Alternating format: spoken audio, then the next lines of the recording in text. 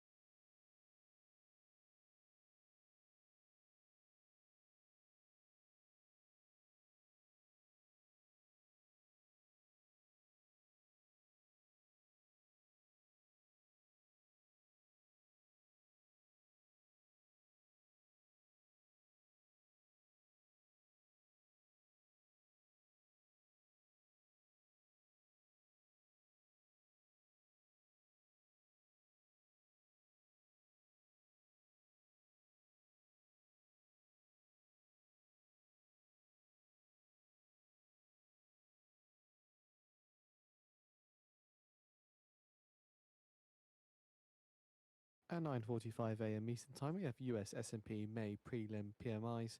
Manufacturing forecast 53.8, prior 54.5, with a range of 55 to 52.9.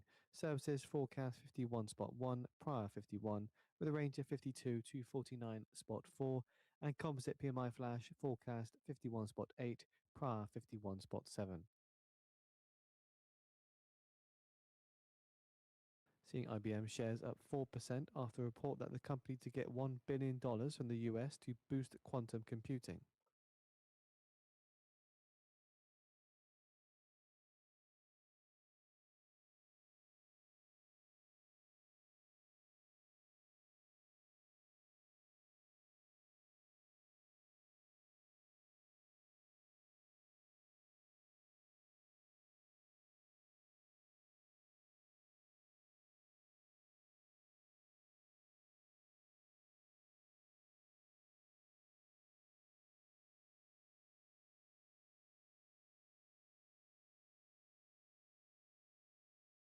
Nvidia shares rise 1.3%.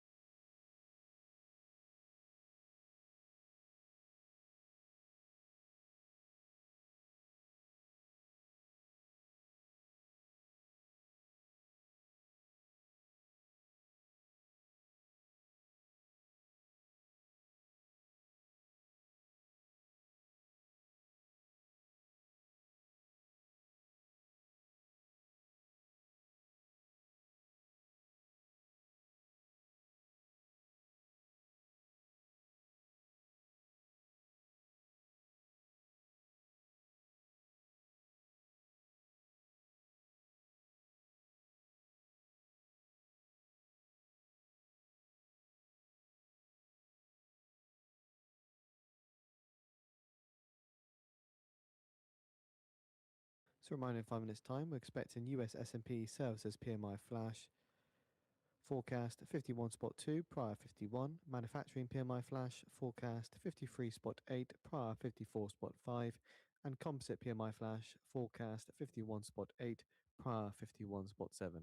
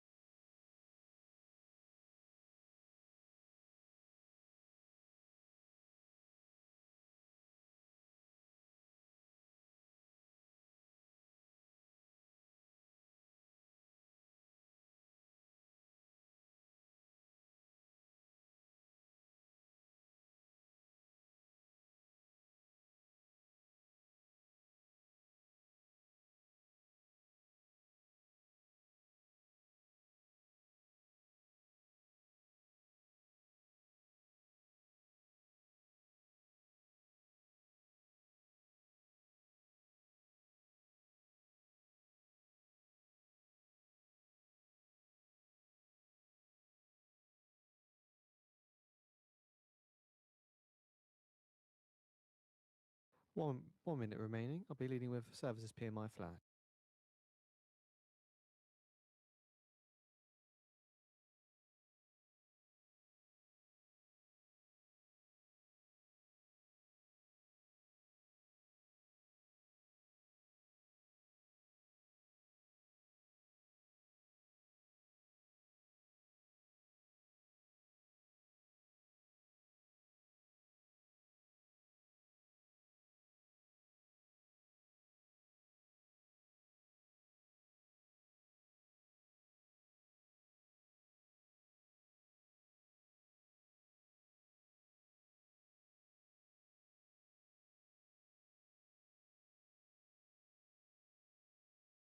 Ten seconds.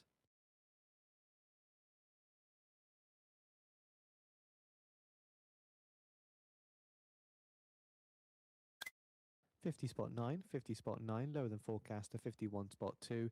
Manufacturing PMI 55 spot 3, 55 spot 3, higher than forecast to 53 spot 8.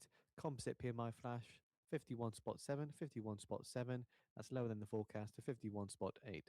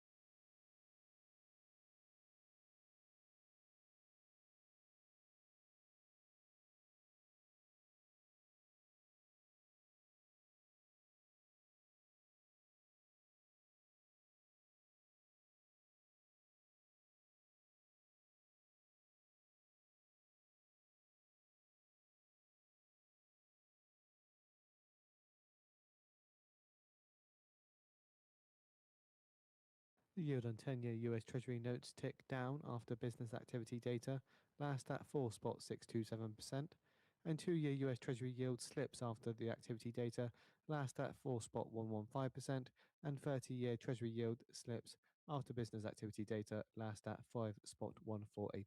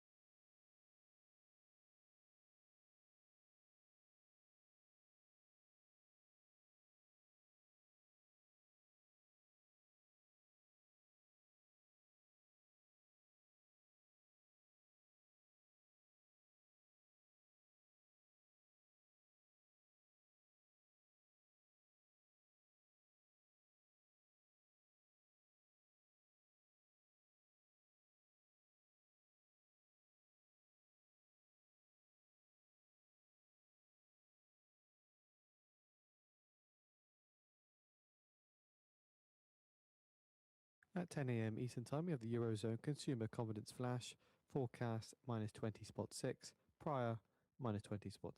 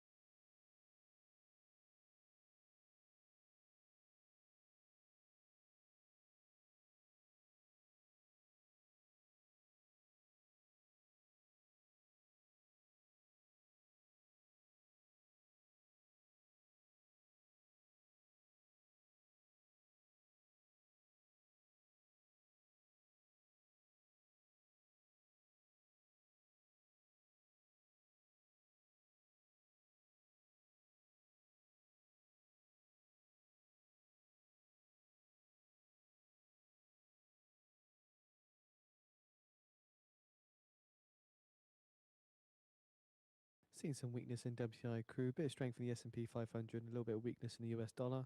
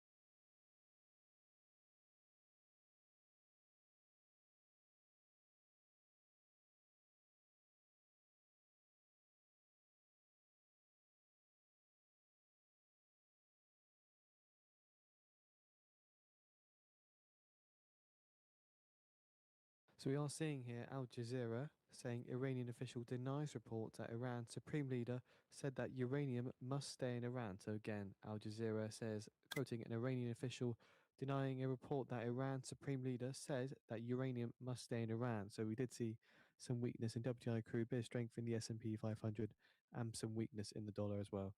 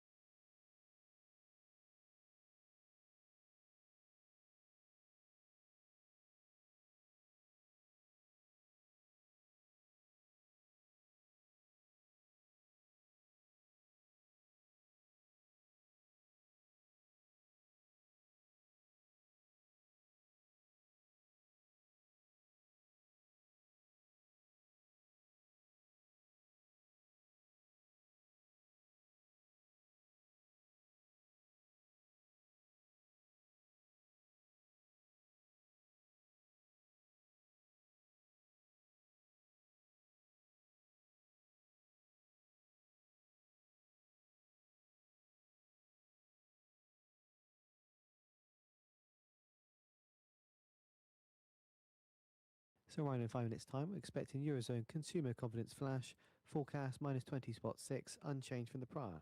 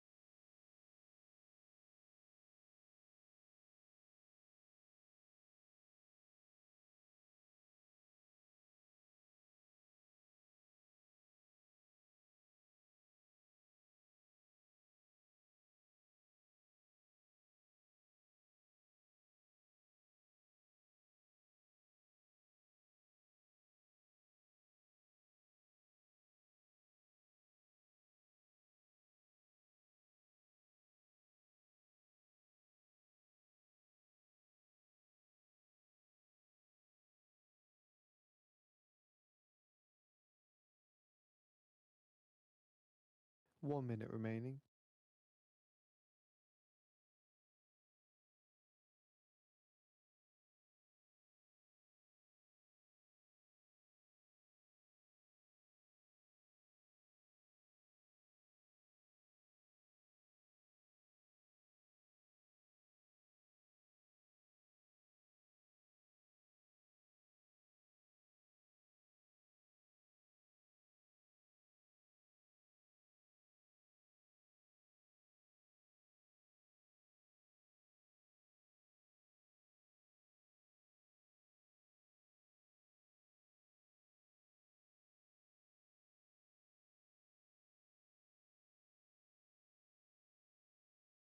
Ten seconds.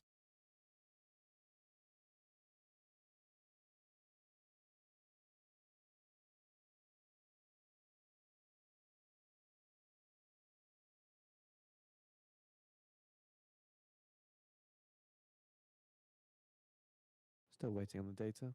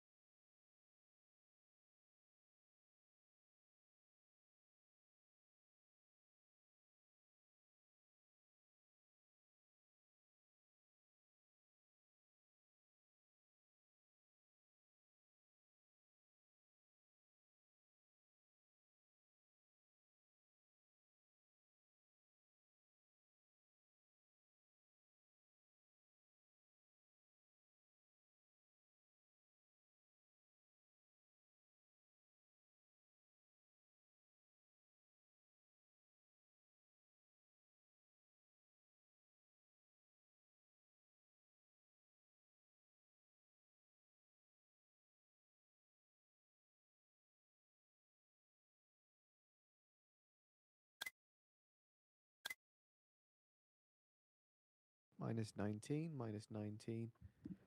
Higher than the forecast, the -20.6.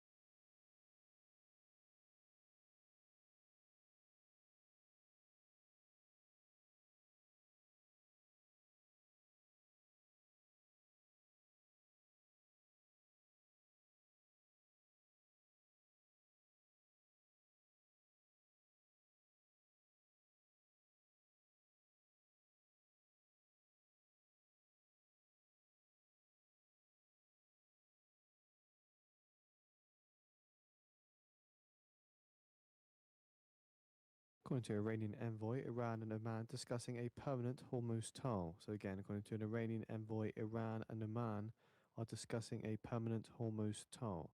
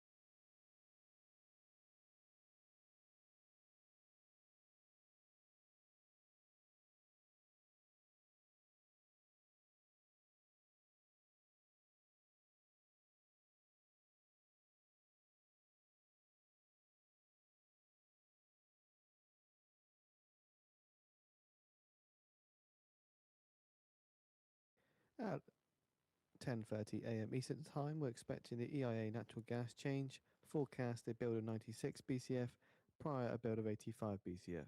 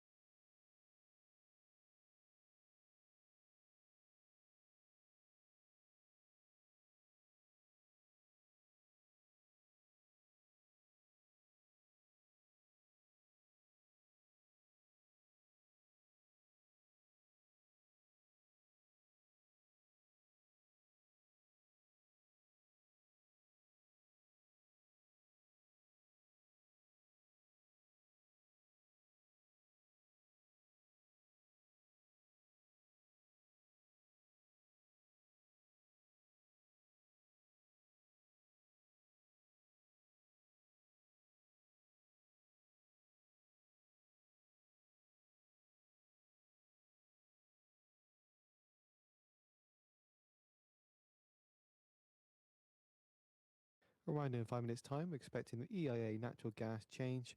Forecast a build of 96 BCF, prior a build of 85 BCF.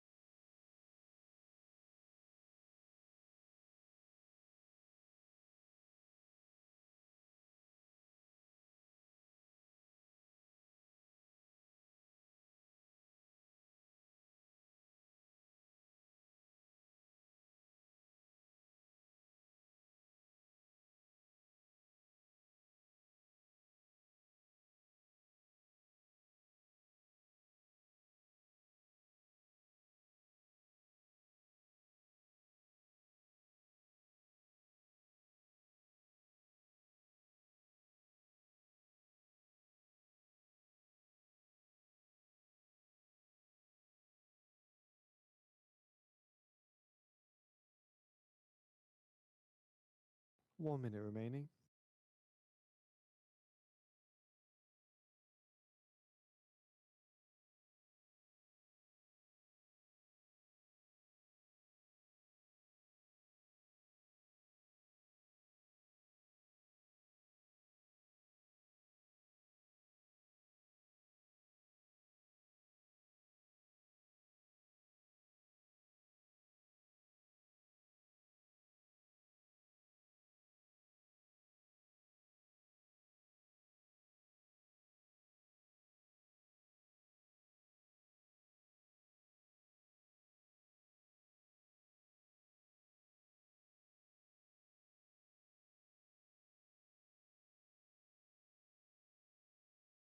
Ten seconds.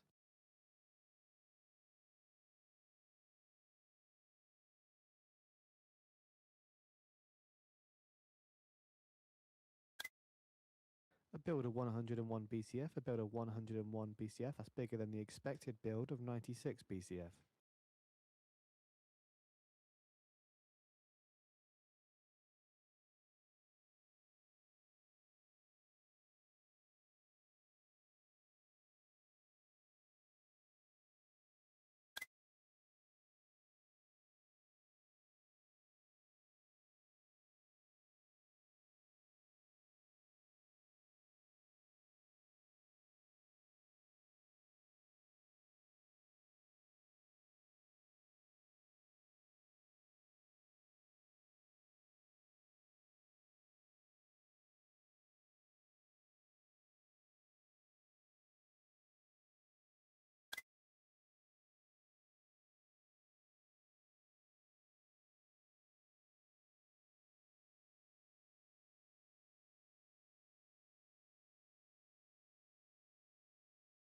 US natural gas futures pair gains up 0.1% after EIA reports bigger than expected storage build.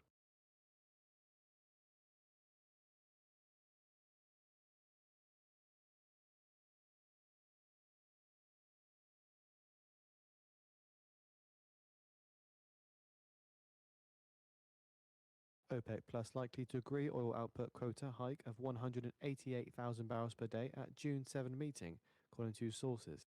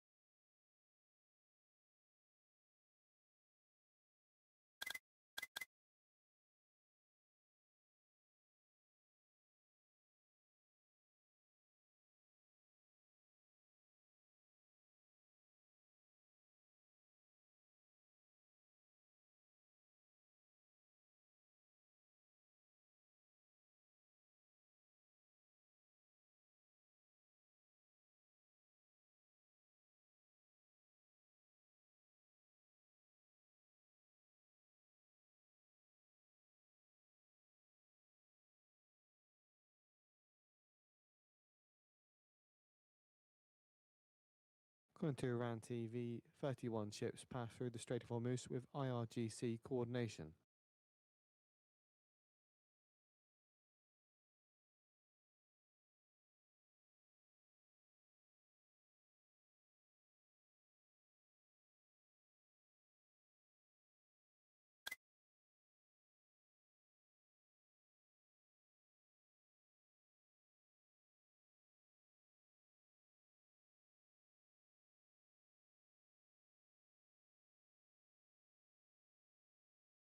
Furthermore, from Iran TV, ships included oil tankers and container ships in the past 24 hours.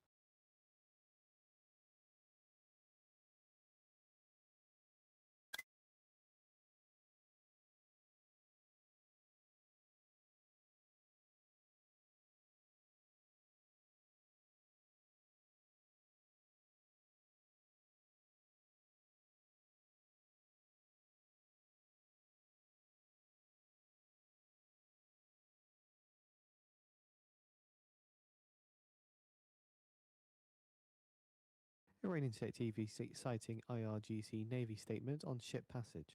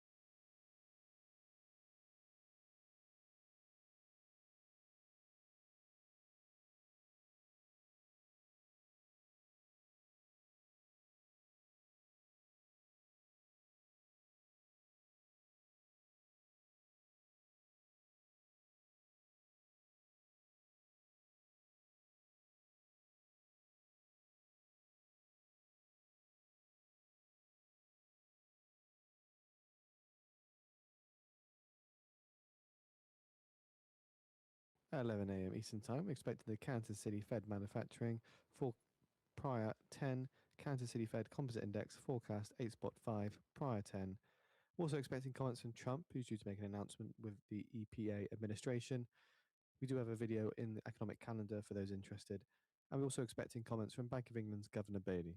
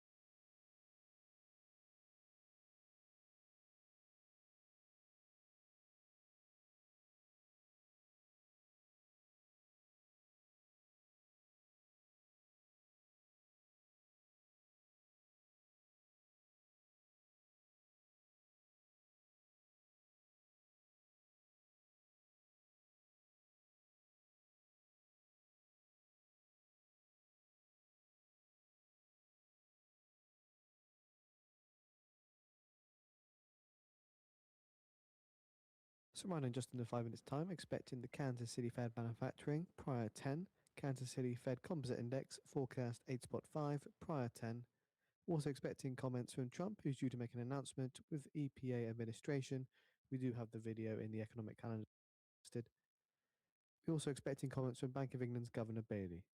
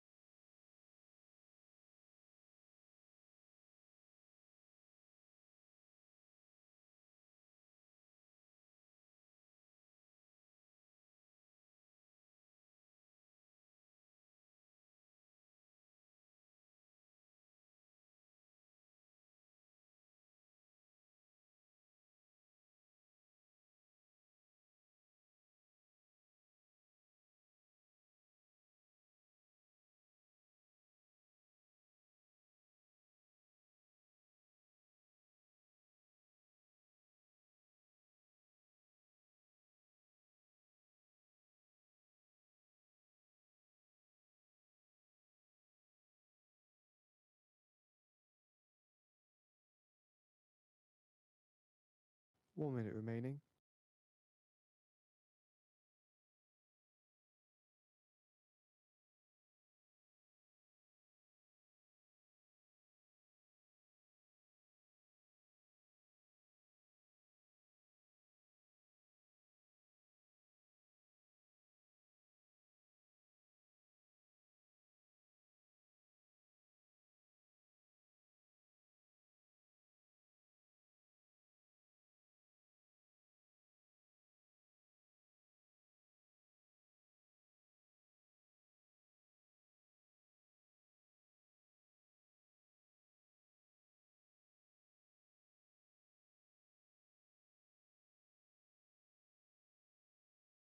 Ten seconds.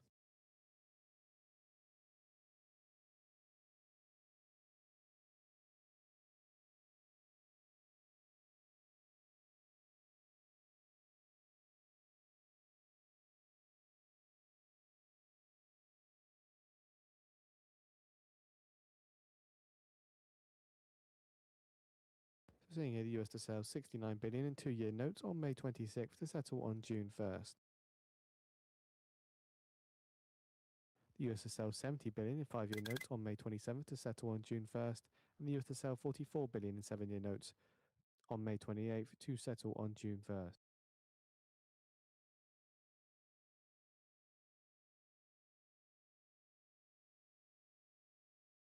US to sell 89 billion in 3-month bills on May 26th to settle on May 28th, and the US to sell 77 billion in 6-month bills on May 26th to settle on May 28th.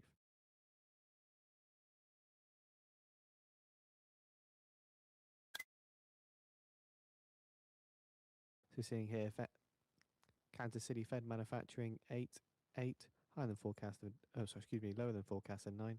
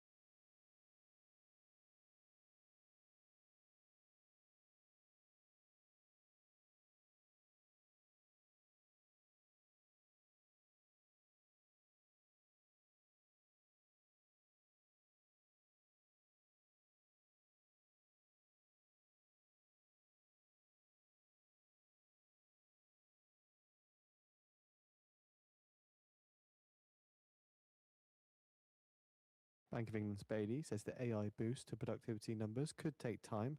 How long is open question.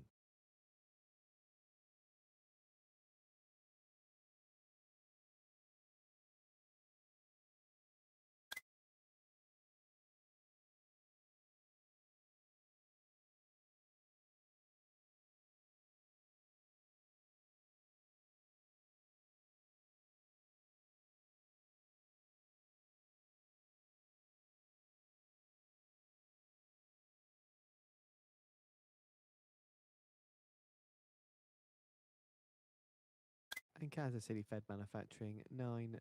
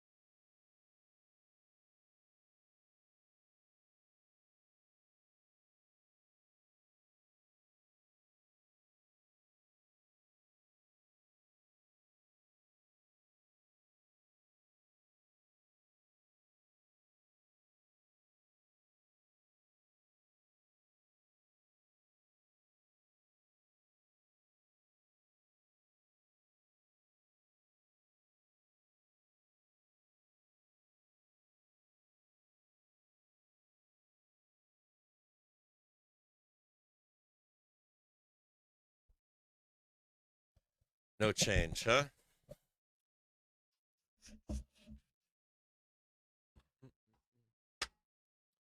Thanks for my vitamins.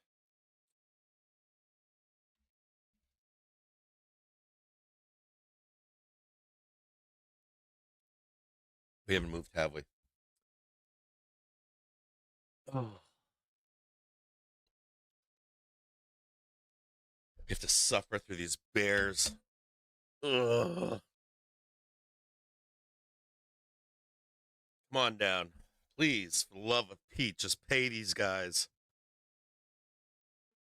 So we can move forward. I just want them to fucking get paid so that I just need to hear Bear say, "Booyah, we got you." Something like that, you know. When you hear that, you're like, okay, cool. You got your money, get the fuck out of here now. We're going up. Give the man his money. Now get out of here, punk. The worst part is that if everybody's hammering the fucking put button, we won't go down for the whole fucking day. We could sit here. We could dive at the end of the day, but not. It might take all day long. It's kind of like when you put 0 dates calls on the front end of the morning. See if we can get some fucking better progress in here. What's up, boys and girls? What are you doing out there? My mic on? Yeah. I see comments here. Here we go. We got going on there. All right, hold on. Fucking Memorial Day weekend, and I gotta suffer with the Bears for the next 2 days. Oh.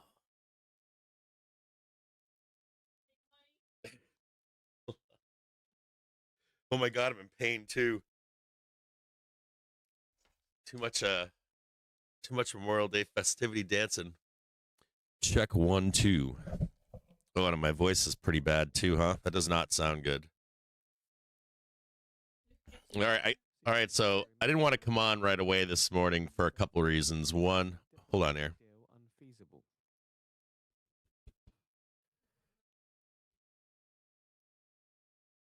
Hang tight, guys. All right. Sorry, I was getting choked out by come on down. All right. Hold on a second here, guys. I didn't want to come on the open because of I figured, I mean, I think I described it this morning in the Discord, like, yeah, we can do this here. Like we can hold on here. You know, we can like squeeze up here for a minute. Like I'm just like I was talking about this with Vol Wiz, but it's been an ongoing conversation between us for a fairly long period of time. I mean, we can't even. And we were discussing it for a while. And well, give me a second here. This light is like right in my face here. It's like just a little bit too much on me. Turn that down. No, all right. I guess that's all the way down. All right. And we were having conversation, but this was an evolving conversation over time. And I think that Vol Wiz like changed, or I don't know if the name of everything he does was always Smashing Volatility or Smashing Vol, but you could see it every day. Like, so when I talked to you guys about flows at 10 a.m. and 12 p.m., hold on, let me turn this off. When you see flows at when you see flow, like, or when you're waiting for flows, that when you ever hear me say like, hey, just hang out at or hang on at 10 a.m., right? Just don't do anything, and we'll just see what's going on, what happens at 10 a.m., and then we'll look to see what happens at 12 p.m. And what we're looking for is sell or smashing volatility, basically, right? If the sellers come into play, they'll slam it down, and if they can't break through key support for vol to pick up, we end up ramping back up again into 12 p.m. and they get another chance. The problem is there's no follow through, and to the downside, it's very hard to get that follow through. And there's a lot of things that work here. And the New York Times actually finally recognized it about a year ago. They were like, my God, there's like mechanical flows coming in that are glaring at 10 and 12, basically 10 and 12, 10, 10:30, 12, 12:30. You'll find out what's going on. And it's really easy and kind of simple. A few years ago, I met with a guy, a programmer from one of the big hedge funds, and we had a big, long conversation. And he was showing me trading algorithms that are being developed right now, or he was developing for retail traders, rules-based algorithms, and he had them running. He was showing me examples of these algorithms that he was building for retailers as they were running, and it's like all rules. It's all like basic rules based. Voice news disconnected. So depending upon what the conditions are at a certain time of the day, these algorithms, they only do specific things. If A, B, and C are happening, sell. Whether it's sell calls, sell puts, or whatever, or whatever that may be, and then or buy. And so these guys are all doing it at the same time.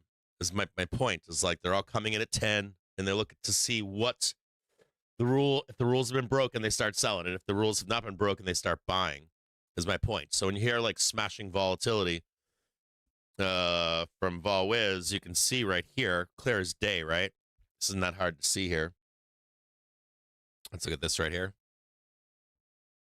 You come right in here. This is the high. I think this is the high. Now they're selling this stuff down right now, but you can see right in here. This is 9:30. Here's 10. They took a swing at it right here. Wham to the downside, right? Wham to the downside. And what the sell side is looking for is something like this, like break through here into early in the day. Like break, because you got to get a 2% day. It's hard to get a 2% day.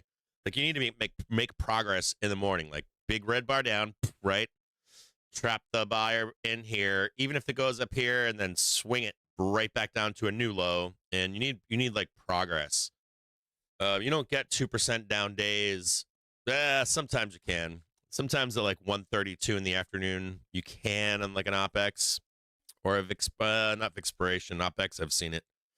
Or not even OPEX, QUAPEX. I've seen it on DivX day, depending upon when it is. But you need progress. You need to be getting down here early in the day. And what happens is it fizzles out by end of the day.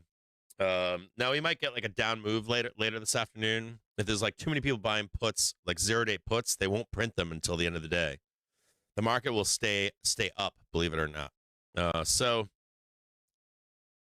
we'll monitor this. What we really need is like down to pick it up and run it up, or we need to be above the hourly and half-hour trigger. And we're not up there yet. See it kind of like this, maybe. And I bet Bear's excited about this, but I'm not. I wanted to see like, if I was a bear, where's 930? So if I was a bear, I would want to see some kind of capitulation down here into 10. And then the 10 to 10:30 sellers to come in and start making a low. And then, of course, you're like fading all this over here by 12 p.m. And then we're going down into the close over here. Like, they should be getting paid, in my view, by like 1 in the afternoon. 1, 2 in the afternoon, these guys are getting paid. They're out of here, hit and run. And maybe they can even come swoop back down on the FOMO bears and get one more low at the end of the day or something like that. But look at this right here. This is 930 right here. We are fucking flat. It's gone nowhere. And this is smashing volatility. So, and I've had the puts chain open all day long. Worthless. Like I've been watching 732 all day long. I think they started at 60 or 80 cents. They're 18 cents right now. So even a seller here that's telling you they're making money, they're not. They're not making any fucking money. There's no money here. They're going to get ramped to they're going to get their balls handed to them here today. So no longs yet. Just be patient. We've gone nowhere. And I'll tell you what, this should have been moving at 9:30 to the downside. End of story. There's no arguing. There's no nothing. You need to get this done, and when you can't get it done, they're going to rip your fucking face off to the upside. So, sorry, no. So this unclench down here at 9:30 and 10 a.m. it's not because of news. It's because the market is free to move. Let me say that again, free.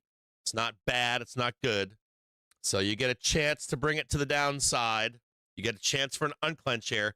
And this is the fucking story that bears tell all the time.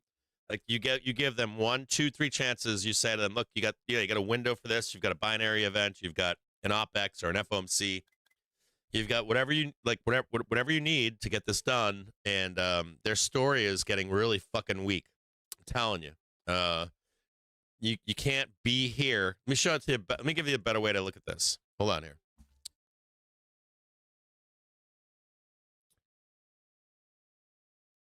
I'm not a bear, but if you're a bear, like, let's delete all this. We can do this together. Hold on a second here. I got on the wrong screen here.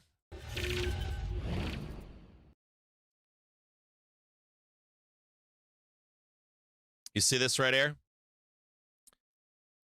And every fucking month, I'm sorry to swear, but if you're a seller, okay, this is trend. Our trend is trend right here, okay? We're doing a 4-hour basis. So this is trend, right? I'm gonna do a back test over here. And I realized that we're high, and I realized that your thought is this needs to happen here. I get that. It has to come back down so we can go back up, that kind of shit. You're coming into the strongest part of the year here. Here's June and July. Let me show you what they do in June and July. Right here. If you cannot break fucking trend by the end of the month, and today is the 21st, you can't break trend by the 21st, right? Even if we go down here, they're going to buy it, is my point. They're going to rip this fucking thing up just like this right here in the month of June and July. And let's look at this one here. It just ramped. Even when you got the down move in November, sorry, no. I remember this down move here was supposed to be like down here. You know, top is in. Seasonal weakness. Like, this is a gimme. And then, you know, you come into like inflation print, you come into Vixpiration OpEx, NVIDIA is out of the way. Next 3 weeks are supposed to be bearish, supposedly. Yeah, let me show what the like supposed to be, or next week or 3. You got to get this shit done. I'm not opposed to this down move here, but that's not what they're promising. You know, they're promising like this and this. And you need to do the unclench. You need to be, you know, like, get down there and see this right here? You need to get down there, let them trade NVIDIA, then down there into the end of the month, right? And break that fucking trend up, because that ain't enough. I don't know if you can see that, but I'll show it to here. Now, it sucks to be a bear. It really does. Like, all of this right here. Look at this right here. I'll move this over so you can see it. So here's here. This is normalcy, right? We're already on trend. This is normal trend right here. We're already on trend. If you move this down over here, that's still trend right there too. You know, even if you were to lose this, come down here and at June 1st, you're still up and in trend. You need to break trend into a new month. I cannot stress that enough. I've been talking about this for years. Like, you must make progress. You can see progress here. Do you see how we go underneath? We try to escape underneath, pound it underneath. But here's the big one right here. We're down, right? And we're breaking trend. And this is the beginning of a month right here. You can see it. It's the beginning of the month. Down. And we're not showing that right now. We're putting in a new fucking high. We're holding. Daily triggers velocity are racing higher. It's not rolling over. I'm not saying we can't get down there. I'm just saying, you know, the two strongest months of the year. You're attempting to crash the stonk market. I just don't know if you can get it done. Let's look at this is looking like a flat correction here. The Poop Island is up. Poop Island is good. Poop Island is good. Poop Island is good. And even here, Poop Island is good. And let's look at this here. And you get the initiation move here. Like, I can see taking all this away down here. Buyer stepping in here, something. But you've still got Poop Island intact too. You still have, this is all Poop Island right here.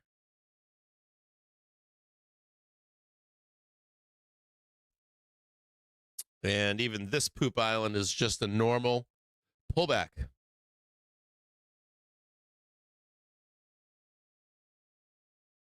This is your daily trigger. This isn't the correction. This is just a normal pullback. And that's not what they're promising. They're promising like all of this. You know, I mean, seriously. There's some out there calling for 30% crash. I don't forget this stuff, you know. I know what they promised. I heard 20.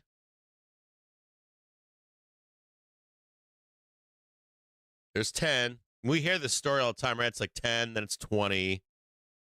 There's 14 now. There's 20, right? Right there.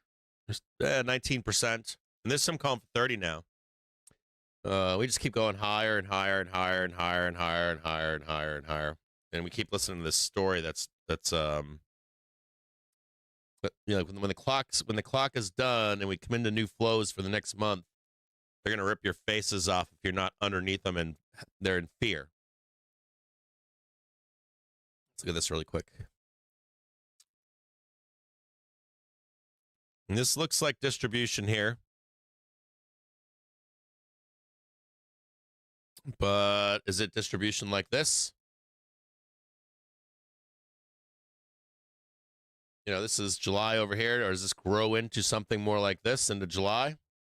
1, 2, and 3.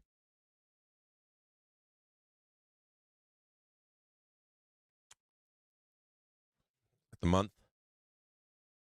Now the daily trigger is on the month. May is typically a slightly red month on average, but that's just the average. But the daily trigger is right there. Now the weekly is coming up. The weekly is right where the full back test is almost next week.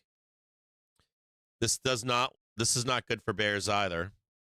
On first thought, I would think if this was lower and this was lower, you could make more headway to the downside with less resistance. But now you've got these guys coming up and marching higher.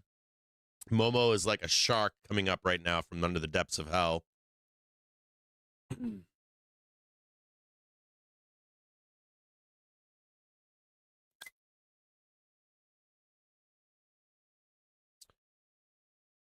And I feel bad for bears. They're fumbling on the 2-yard line right now.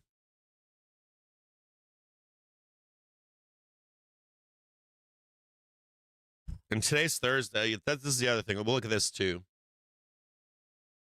Like follow on. This is the weekly candle right here. It's only slightly red.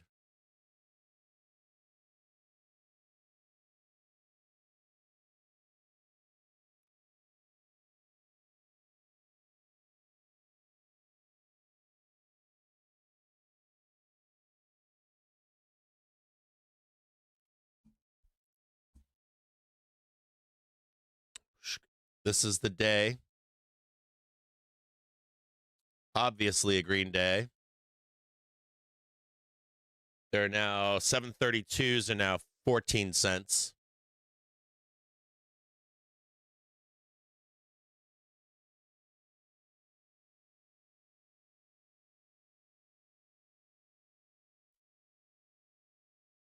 This isn't how you I'm gonna be honest with you guys. This is not how we're risk off.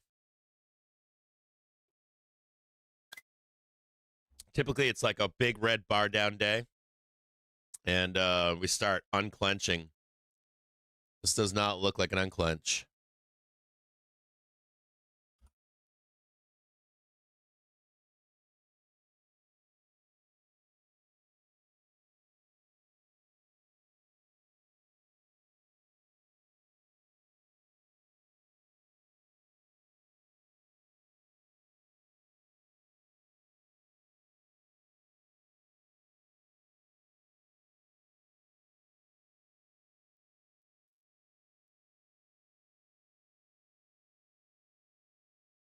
Went out to eat last night at for the first time ever. I went to eat at Fleming's.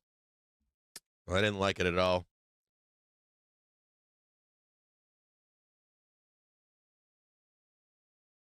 Thought it was overpriced, like chain food or something. I know they were famous at one time in New York City. I think recall them being a place that was well regarded when I was young, but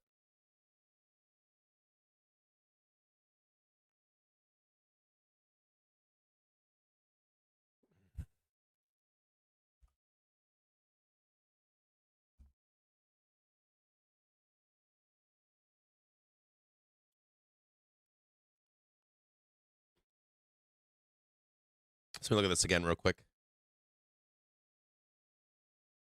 This is the weekly time frame. This is good progress. This is good progress on that low. And we really need this new low to close the week here. Make our way lower. We took this candle out. This is why the bears think we're going down, too. Let me explain this to you. Bears think that the door is open here to 720 because we swept this candle. And it is open, but this would be the target for right now, like right here.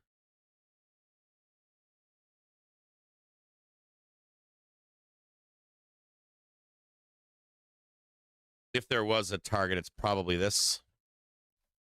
So you've opened this candle up, or you swept this entire candle. That means you could come all the way down here and still be bullish. You're not invalidating that candle. It shows the buyers are still here. It is available, but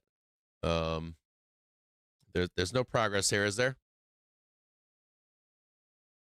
It's no progress.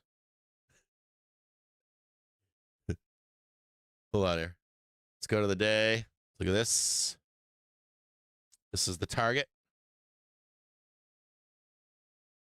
And this is good right here, like this. That's good low on Tuesday. And I don't mind the taking the day off for Nvidia, but then you gotta get right back into it and try to like get this into Friday. At least this, and you need to break through it, to be honest. Take out the weekly. This one right here. And then you come back on Monday, Tuesday, or come over the weekend or something, and 4 days short week. We're down now. We're down in here, but look at this. This is like June 4th. Fucking buyers are gonna be like whammo. These are like 2-3% months each.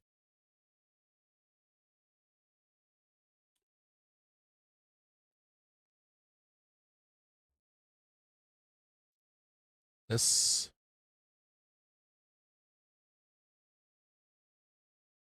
Here's the target. Let's check these 4-hour candles here. It's nice to see that one taken out, but this one's not taken out. You see this one right here? See this right here? Took that one out, took this one out, took this one out. That candle's not taken out. That's Wednesday at 8 a.m. These buyers are still strong here. These guys are like, you ready? Let's party. And you can see them buying it here, buying it here, buying it here. And that's not a good look for this morning.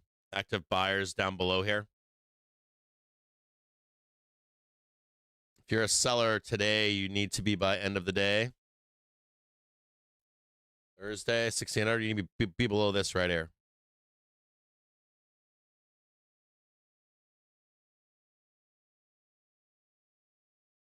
Just that right there, 733.68, somewhere down in here.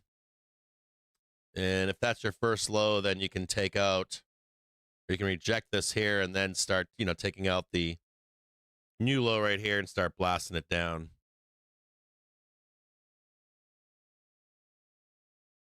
And to be honest, you need to get down here. I'm assuming that the sellers are looking at this.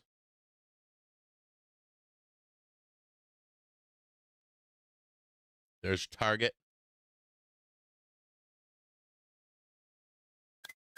And then just bury this down here, right? On a Sunday, something like that. And that's how you get your 718, 714. Sleep out another week. And this actually gives you the down month down here. That's a lot of movement. Like, that's moving right there, isn't it? We don't see that often. Look at that. I don't think they can do that. Maybe.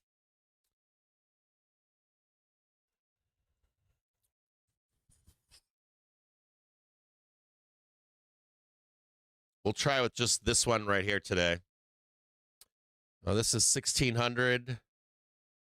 Maybe if the puts have been delta hedged all day long, they can once they're all murdered and dead. I'm gonna try to add some puts maybe today, but maybe not until end of the day. Let's look at this here. Let's look at it like this. This is an hourly. Let me go back to the 4 really quick.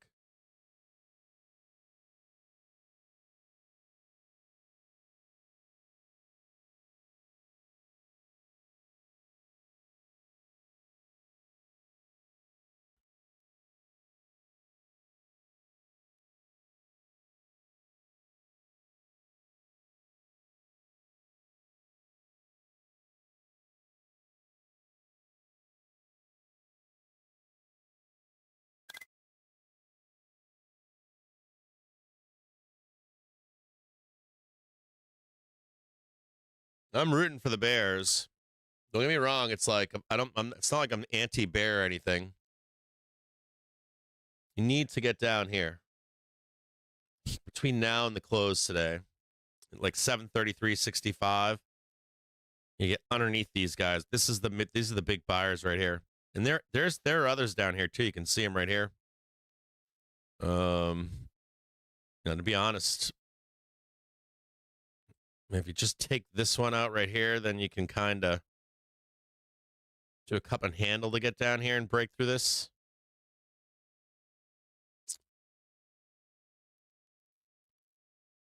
We just start with that. If you're a bear, we just need to get here, okay? Forget the rest of it to get down there.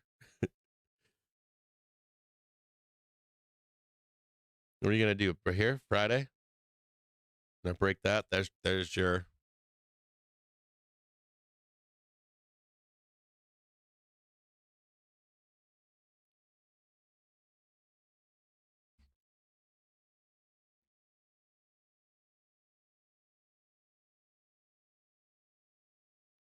So get it like this.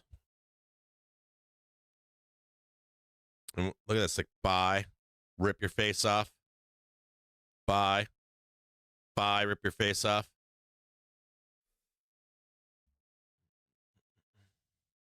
What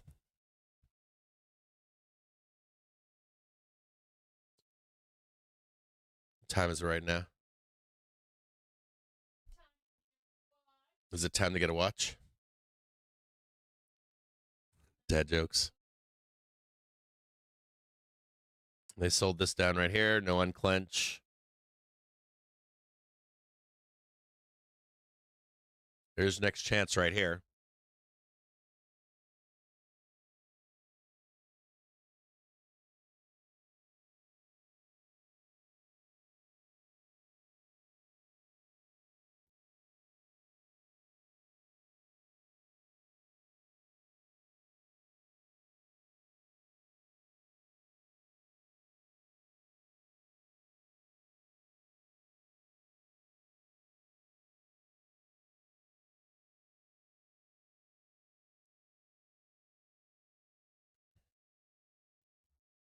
Make another shot at it right now. And just remember this blue, see this green box right here? We just need to get underneath this green box any point today.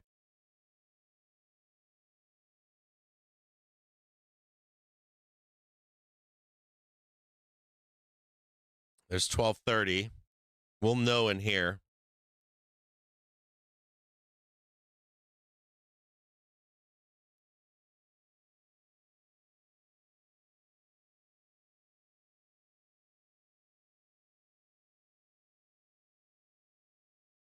I want to say we can do something like this and still be down there. Would you not take any positions here? Don't take a thing. We need to see the roll start.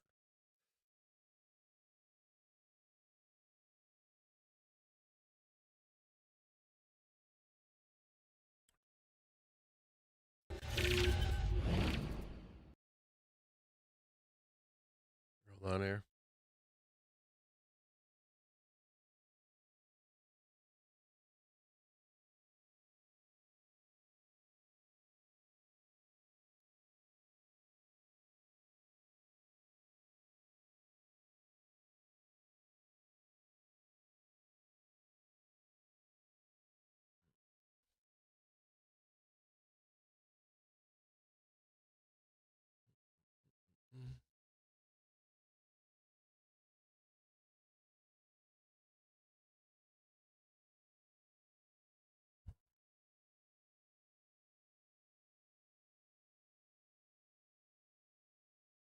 We can chase this down, but we can't. Don't chase this yet. Like, don't do anything here. I think I said this morning in the Discord. Like, you see right here, we haven't gone nowhere.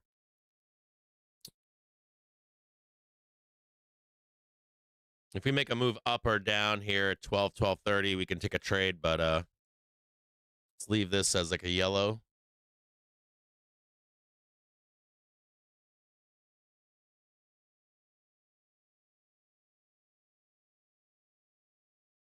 And a red, and we'll see if they kill volatility again.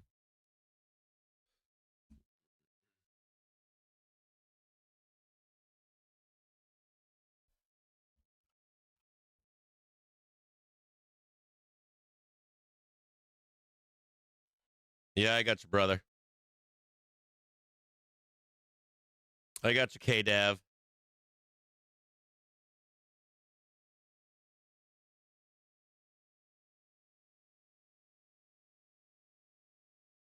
They're gonna get their faces ripped off here. We're gonna give it just another few minutes here.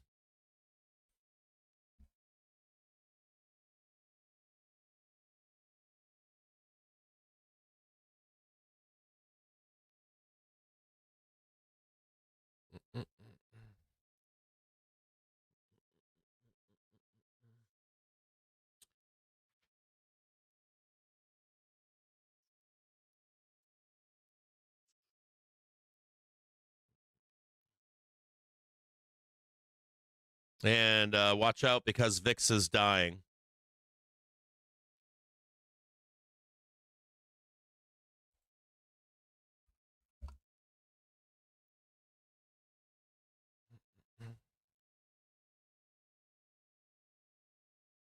Any calls in here? What do we got for today? What day is today?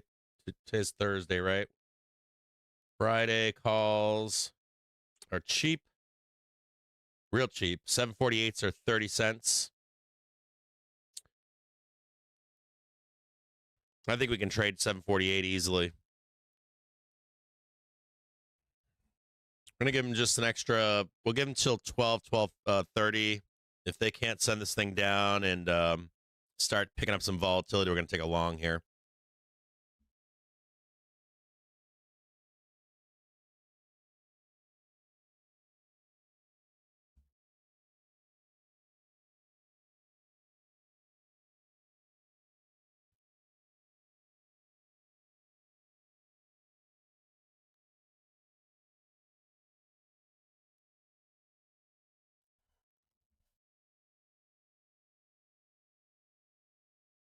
I'm ready to go. I'm all primed, baby. It's possible.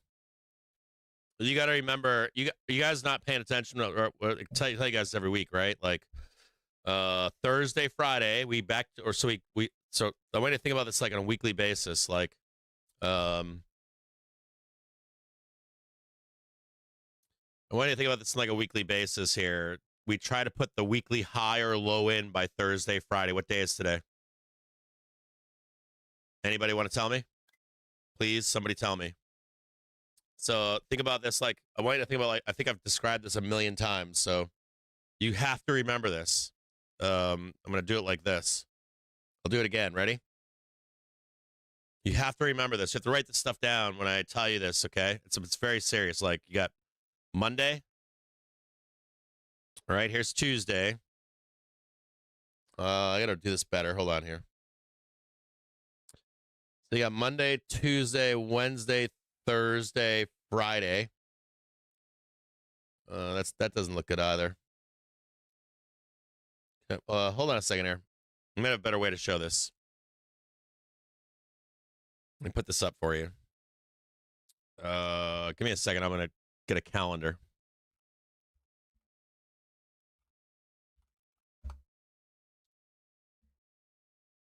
It's probably the best way to look at this. The month doesn't matter. This works. Hold on here.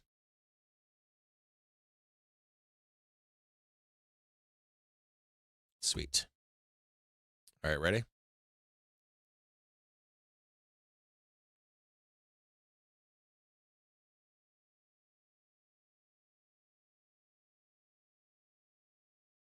So the market, what the market likes to do is lie to you. You know, it likes to hide what it's doing. It's the best way to describe it. The market does not want you to know what the week is going to be, right? So let's say we have come into a Monday.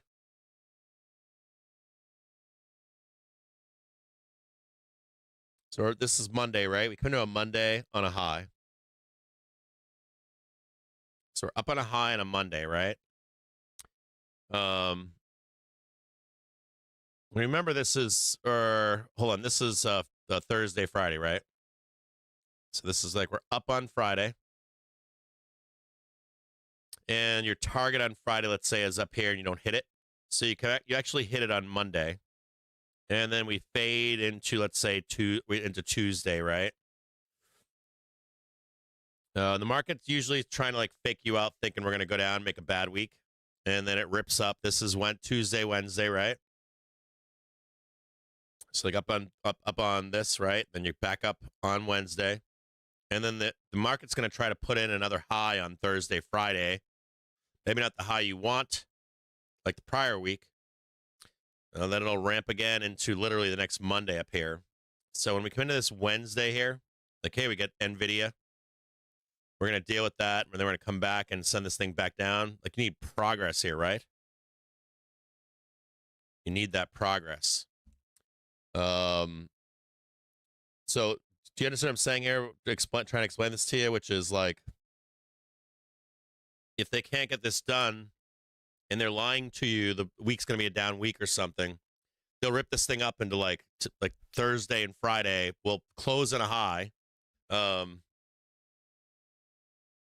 it'll be a mess. It'll be ugly.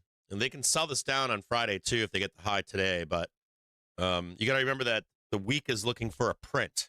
Like the week is looking for a print. The week is almost done. In reality, today being Thursday, the week is over. So they're looking for a print today. It's either to the downside or to the upside. And let's look back on this last Thursday here. For this last week.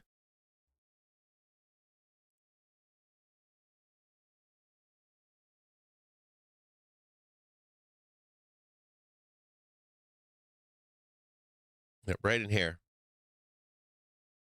You can see it right here. So this is Friday, right? Thursday, Friday of last week.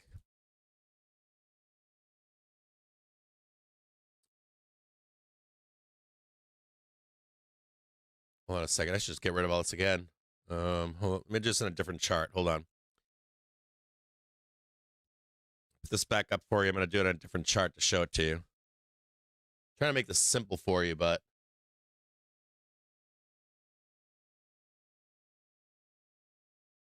you got to think that the week is trying to hide from you what the print is going to be.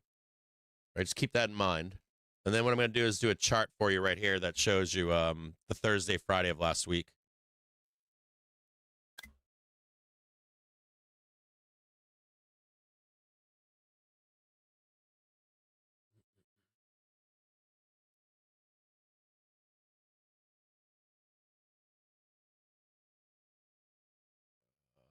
Hold on here, SPY.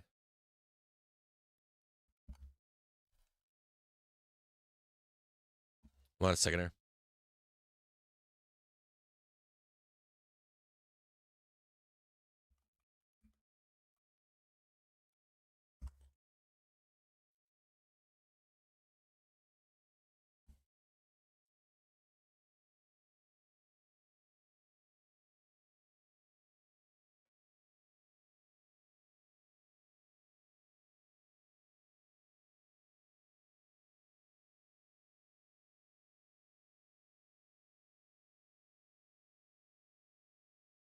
Where's Friday? That's Friday right there. Okay. I can show this to you simply, okay? So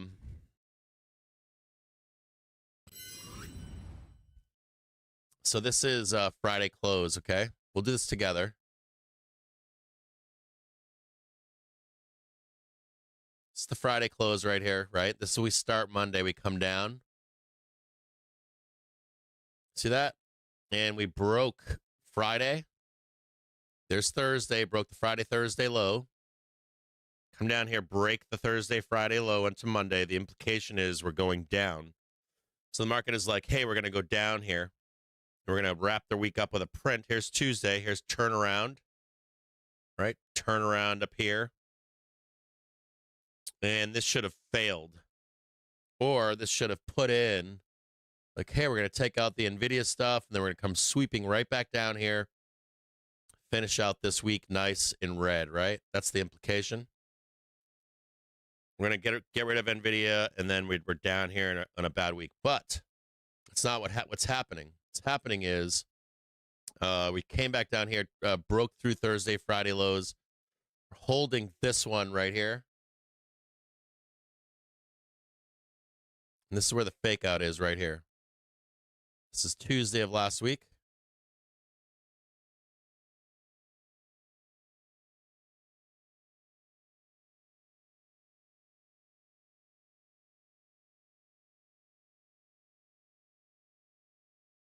That's not a new low, right? That's a higher low. And once we put in this, big fucking NVIDIA print, you have to get that back down here, like morning. Bam, new low. There's low, new low, out of here. And so you've got the flows at 10:30 or 10 and then 12. And you've been given all the help in the world to get down there, and that hasn't happened. So if this is not the way lower, and it's Thursday already, and you're looking for a weekly print, what's the market going to attempt to do? If it's not down this way, you can't get it done overnight, can't get it done this morning, can't get it done. You sweep higher and try to take this stuff out, right? Close that gap on a Friday, and then we can make an attempt to get down here. And I liked this one cleaner. Like, if you're going to get a double correction, I already liked that one better. I already liked the idea of doing this. Like, there's one. And you go up there and you, like, fail this. Like, that's 748. So you could even fail this right here. And then a down to close over here. There's 722. So you clean out that shit on the end of the month.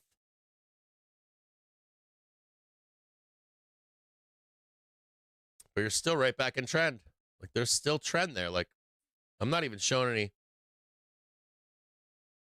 You're up and over. These guys are all this poop mountain here is all still here. All these guys are going to try to buy this shit up. I like this cleaner. Top, double top. Bear can say double top.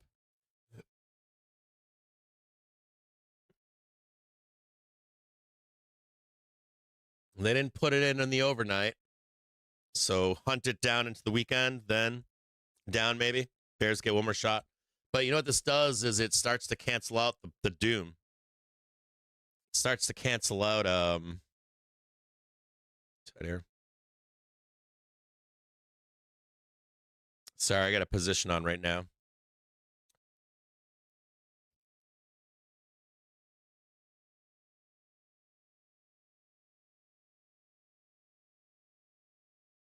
Starts to look like this. Like, here's Friday. Thursday, Friday. You can even do Monday or Tuesday. Now they have all the time in the world to get up here.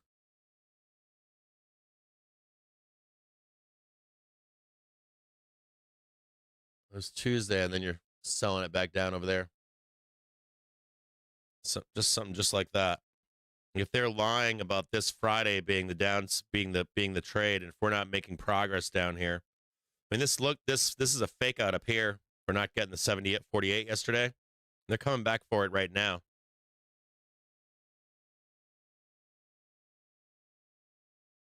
This is all very, very productive. No, and there's your smashing volatility right there. It's all held in here. The fact that you can't break through fake futures shows buyers are here.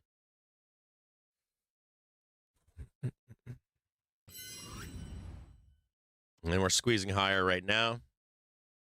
See if they can take these legs out up here.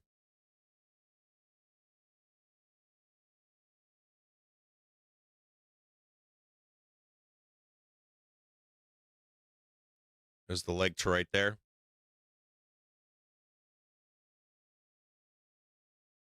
Maybe they can take another swipe at it up here. I'll give them one more shot at it right here to the end of the day. One more like sweep up here and see if they can take this one out, or if they can.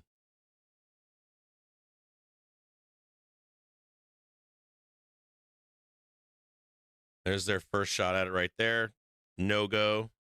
Take another shot at it up here. If that's a no go. It's gonna rip.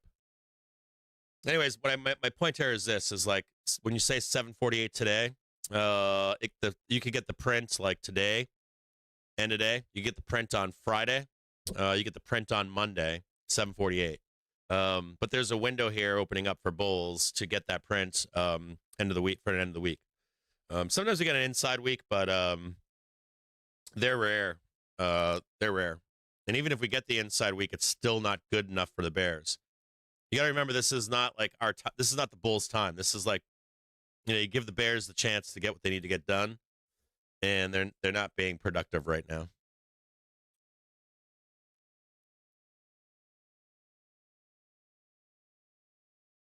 These sellers need to you need a. I think Miguel got said it perfectly, and I think Volwiz said it well too. And do you remember yesterday, or no, 2 days ago when I was like, just wait for it, we're gonna try to sell it down, and when we slammed down, we had this big red bars going down. We didn't go deep enough. We needed to go deeper, and so when we're like, hey, let's close this up and we'll start looking higher. That's happening right now. They'll get one more shot at it up here. We'll send it back up and see what they do, but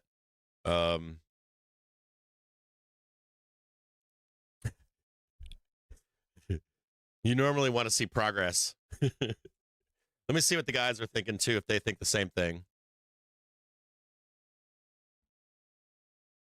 Let me just check the Discord and see what people are saying in here. Yep. David thinks it's bullish too. I agree. They had their chance. They took two chances. They took a chance to sell it before the open. Had a chance to sell it at 10, and we'll give them one more chance at 12 and 12:30, I guess.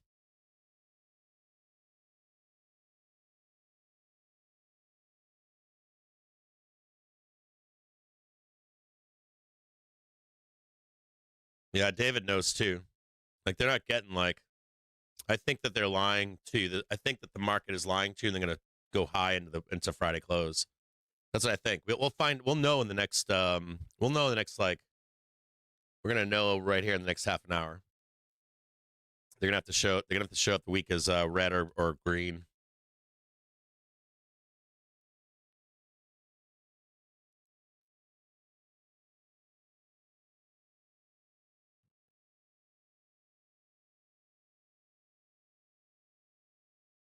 Yeah, Top G, I'm with you.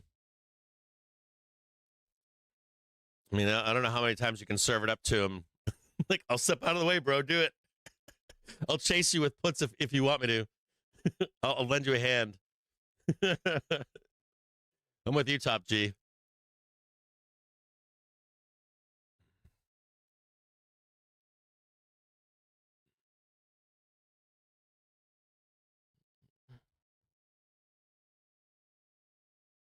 I think the thing that got my ass this week was that inflation print.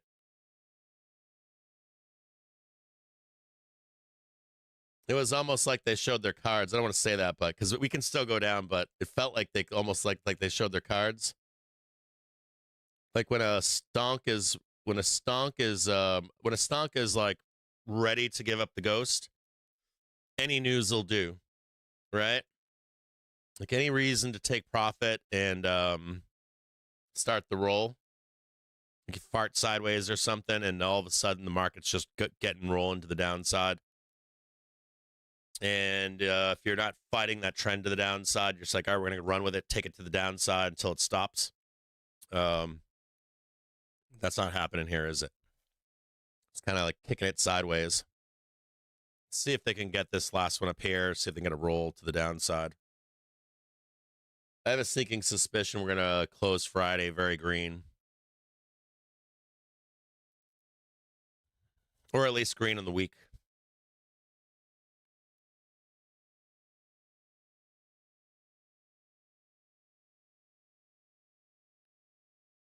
We can dive at 2:30. No, that's it. I'll tell you one last thing here. If the Bears want a little bit of hope, I'll give you a little bit of hope. Sometimes on Thursdays we can nosedive. If we do, it's typically around 1:30, 2:30 in the afternoon. So we'll just be patient. If you're a bull, be patient here. Don't do shit. If you want some 0-day calls or something for this last little bump up here, you can. But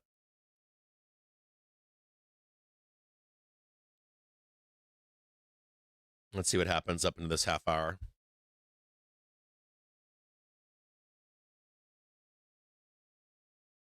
Yeah, Top G, I agree with that too. On Tuesday, I think Vol Wiz was I think very angry about that too. You like Tuesday was the tell, right? We didn't get as deep as they needed to get on Tuesday. I mean, I understood the logic of letting Nvidia print. You know, you take the hedge off, let it run. You don't want to get run over by those guys. I got that logic from Miguel Agata. I agreed with it, but that they've fumbled at every fucking. They've literally fumbled at every opportunity to drop this thing.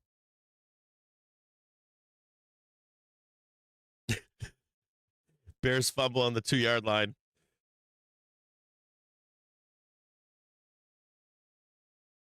Yeah, 100%. I'm with you.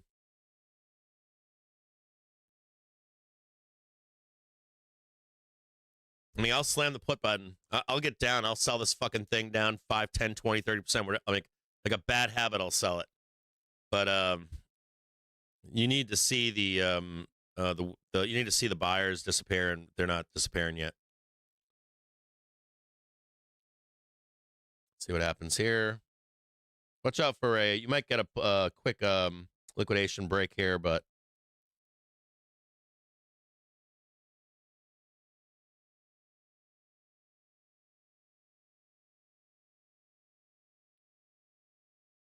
and I am watching puts back here. If they can get the puts cheap enough, maybe we can dive into the end of the day, but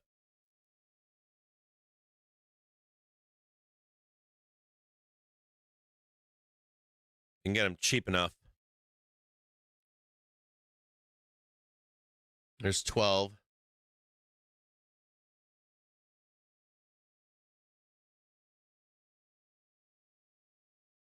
I think the first hint was the inflation print. For me, the inflation, I knew we'd run it hot, so I was like, we're going to go up anyways. But if they just use it as an excuse, you know, like good news is good news, bad news, bad news, bad news is good news is bad news. Like if the market's ready to sell, you'll know it. You know, any kind of fucking bad news, even if it means market going higher, they would start dumping it. So I think the week's going to turn out to be the end of a green week, which is going to enrage these guys. They kind of felt bad for Miguel Agat too, because he did an update. You know, he's like, all right, we'll take another swipe at it on Thursday. And that's not the swipe they were looking for.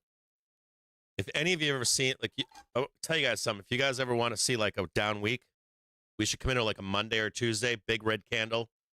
And they should bury price convincingly early week. Then you get the capitulation by buyers and bulls late week. You get a new low. And then you're just defending that top that upcoming Monday. So that would be the inverse of me telling you we're take out the Thursday, Friday lows, and then we start ripping up into the end of the next week. This is what the Bears need to do. They need to like convincingly like slam the bot or slam down on well, Top G said it too on Tuesday or even Wednesday, and then have the Bulls wrap it up for the week. Hey, Dave, I got you, bro. I know that some of you guys love Southside. I get it.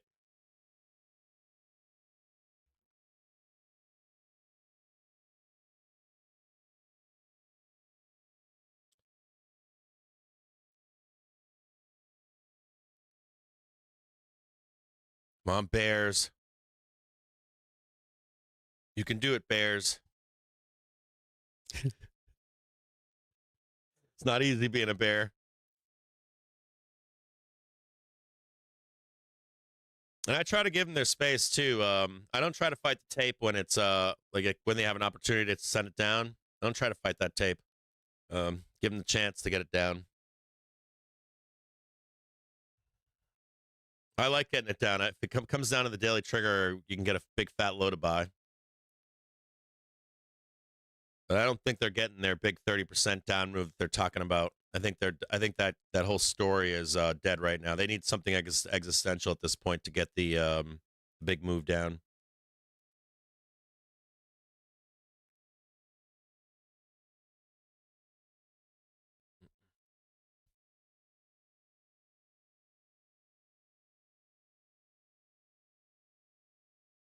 I'd say the best you can bet for right now is slightly red on May. Maybe they can take it into the first or second week of June. We trade sideways or something. Maybe you have like one bad day, one bad down day, maybe. If you're a bull and you have a small account, you could possibly just sit on your hands for like the next 2 or 3 weeks. And if you see any kind of bullshit swing low, you grab that and you run it up into June, July.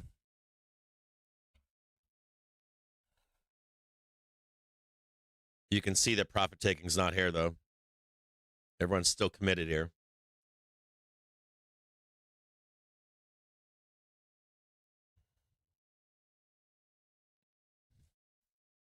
Check this here, see if there's anything we're missing.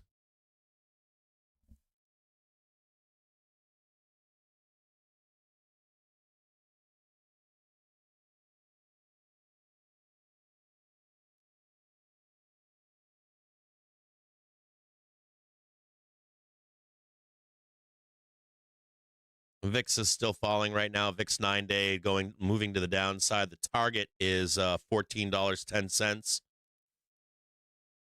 We had discussed that yesterday. There's a giant gap VIX is filling right now.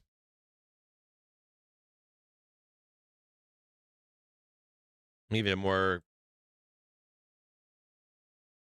$14.24. And it's trading $14.75 right now. Watch out for a quick squeeze up, quick pop. Maybe they can get a roll.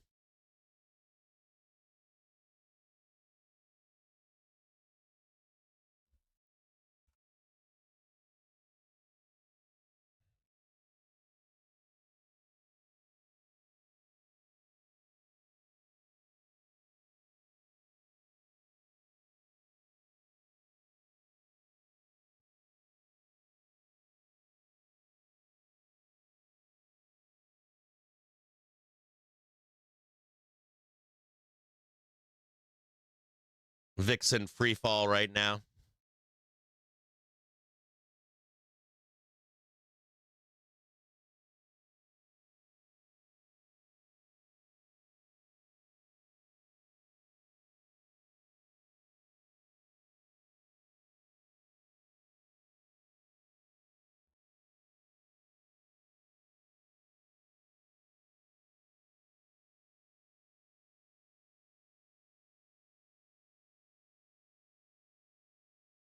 VIX closing a gap on VIX 9-day.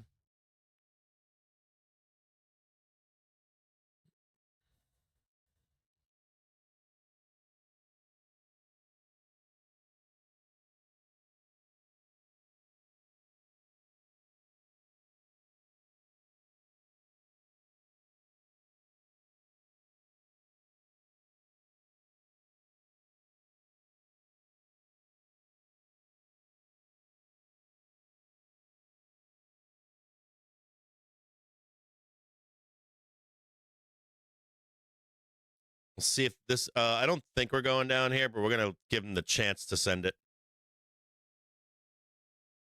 Don't try to trade this. I just want to see if they can into 1230. Let's move this back over here. Republicans don't approve of funds.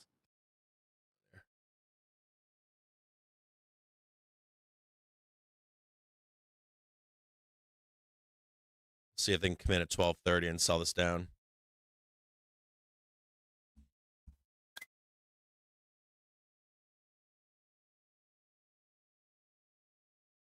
See that door opening on Bookmap up here? Sellers disappearing, getting out of the way.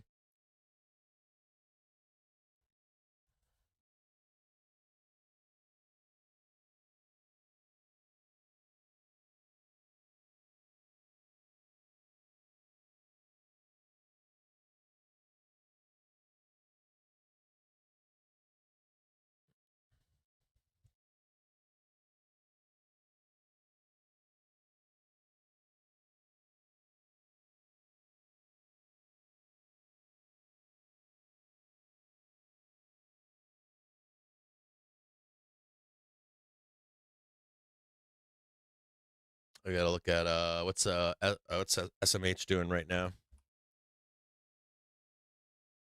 Yeah, take a look at SMH. SMH is like ripping higher right now. SMH trying to take out its prior high right now. If they do, there's a giant fucking gap. Be extremely careful here of like a really, really big upside move. We're not there yet, but it would look something like this, I would think. See this right here? This is SMH. That is scary right there.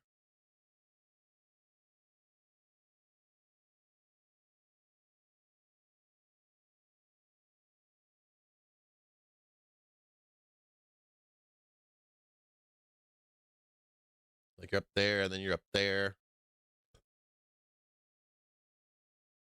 Come back down, close this gap right here. There's the 29th. Like that becomes the bottom right here. And then it's up. Watch out for this SMH. It's looking really bullish right now. Even though the VIX is kind of stalling. Tech is really, really, really angrily bullish right now.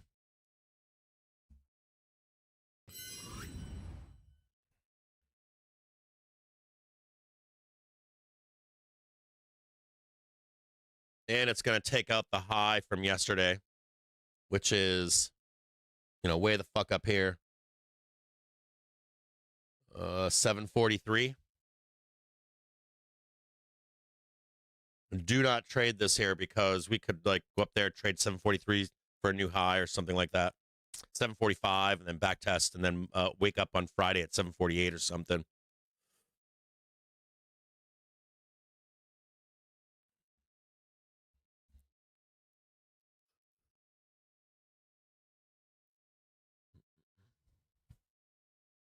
Trump says we're negotiating on Iran. If the Bulls win this, what they'll do is they'll send this up. They'll bang this one out right here. Backstop this one right here. That'll be your A. And then they'll start cranking this up into the close.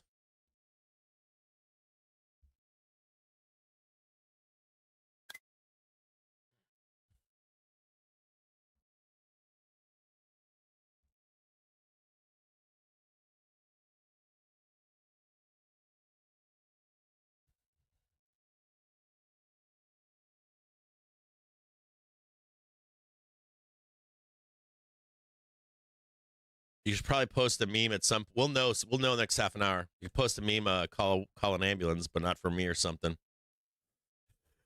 If you're a bull.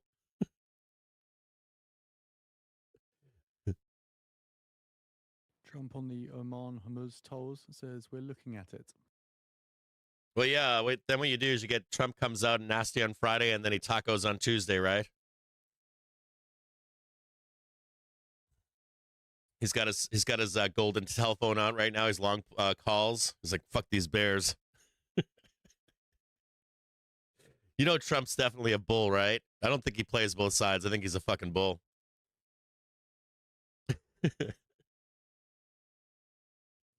I wonder if we could figure out his schedule or something, whatever his public schedule is, and see if he's check out his public schedule and see. Like, if I was gonna get calls, when would I get him versus his schedule?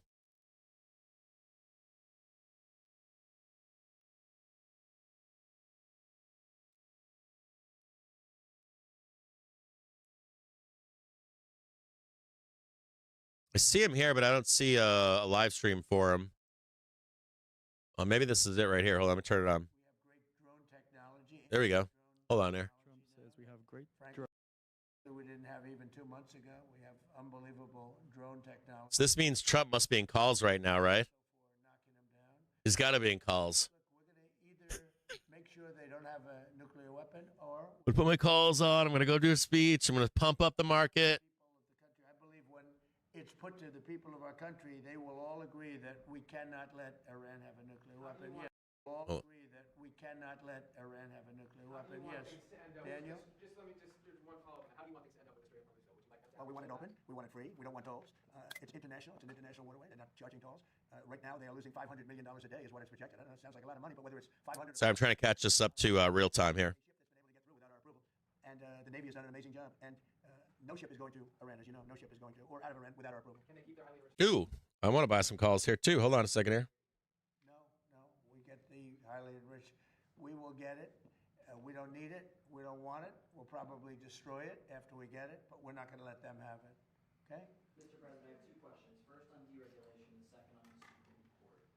You, coming from business, you've seen the effects of what unnecessary red tape can do to business. Do you believe that given the amount of deregulatory actions taken along with this, the Bullet endangerment finding, the CAFE Right. standards, the tax cuts and tariffs, do you believe that you've made the United States the most pro-business, pro-investment country in the world? Yeah, thank you very much for that question because we are, for every one 5-minute triggers crossing through right now. Momentum coming up from underneath. 30 to 40, and now it's actually 4 trigger bull cluster. for every regulation that was added, we got rid of a minimum of 10.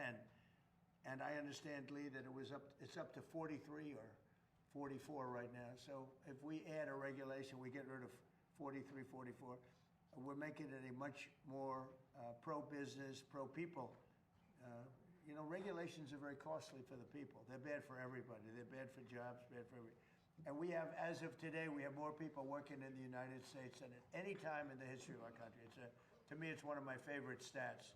But we have more people today working in the United States. Yes, that's true and false at the same time. The Iran conflict. That'll end soon, very soon. And when it ends, your gasoline prices will go down lower than they were before.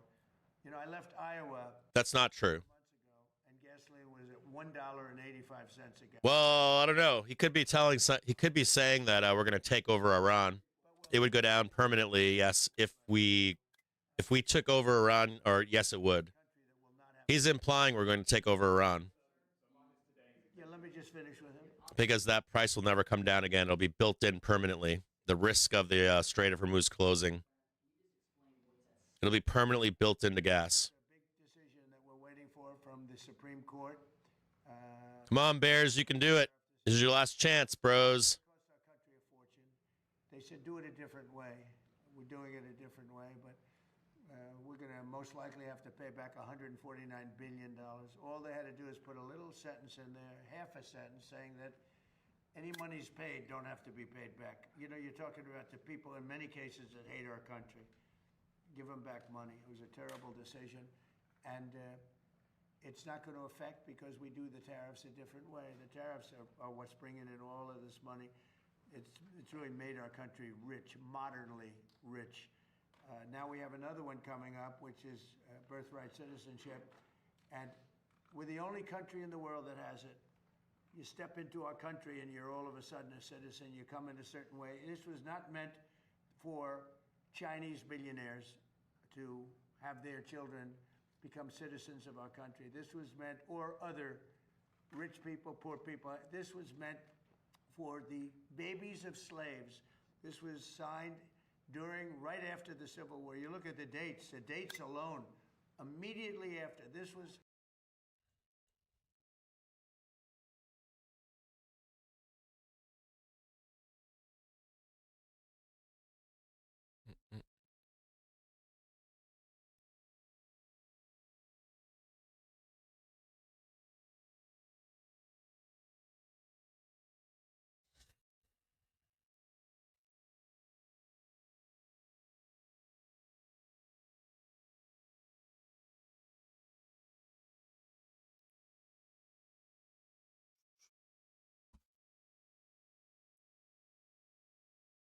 He's doing politicking right now.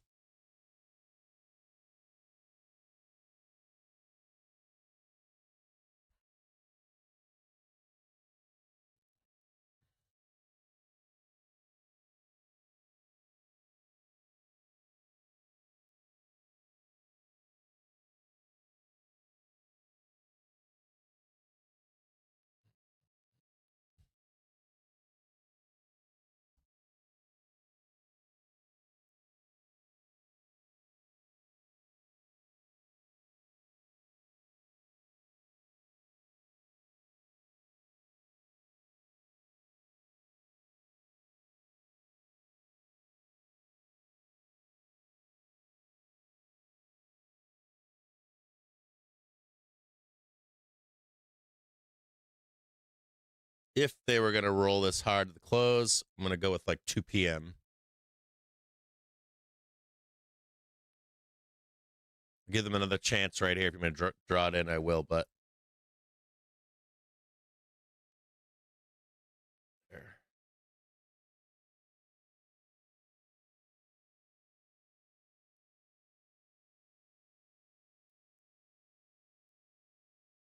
Do not trade this yet until we start roll. If we start rolling, we can trade it, but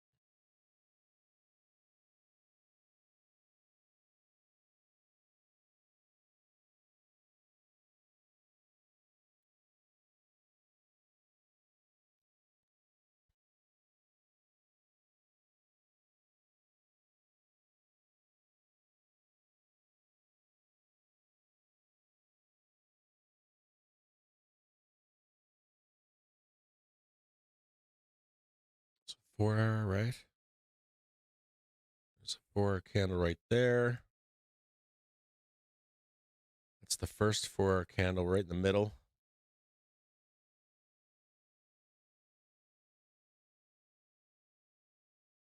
Next target is 741.82. 742.56.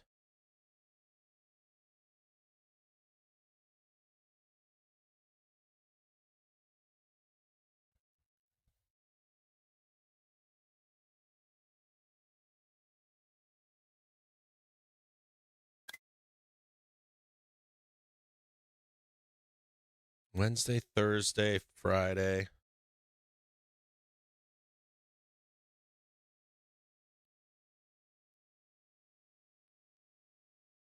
Come on, Bears.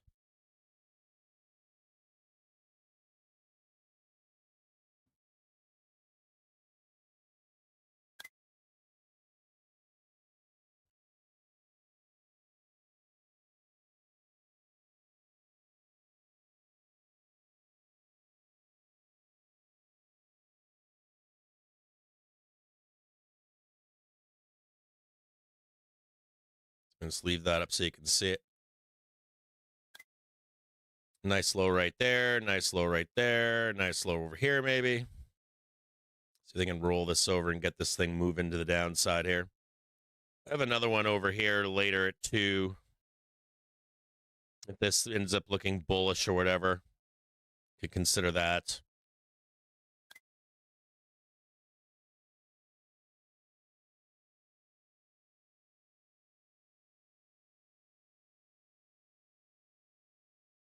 This one's dead right here. Now yellow.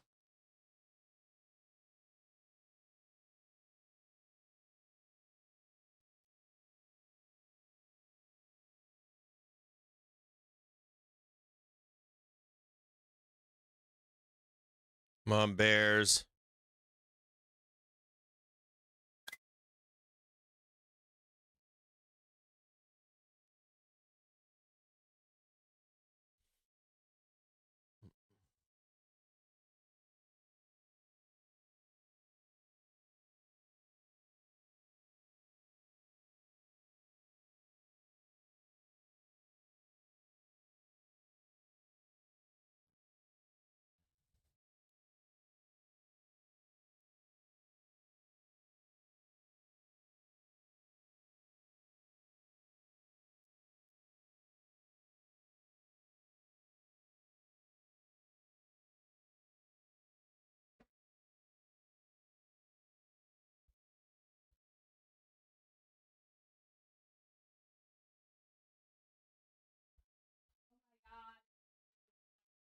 Yeah, it's not going to go anywhere. We need to get moving like up or down.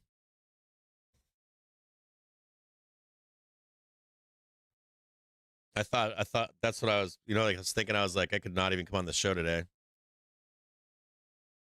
They'll just drain this fucking thing sideways, rip this fucker one up or down at the end of the day, and then Friday same bullshit into Monday.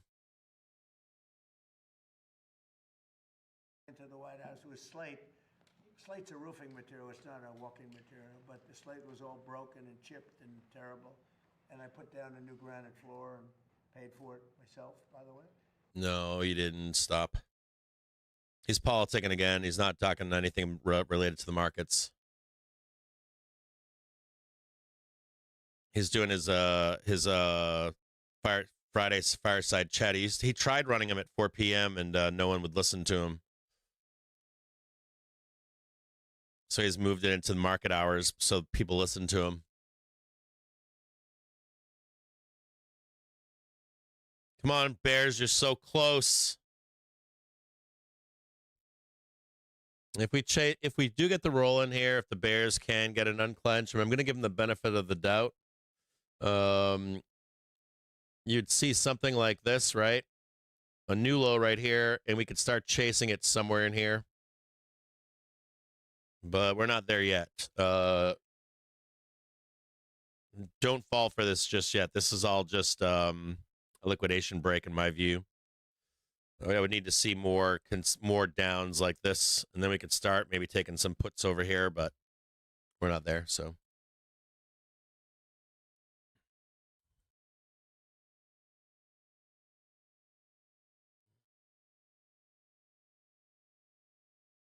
So you can watch that there.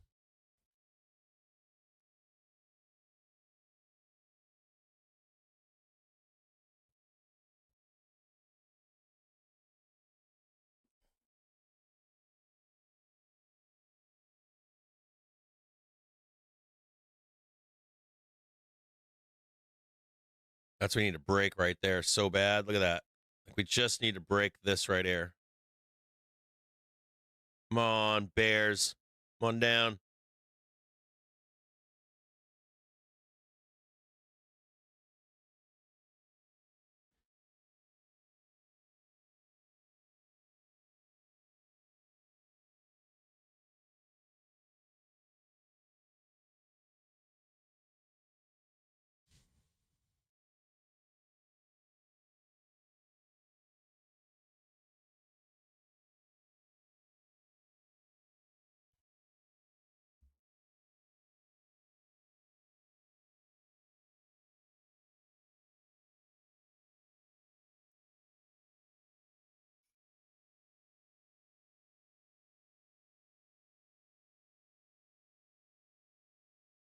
$3 million just to a base, but now we're fixing up the exterior of it. We're doing so we'll probably be in there for less than $20 million. And the estimate was going to be using a different method, 350. It was going to take 4 years, 350 million. I'll be doing it in basically a couple of months for less than $20 million. That includes all of the exterior base, which I never included in my original numbers.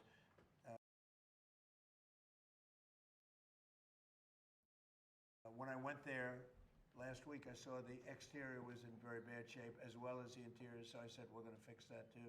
The stone. It's going to be beautiful. When that's done, you might see it. It's probably 3/4 done. We have rain delays. We get a lot of delays, but that will be something special. The reflecting pool in front of the Lincoln and Nice cross coming up on the 1 and 5 minute trigger. I think it's going to be incredible. It's largely done. If you want to go see it, you can see it before we put the water in. The key is to have it done before July 4th. We want to see if we can have it done before July 4th. But we have about 20 or 21 of the water features in Washington open, and I can say we top of the line. They look better than they did the day they were built. Some of them have been closed for 25, 30 years. There's been no water for 25 or 30 years. And they're really beautiful. Some of the fountains are as beautiful as I've ever seen, and you probably see them. And in addition to that, you brought up something. Washington, D.C. is now a safe city. We had a city that was at one of the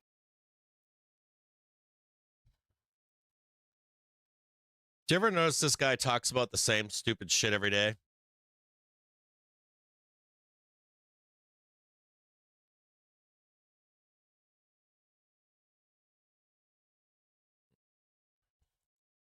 Seriously. He's like talking about Washington, D.C., about how he saved the city and shit. It's like the same shit every day. It's like fucking Christ.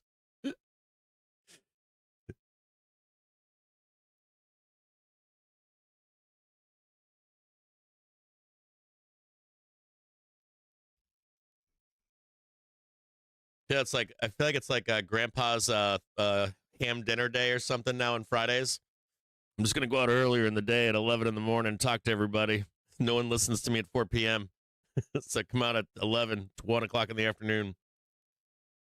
Come on, Bears. Get it fucking down so we can buy a goddamn dip for June, please. You're making my eyes bleed here, bros. Back on track.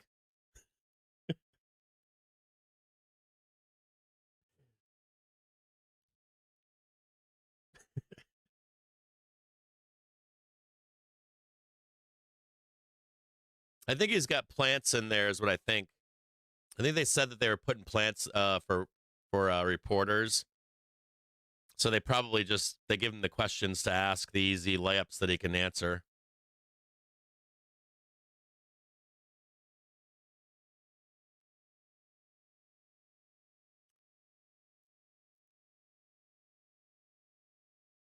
I got some good news here for Bears. VIX 9-day had a low just put in here at 14.58. We got a target of 14.24 to close the gap, maybe slightly lower, like 14.20, but we're getting pretty close. That's in your favor, at least.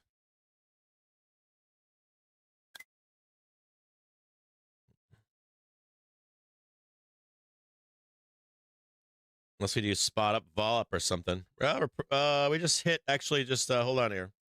We just hit like trend at least. At least trend on VIX 9-day for higher lows.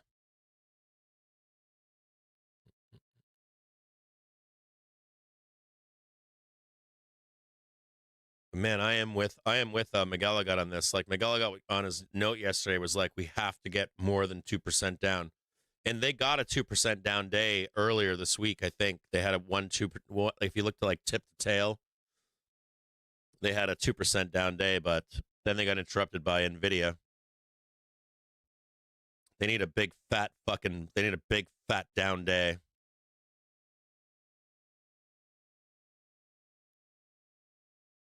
And spike that volatility. You know, that volatility needs to get above. Look at it from here.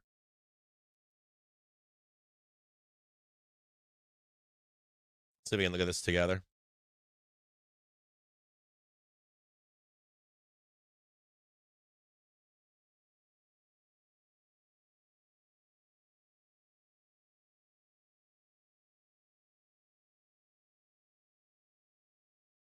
There's one, there's two.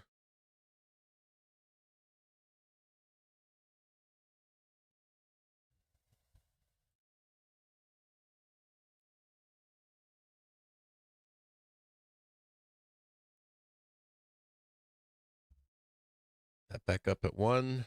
It's 12:30. No low hit. Higher low, higher low, higher low. Give him a few more minutes in here, but see if they can bury this thing down here.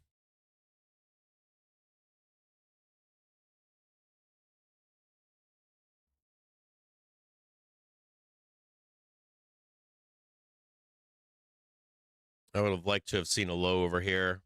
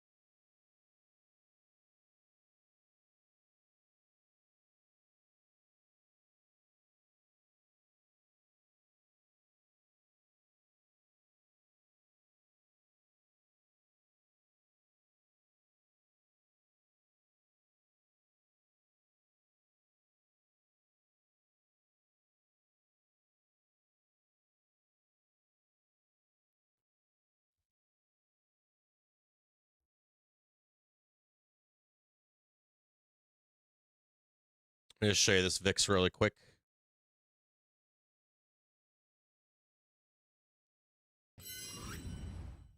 There's VIX 9-day right here. This is kind of where we're at. Right? See this right here? Trying to break out, trying to break out, trying to break out, right down, and then bammo, this move right here. You see that? So over here, same thing. Trying to break out, trying to break out, trying to break out, try to break out. Tons of supply, tons of supply. Sitting right here, closing a gap right now. But last instance, we were in like this. You know what happened here? This shit starts collapsing down here. Before you know it, it's down here. Before you know it, market's squeezing higher. This is, you know, Friday close, Monday, Tuesday. Market's like just ripping into Tuesday, waking up on a high on Tuesday. I don't know where that is. You could even say it's down there. You know, and then whipsaw up. I don't think it gets down to 10. I don't think this happens, but let me just show it to you here. You can kind of see it right there.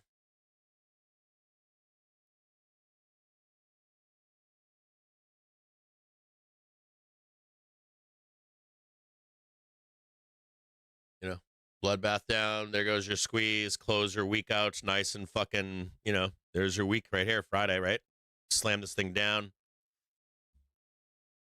Take another shot at it again. Get shit slammed down again. Now it's down here. Not in this time frame though. Look at that volatility right there, just getting crushed.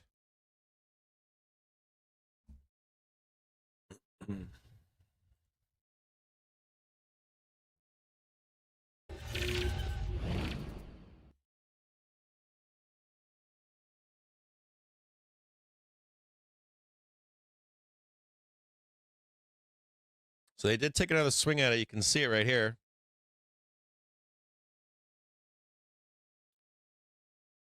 Take a swipe at it at 10:30. Take another swipe at it at 12:30. No new low. That's not good. You wanted to see this.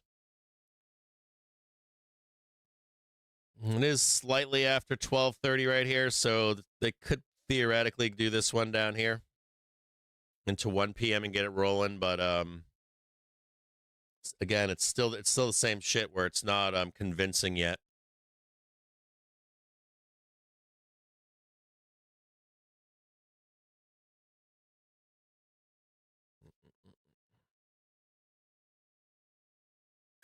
And you may want to, if they can't get this done, you may want to take the afternoon off until 2 o'clock, 2:30, somewhere in here. If we can get any progress. Oh, it looks like Trump's gone now. Take the afternoon go off, come back for 2:30 and see if we can get this thing to roll to the downside. I mean, look at that right there. I'm trying here, like, give me anything here. Down, down, down. Down here, anything down here.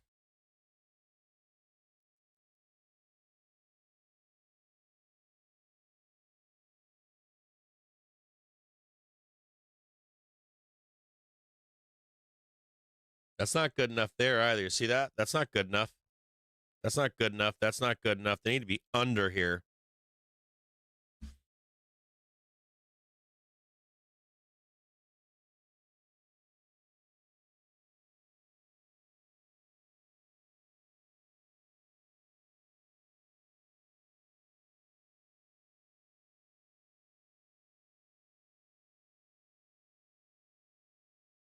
There's one right there.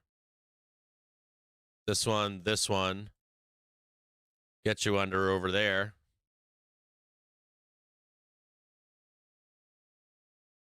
I see the down. They just need to get it going. Ooh, yeah. Hold on. That's good. I like that. That's good.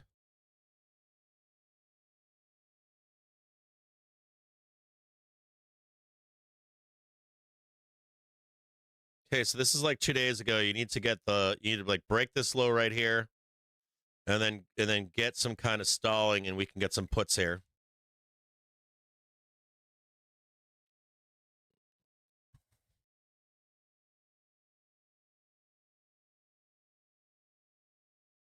This is good. I like seeing this good progress right here. Like seeing that. Oh no, they didn't get the new low. See, no new low right there. It's not as good as it looks. We have to like get down here a little bit.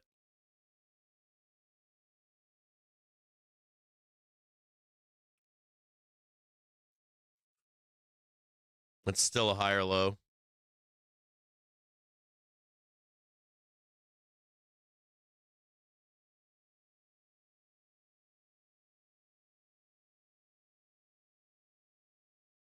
Yeah, it's still a higher low right there. Not good enough progress.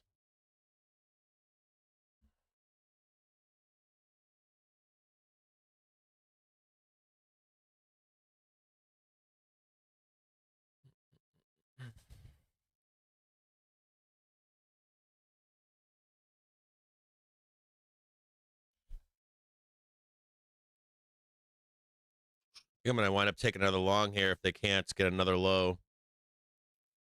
Let's watch this closely. If they can't get this low, can I bring this down maybe? That's good. Leave that right there.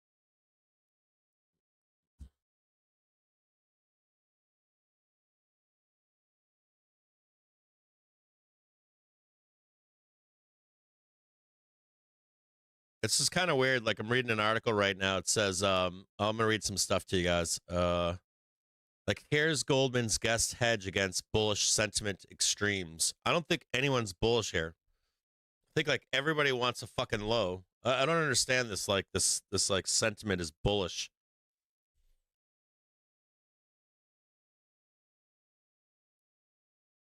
So let me read this to you here. So this is kind of fascinating. I'm not like, so let me give you I usually feel like I have a pretty fair sense of, am I bullish in line with the market or bearish, or bullish outside of the alignments of the market, or bearish in alignment with the market and bearish not in alignment with the market. And I find this a little kind of weird. I realize that what they're using for these, but it's like both market sentiment and investors' positioning have increased sharply since the end of March. They ran an article 2 days ago saying buyers are on strike. 2 days ago. They're not buying. So like the market goes up for 2 days, and then now they're like, oh, buyers are bullish again. So it's like the opposite, right? Both market sentiment and investors' positioning have increased sharply since the end of March on the back of optimism around a potential end to the Middle East war. Now that is the fucking bottom that we had, right? We're down fucking 11%. I think it was 11 or 12%. So we did our seasonal downside move. Forget the Iran war, forget anything else. We did this big, huge correction. We do it every fucking spring. Every spring. Rarely do we not do it. not enough to get an edge, right? So yeah, you would buy that dip every year, like a Pavlovian dog. You buy that dip. So I wouldn't call that necessarily bullish. It's just something that you mechanically do every goddamn spring. Now think about it like this: if every year, every single year, right, you buy your Pavlovian dip, and then you look ahead and you say, what are the most bullish times of the year? June and July.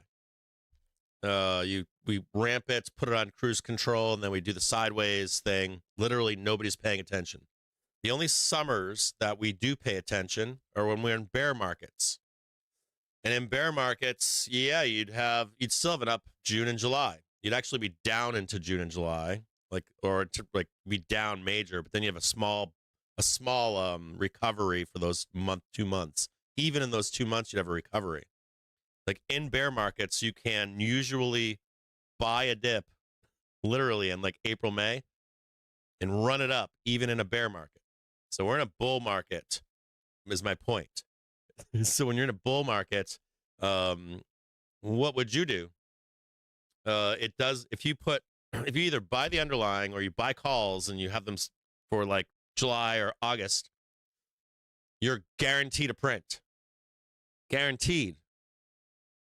So, like Goldman's risk appetite indicator rose 1.1 last week, surpassing the levels from the start of this year and reaching the highest read since 2021.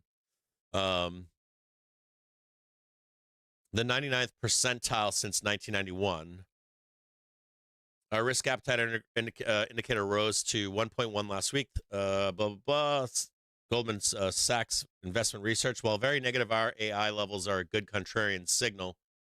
Elevated RAI levels and equity returns are often supported by supportive macro conditions, which can linger, and as a result, an elevated RAI alone is not a signal to turn bearish. Who the fuck turns bearish for June and July? Like, I can't wrap my fucking head around this. Like,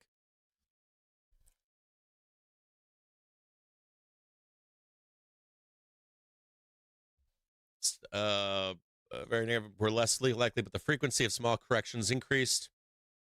I'm down with small corrections, which make put spread callers, selling calls to fund buying put spreads on equities particularly attractive.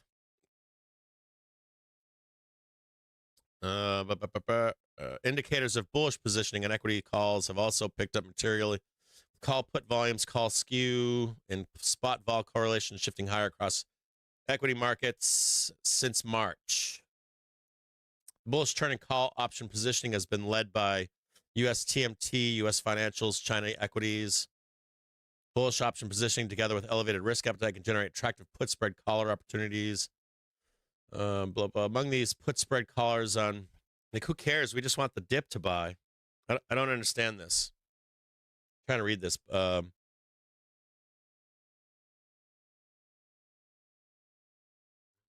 And the point of view is the call strikes are higher compared with the distribution of past returns. Our Asia strategists recommend a put collar. Why? The KOSPI is undervalued. You get your face ripped off yet again. You're not. I don't know. I'm trying to read this article here to see if it's got anything here in particular, but.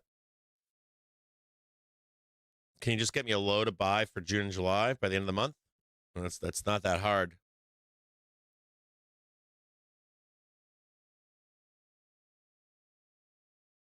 Well, you're better to buy on wherever that low is than you are trying to sell it, in my view.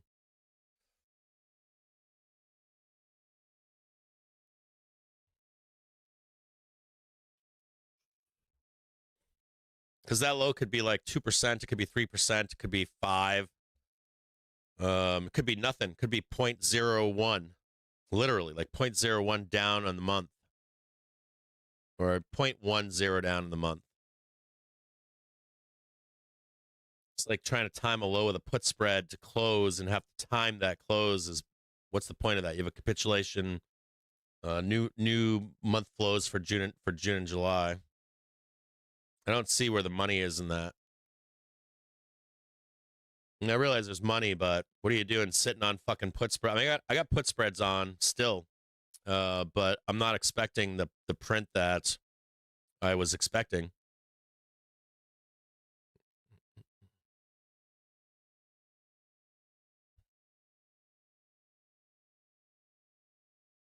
I'm not like I've put spread to print big, and it's I don't think I'm gonna get the print.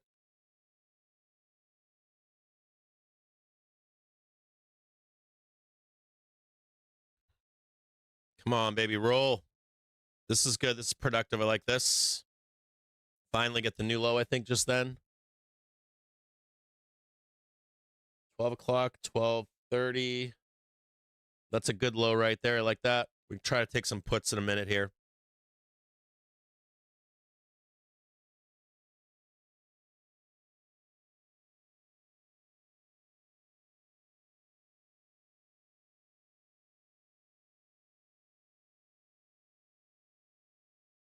This is the last chance for the Bears. We can get a nice new low here. We can probably take some puts, but we're still not there just yet. Almost there. Man, look at these fucking buyers down here too. You see these guys right here? Like they're ready to buy right here too. That's these guys right here.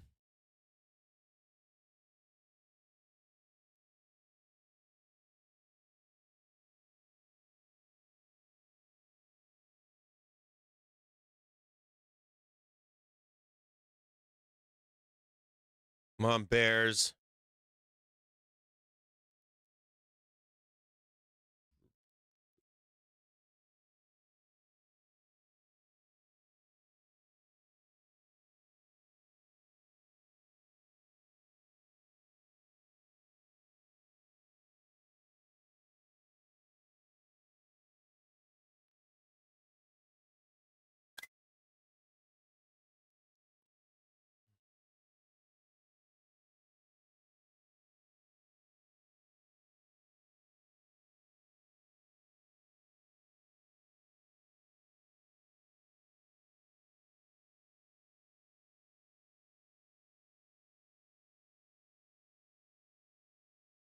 Here, roll this thing down.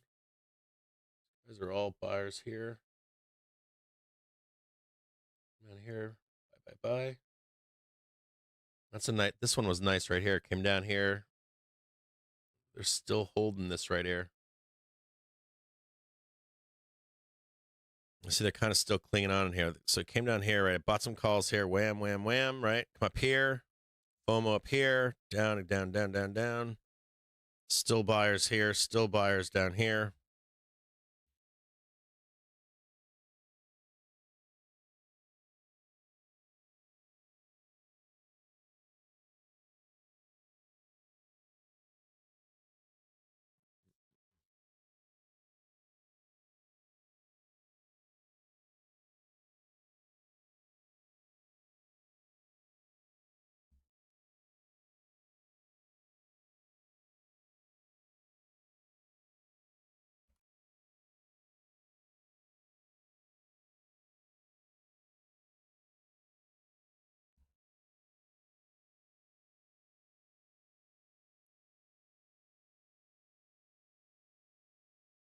Still no trade. No down trade. It's like the last vestige here. See if they can hold on to this.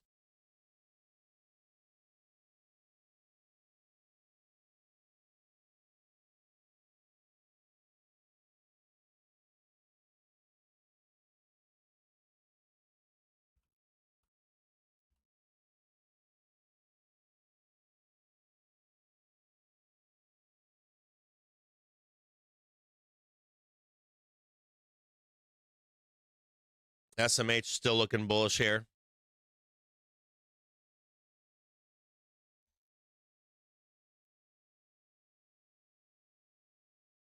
All right, I'm gonna check back at 2. I'm gonna leave the stream here. We haven't gone anywhere sideways. I need to see something more definitive here to get bared up.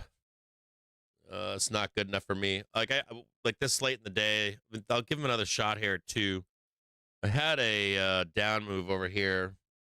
sometimes, it's rare, but it'll look bullish at like 2 o'clock. And we'll start heading down. We get an unclenched like late day. It could be violent, but these usually don't happen unless we're on like a quarterly OPEX or something. They're very rare to see, so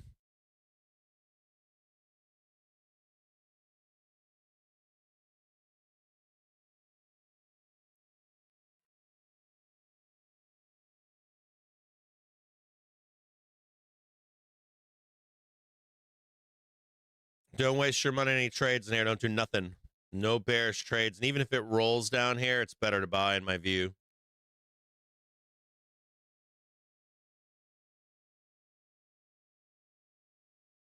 Like these guys are all still here. You see them? Like buy, buy, buy, buy, buy, buy, buy. Bought all this right here. Even this got bought. Bought, bought, bought, bought, bought. All buyers, buyers, buyers. You need to get underneath these guys over here. You need to get underneath these guys over here and over here.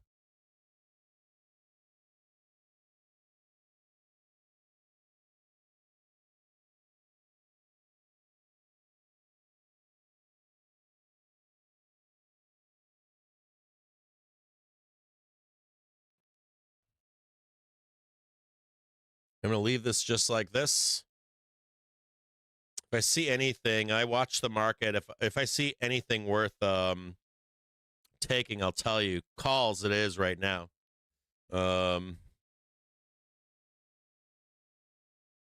even so, it being calls, like looking for an unwind here, not getting it. Should have got the unwind right on the open this morning. Failed at it again.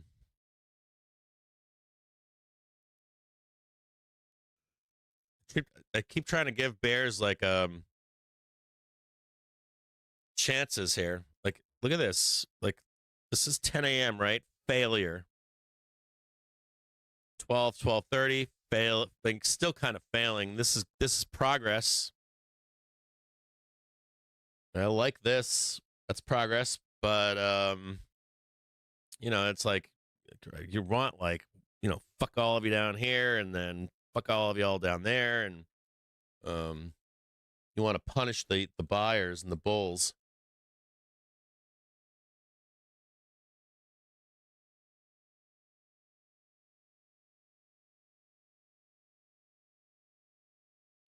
That one over there.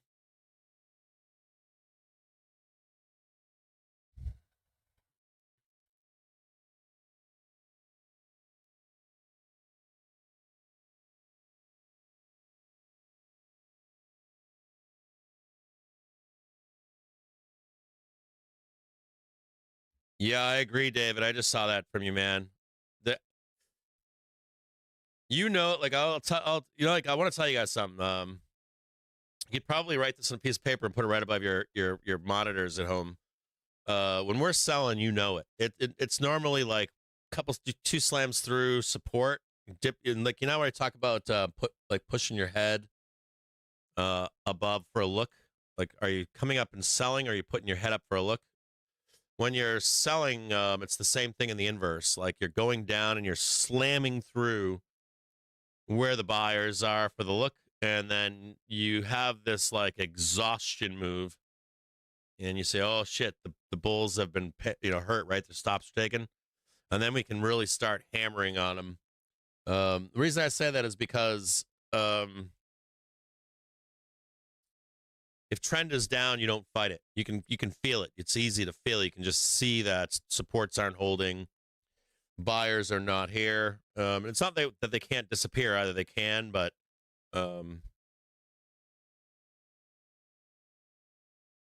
they haven't yet. Vol Smasher is still here at this point, as Volatility Wiz would say. Hey, what's up, Generous G? Yeah. Well, no, I'll give them this. Like, I'm fair here. Like, they have an opportunity. they don't have a lot of fucking opportunities, these guys. Like they have like, or think about it recently since the March lows, they haven't had a fucking they haven't had anything really. So if the data is not going to do it for them, if Iran war, geopolitics, and that stuff's going to do it for them, you just give them the opportunity. Plus that gives us a chance to buy, right? Like you listen to their thesis, they write it out. If dude, I got to show you guys some of these fucking white papers I read. Like the last 2 weeks, I've just been like, oh my God. Because they're coming out of the woodwork with like, it's not just simple. You know what I mean? When it's a simple thesis like, hey, we're tightening now. You know what I mean? You could be like, okay, that's easy. I was reading these white papers like 2 weeks ago and they had the paint out. They had the fucking, it was like that old Disney comedy movie where the guy goes to Mars and everyone goes to sleep, but he doesn't. So he eats all the food and he takes the fucking food paste. And he's painting a fucking mural of Michelangelo. That's literally what they're doing right now. And the most fucked up part of this, too, to me at least, is that, or what I find comical to an extent, is the data that's needed for Greeks, the data that goes into Greeks from the 1990s, it's like not there. There's none of it. They didn't keep those records. And so like if you look at like Gamma history, like Gamma's an easy one. There's others, but like Gamma history, that shit goes back to like fucking 2012 or something. Like that's it. It might be 2002, but it's like 2002 or 2012 or something like that. But if you ask anybody out there with Gamma history, ask them, say, hey, you got anything but like before 2012 or 2002, whatever the year is, or whatever. Let me move this out of the way. Yeah, another green bar. Good Christ, dudes. And this was their last hope right here, this red bar. That was their thing right there. This is it.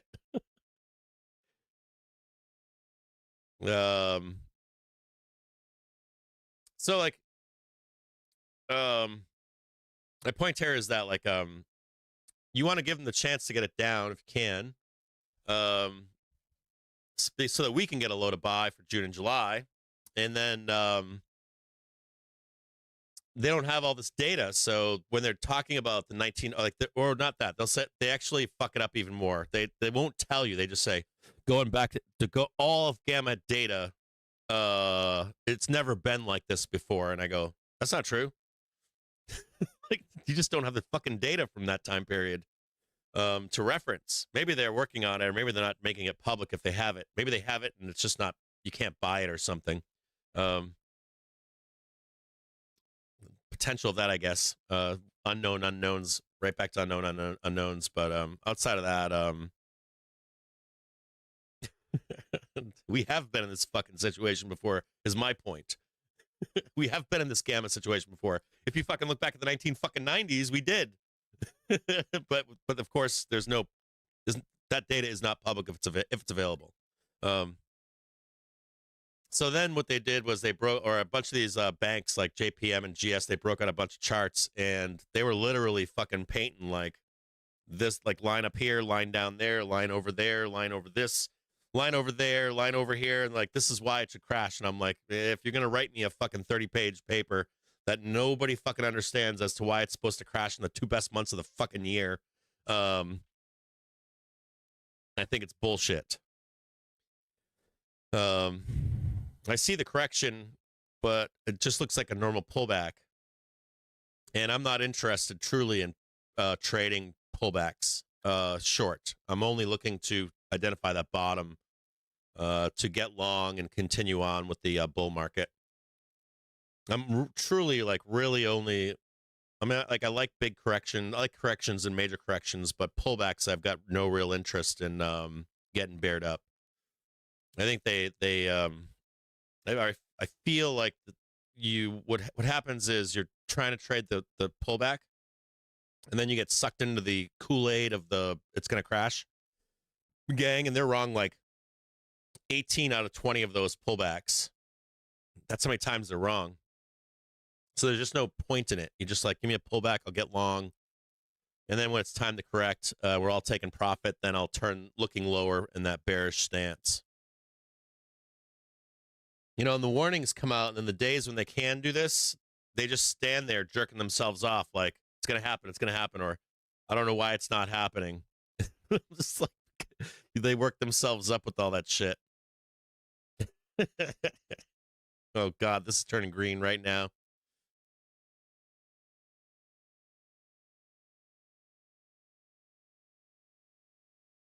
I'm with you, David. I don't think they're gonna get it, bro.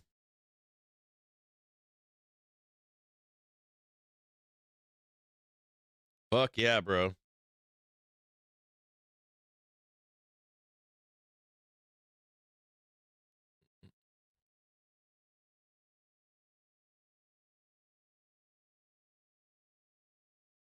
I'll check back there, and I'm gonna get off the stream again, try to rest my voice. I'll give you another update here around 2 p.m. There's not much to do here. Maybe if we could reject this potential to go down at 2. See this like first rejection of 740? Potentially if we could. That's why I have this one over here is like if they can reject that's not a rejection. You gotta reject. You gotta make a new low from this low right here. You gotta like if they're gonna call this a double top right here, like you got the low right here, so you need to, if this was it, you needed to hammer this down in here. That didn't happen. Fall suppression. Maybe you can get it up here. Get that new low, then you get the rejection of the 40s in cash market. You get the low and the new low, and then we can start to talk about getting this thing down. Crush bulls' hopes and dreams. That's not what's happening. You can see it. We're like building out another fucking poop island here.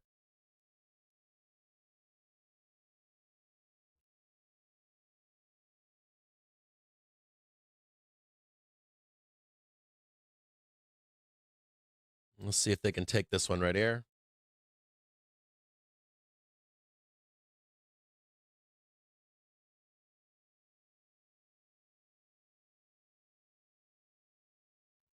I'll give you another chance at 230.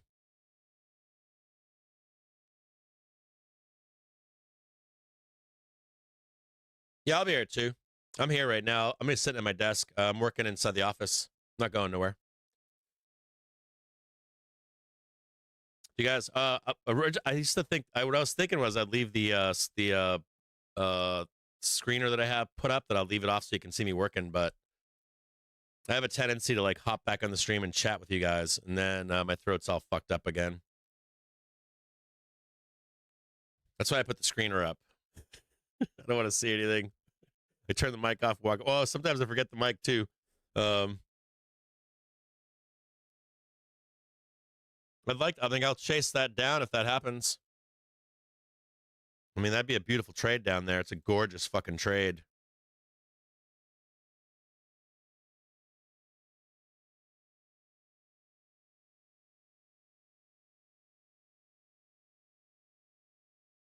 That's a 1% move right there. That's juicy right there.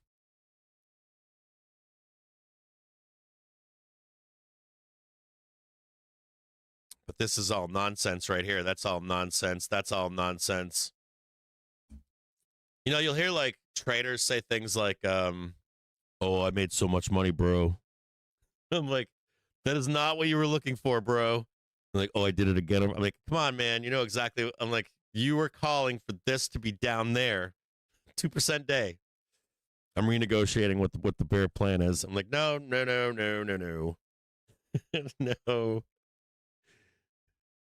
The original plan was 2% down.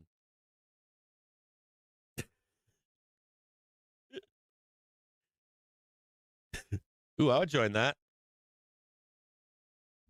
How do I join this? $1 million trading competition, free to enter. What? Can I join this? I'll join this.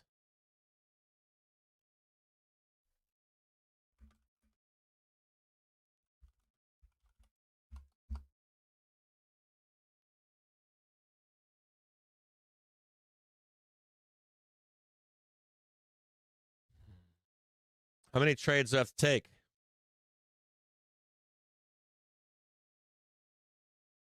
Are there any rules in this? Are there any bullshit rules?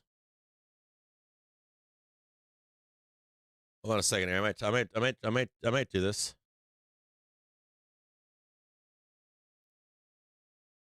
Are there any rules, David? Like, I have to trade, or I can't take too much risk? Any like risk requirement, or any risk like I can't stay in the position?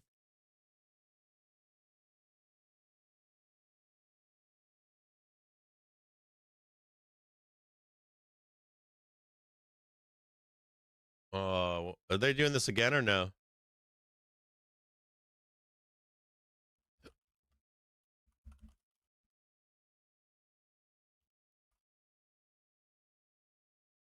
I would love to trade. No, I'm saying like oh, there's no restrictions. Okay, I gotcha. Is there I trade if they do that again, find me, I'll join it. I'd love to trade in it.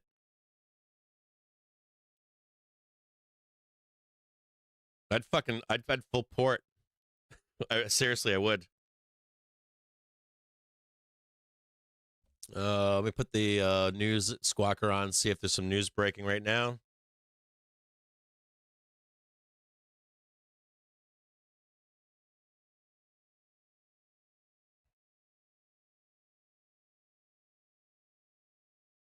Yeah, I would love to trade. Uh-oh. What's going on right now, boys?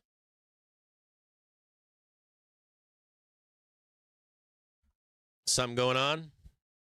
I don't hear anything right now.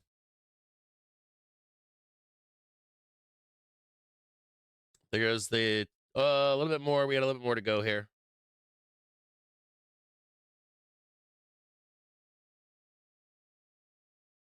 Keep going. Keep on. Something's happening right now. I don't know what's going on, but holy shit.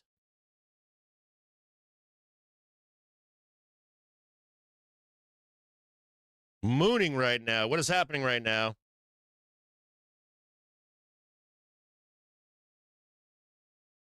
Holy fuck.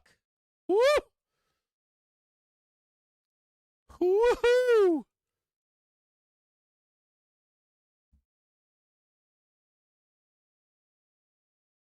So just noting some strength in the S&P 500. You noting some strength in the S&P fucking 500 right now? What the?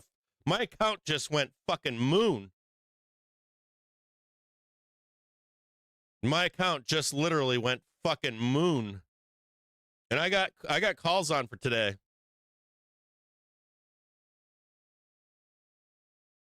I got 0 dates on right now. Holy shit. That can't be the tips. This is why you don't take fucking puts when you're not ready to take them. God damn. If you didn't take puts because I told you not to, congratulations. You didn't lose your entire fucking bank just now. Look at that. Woo!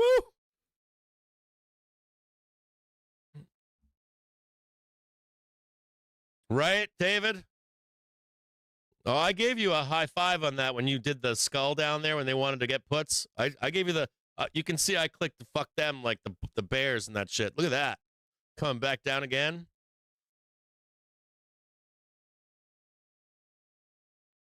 Yeah, David. I just went moon. These are the calls that I was in right here. Or I'll snip it and put it in the Discord. God damn. Can you imagine being a bear today?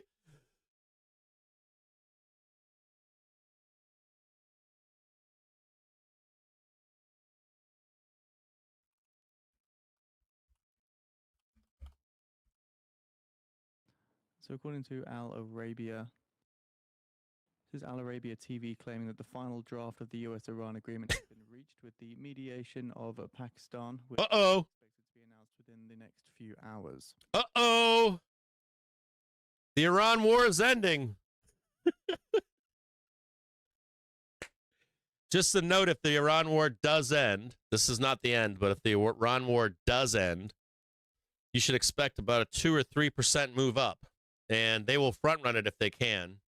Just a heads up on that. So again, Al Arabia TV That's how you get your 748. No problemo.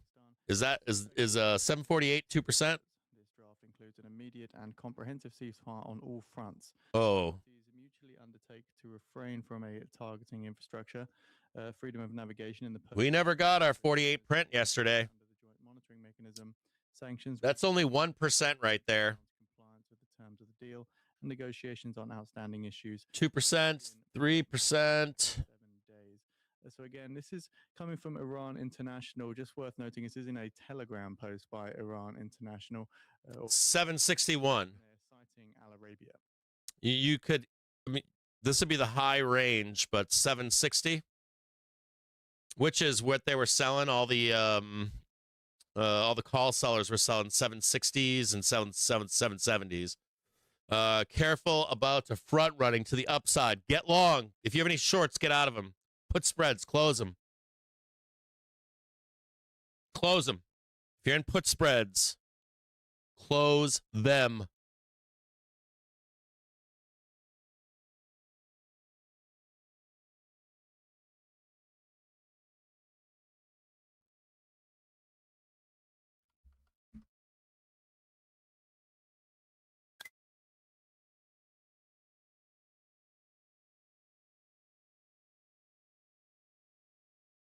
Sorry, I had to make some changes here.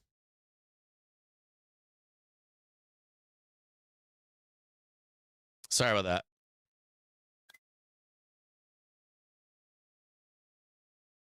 Hold on a second here.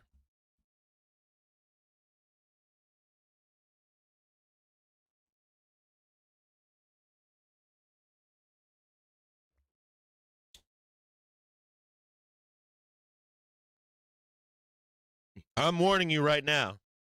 You get one fucking warning. I only warn once. Don't come back and cry if you're in put spreads. Don't come back and cry if you're short. Don't come back if you're in puts, anything. And get the fuck out. They will front run this shit even if it's fake. It doesn't matter if it's fake. They will run this fucker up, price it in advance. If it becomes fake, they'll sell it right back down again. We'll go up 2 to 3%.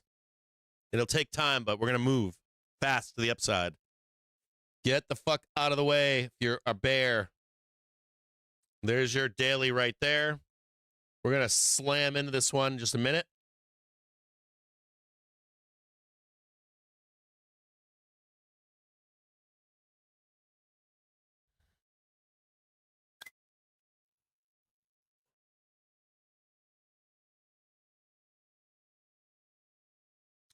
I'm going to delete your comments. Don't do that.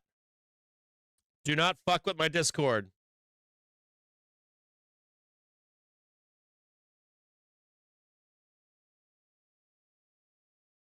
Stop that. I'm telling you, don't fucking post that shit in my Discord. That is not what the market's going to do. It's going to ramp because of it. You're going to cost people a bunch of money. Don't do it. Let them reset themselves with puts higher if it is fake. They're going to front run this shit. They don't care. Like, this is just like the bottom in March. I don't give a fuck. They're going to literally ramp it, shove it up your ass, and then they'll ask questions later. These are algorithms. They're picking up on that message that just hit the wire, and they're going to ramp this fucking thing off. They're going to take their shorts off until they know everything.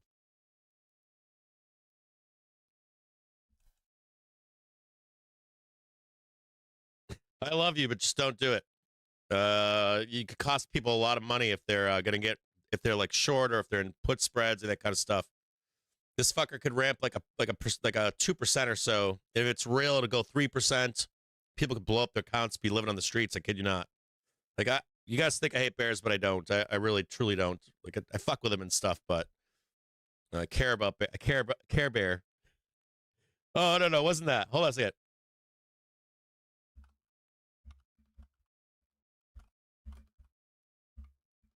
Hold on a second.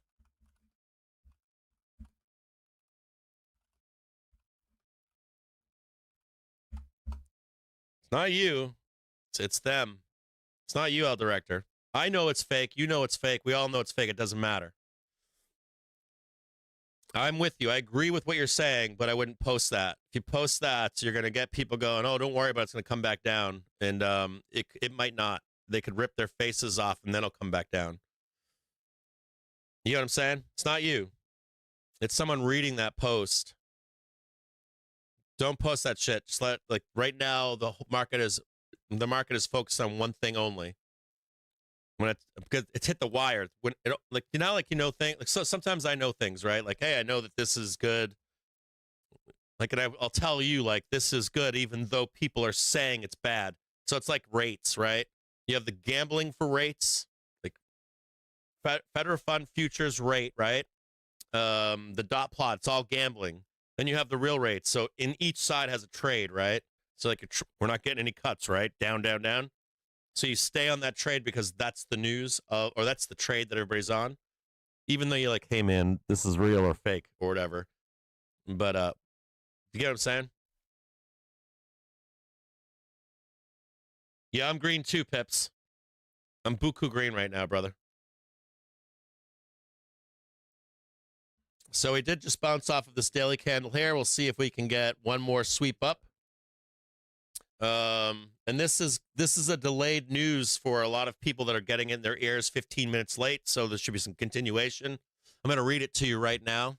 The final draft of the U.S.-Iran agreement has been reached with the mediation of Pakistan, which is expected to be announced within the next few hours.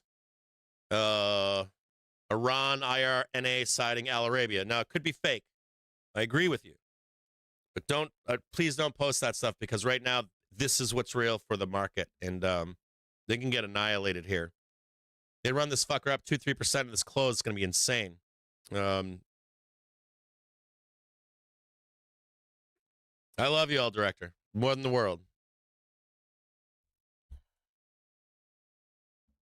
There's 742.53 right now.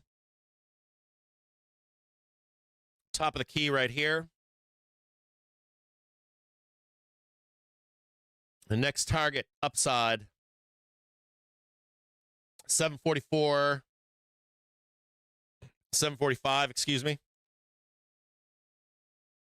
You remember this was given some hopes and dreams for 2:30 p.m. I love you, Director, more than you know, bro. You're my bro, dude. I love you. It's not you. I'm trying to protect these bears, man. Like, there's probably a bear out there right now that's in a lot of fucking pain. We need bears, dude, to pay us.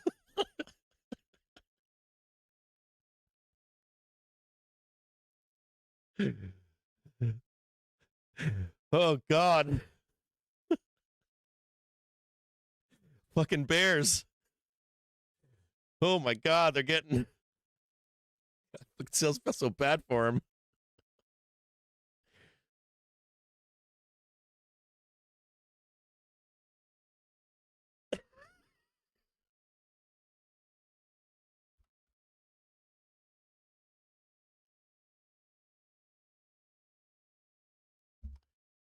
Oh, God. So terrible.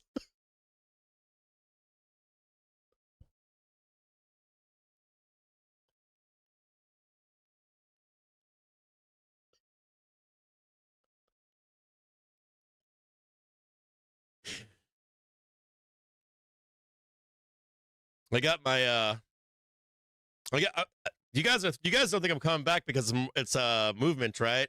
I'm committed, boys. I might duck out tomorrow. Hold on a second there. We don't want any money from we want to miss a whole week of Google AdSense, right? Hold on there. Start this at the beginning. We're gonna sing our this is our anthem going into this is our anthem going into movement.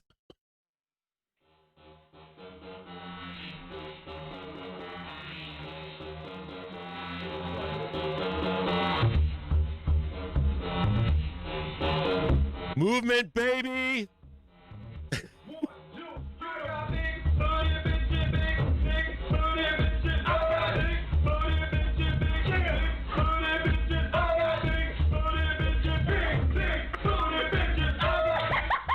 Hey, I'll wear my outfit that I'm wearing to Movement. I'll wear it on the show tomorrow.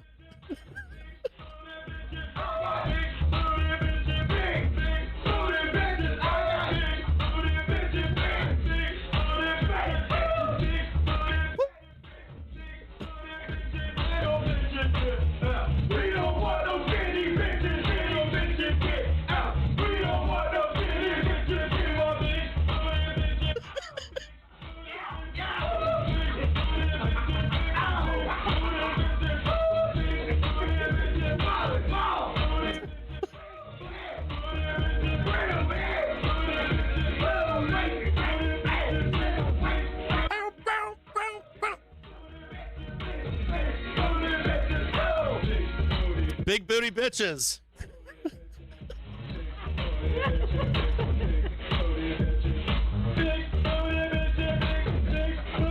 God damn, look at that. Oh, God.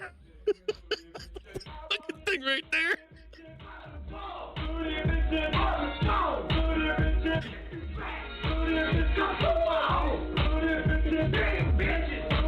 Thank God I came on the show.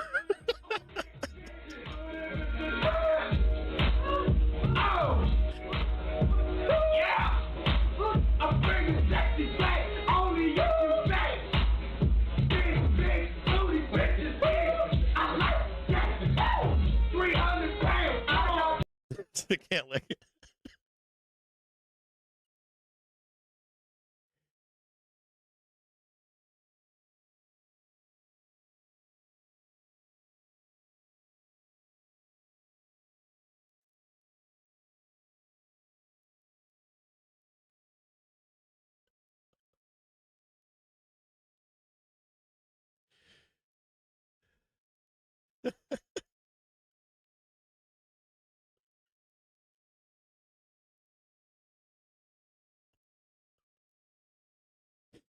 Oh, God.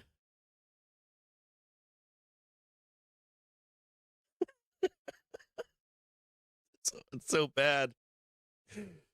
Oh, God.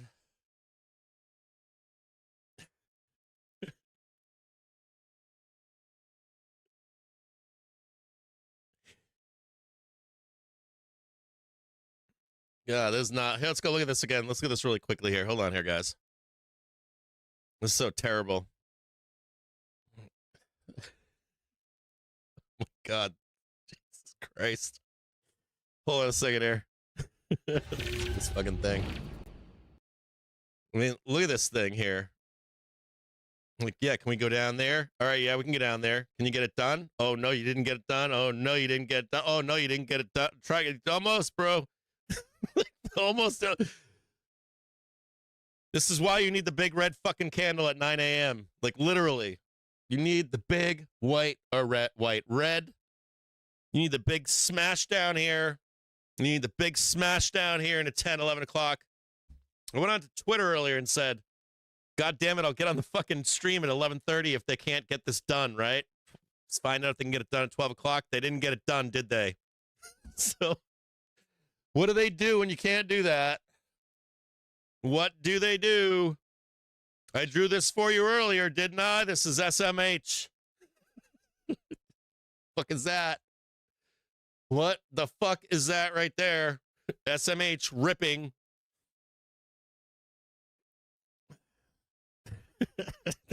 Christ. And what do? They smash your faces in, right? This is called vol smashing right here. This is what Volatility Wiz is talking about. This is what Charlie McElligott is talking about. And they're not allowing unclenches in here. No unclench in here. And then it's rip your fucking face off time, party time up here. And we got this shit up here. So obviously, if they're trying to hide where they want to go on Thursday, Friday for Prince, and then Monday high, this is terrible. This is absolutely fucking terrible for Bears.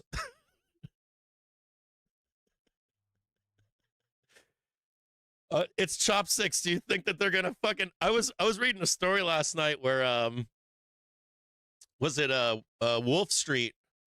I was reading Wolf Street last night, or maybe it was this morning, And he was like, Wolf was like, he was like, the bond market is literally about to fucking implode because they can't get they can't catch a VIG, you know?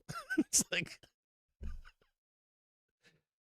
let me read to you what Wolf had to say. Wolf had some great things to say. Let's see if I can bring them up for you guys. Let's look at this really quick here.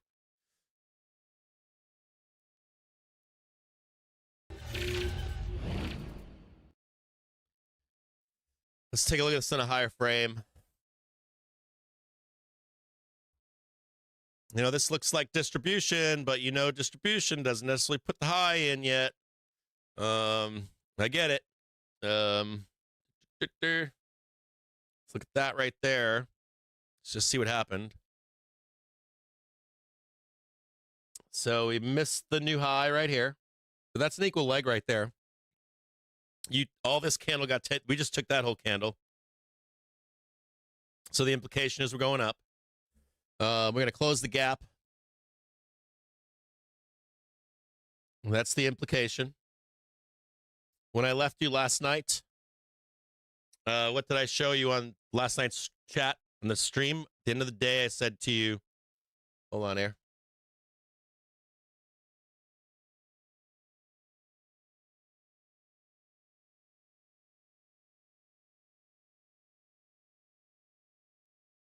So at the end of the day yesterday, I said, you guys are all scared in here. And I said, nope, it's going to go up here.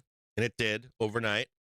But what I showed you yesterday was what? I said to you, I gave you an expectation. I said, it's going to look like this, look like this, look like that, look like this, look like that.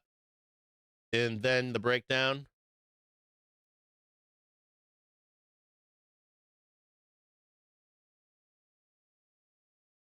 There's your 48 right there. Could even theoretically put this one right here.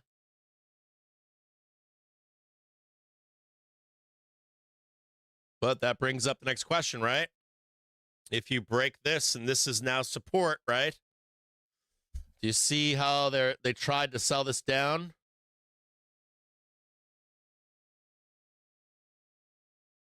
And now you can kind of see what the bears are working with here. You know, blood this fucking thing down, shank this thing down, start to make the drop, and can't get it done in the time subscribed. And what do? Whip it right back up on you, whip it right back up on you. So we're looking for like one more print up here to the end of today. Call it 745. And they just got to hold this one right here. Just like, oh, sorry, hold on a second here.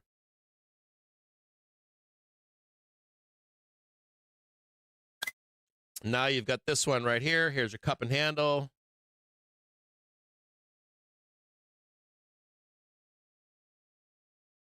So you've got your equal leg right here, and this one right here. What time is 6 p.m.?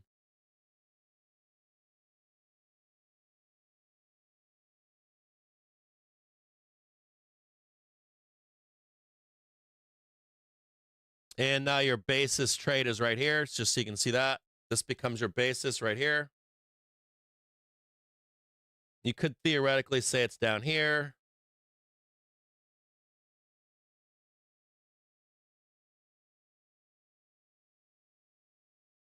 Hold on here.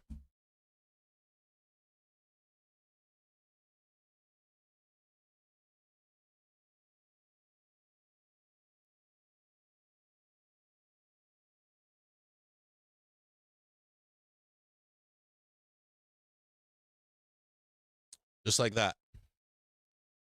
1, 2, 3, take out the high.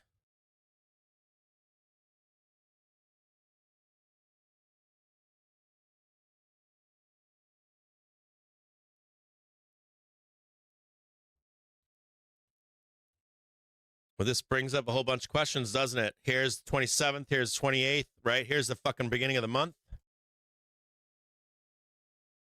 And look at that daily trigger coming in right here. This thing's going to come straight up. Dude, the bears are fucked here. God damn it.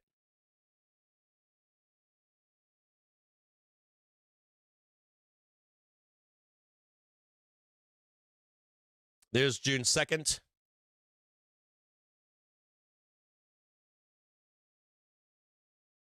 Now you can go fuck yourself right there.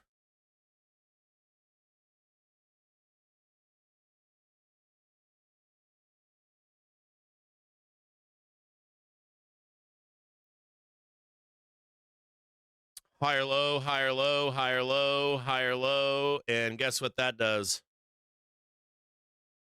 That's 732 now. Oh, yeah. That thing's coming racing right up now. Here comes your daily trigger. Higher low, equal legs. Now, these fucking bears, man. Fucking, God damn, there's your 60s right there for June. June 30th, June OPEX, right in there. Bear at 58 or something like that.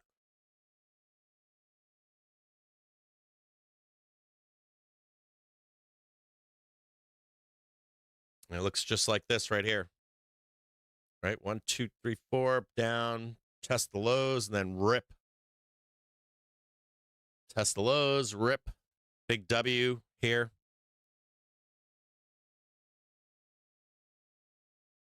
You can get the high right there, then you get the cup and handle up here. Man.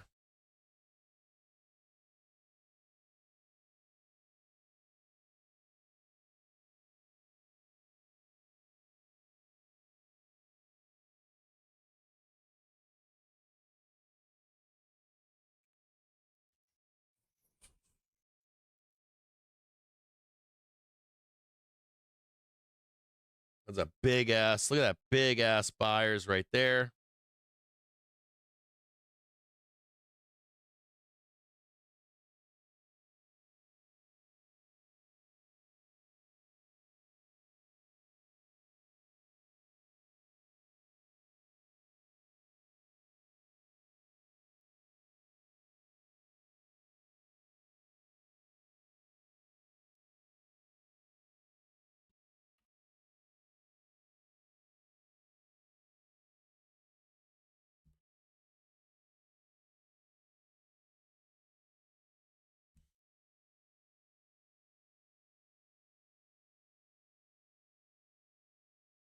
See that target right there? See that 4-hour target right there lining right up?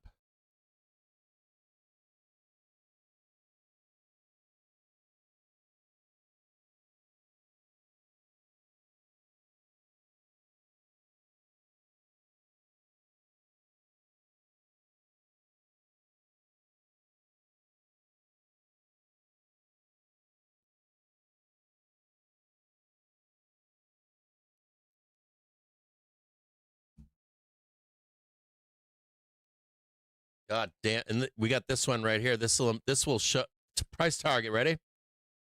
Ready for a price target for the day, end of the day? 745, 67 or higher. 745, 67 on the daily. If we go up there and hit that white bar, we'll come back down and we'll start smashing out 748. This is Tuesday. And I'll tell you something here, guys. Like, come in on Tuesday. Like, now how this is going. Bears can't get it done for an unclench, right? They go coast to coast into the end of the month. This is Tuesday. And, you know, you're waking up like this. You know, if they hit this one right here, we come back down. There goes your hour up here. Coming back down to the hourly trigger, you wake up Monday or Tuesday with a call spread, and it's fucking vertical. Take all your goddamn stops again. Another failed breakdown by Bears. God damn. Another failed breakdown by Bears. Oh, God. Look at that. It's so terrible. Get rid of that shit. Here, you already know what it's going to be. That's so bad.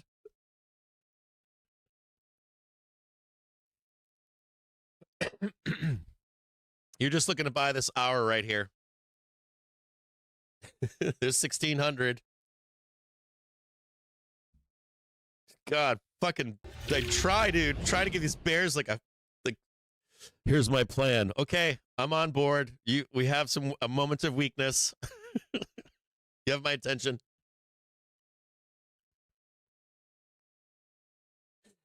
Oh God. I can't. How do they live, dude? How do they pay? Like, how do they live with themselves? Like, I know that they get in, get out, they're tactical and shit, but my God. Like,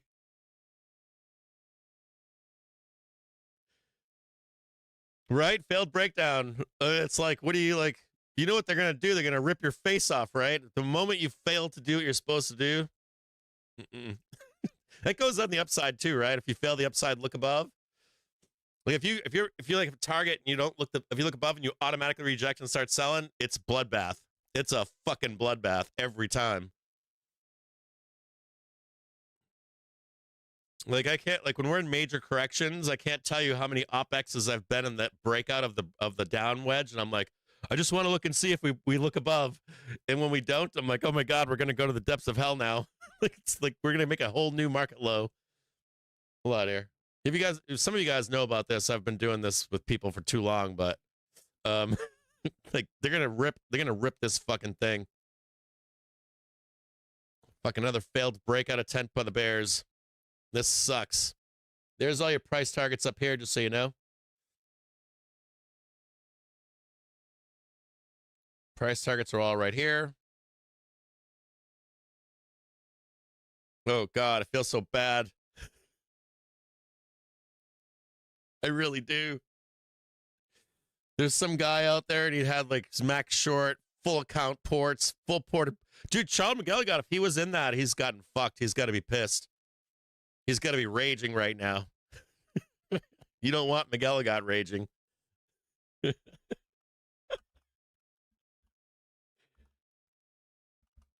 I send some FTD flowers to Nomura today? I will. Send some black roses. Courtesy, trade the trigger.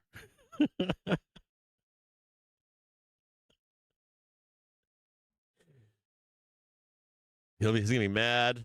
He's definitely gonna be a mad guy. You don't mess with this guy, man. Should I put a picture of oh God.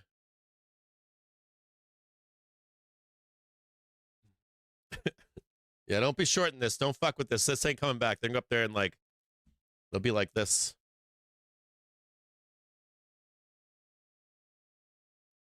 It'll like fail in there and then come back down, I think, somewhere in here. Then start grinding up there. It'll roll right in here. It should. Unless this is a real deal. If it's a real deal, we could break right through and just start ripping. Just note that there's some information you need here, which is if this is real, I think it's fake too. So there's your 5-minute trigger right there. This one pushes you up into the close, up here.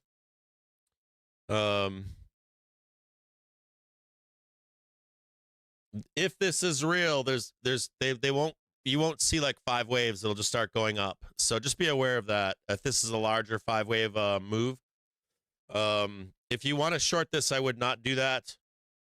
I'm with El Director on this. It's probably fake.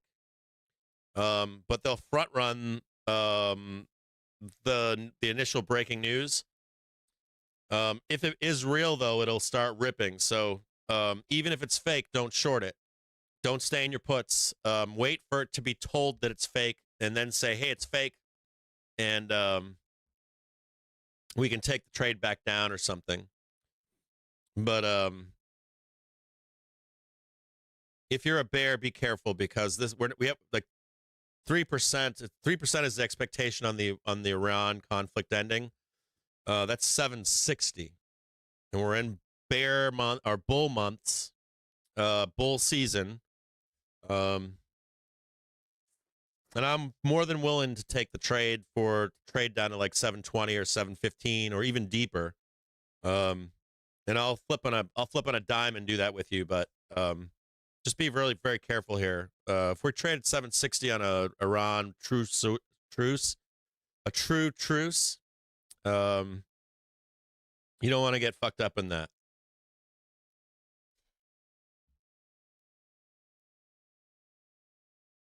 Let's just watch this right here. God damn. That's got to be soul crushing.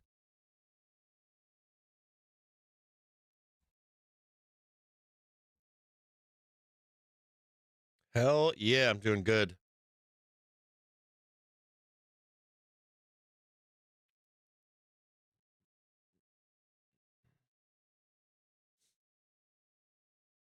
Good thing I paid for that fucking dinner last night. I went out to dinner last night. I went out. I got to go out to dinner. I've been going out a lot, and I went out to dinner last night. Went to Fleming's. It was terrible. Don't ever go there and waste your money. They do have good wine lists for shit wine. They don't have a captain's list or nothing. I got some good Schramsberg Blanc de Blanc, and I got an okay Burgundy from France, but it took 2 hours for it to open up. So it wasn't that good. For shitty wine lists, they had a couple decent selections. The food sucked. It was really bad. And they gave me like the leftover steak, like the end piece of it. It was like uneven. I bought a prime steak for $100 that was like that thick. Like a half an inch. I was so angry. I was thinking about calling today and speaking to someone and saying, "Man, that was not cool." I spent but my bill was for 3 adults and 1 child was $1,000 or something, and it wasn't worth $1,000. And I haven't been to like a. I used to go to like Ruth Chris if I was traveling sometimes in a small town or something. I haven't been there in a decade. If I go to a steakhouse, I normally go to like well-known good ones. Not normally a chain either. Yeah, $1,000 for dinner. Yep. Couple bottles of wine, a couple $100 in a tip. Few hundred, like $300 in wine, couple cocktails, bottle of water. First course was oysters. Second course we did Brussels sprouts, French onion soup, and hamachi, which is, I believe, yellowtail. It also goes by name. I think is hamachi and yellowtail the same stuff? I think it is. And then for the entrees, 2 steaks and some lobster, a bunch of sides, green beans, scalloped potatoes. Scalloped potatoes were terrible. Mac and cheese. It was okay. It was like, it's fucking mac and cheese. Did 3 espressos at the table, and then a glass of Enniskillen and a glass of Farniente. And that was gross too. Not worth. Oh, it was kind of funny. So I asked for a Burgundy balloon glass for the Burgundy, and for the champers, they didn't have any. But they had some kind of like weird coupe-looking thing that a cocktail was in. So I was like, "Can you bring me 2 of those?" And then they thought it was fucking funny. They were making fun of me. I didn't think it was fucking funny at all, especially for the money they're spending. And then when I ordered the dessert wines with the dessert, creme brulee and a molten chocolate cake. I hate molten chocolate cake. The Brussels sprouts were like bare minimum good, boring. And then the thing that pissed me off though was when I got the dessert, there wasn't a thick. I'm kind of anal about this stuff. Like they didn't have a thick enough shell on the creme brulee, which is a classic dessert. They did the minimum sugar on top and burnt it and torched it. And then what really frustrated me was my daughter ordered the molten chocolate cake, and I never order them because people fake them. And like an original one was made in Art Culinaire in like 1992 or something. And maybe it was later, 98 or something. I just collected those books. I wish I never sold them. I wish I never sold them, but I did. I needed money. I had kids. I needed money. But the original chocolate cakes are made with rice flour. And the reason being is because they stay very crisp on the outside. When you microwave them or bake them, or if you bake them, they bake quick with rice flour. And if you reheat them in a microwave, which most restaurants do, if you use the rice flour, they stay crisp on the outside. They should be extremely light and airy, not soft and like it shouldn't taste like cake. It should taste like a wall that's crispy. And then you slam a chocolate ganache in the middle of it and you warm it up. Or you pull it out of the oven and you pop in a chocolate ganache and the chocolate ganache melts. So that thing was a disaster. And then I paid for an Enniskillen ice wine and Farniente, and I ordered another one. I forget the name of it right now, but they didn't have it. They brought it out, both of them, they brought out in like these fucking shot glasses or something that were like warm. The Enniskillen was barely cold. And it was like 3 or 4 ounces. And I was like, bro, I only need like an ounce and a half of that shit. I need like a sip of it. So as they overdid it, like it was like so you could tell it wasn't just because they just didn't know, you know. So I was a little angry at the end of that dinner. It's like fuck. Well, I wasn't actually angry. The people I was with, I was like, I'm having a great time. I was like, I just never come back here ever again. And then I asked if she had I was like, are you a table cop? Do you have back waiters and any of that kind of stuff? She was like, no. She's like on the server or something, and she just had runners and stuff, and maybe like bus people or something. And she didn't pay attention to my table. And I was angry about it. She didn't anticipate my needs. Didn't say that shit, but like when you're paying that kind of money, you want that kind of service, that, or at least when I go to these like steakhouse kind of places like this, I'm not expecting the world.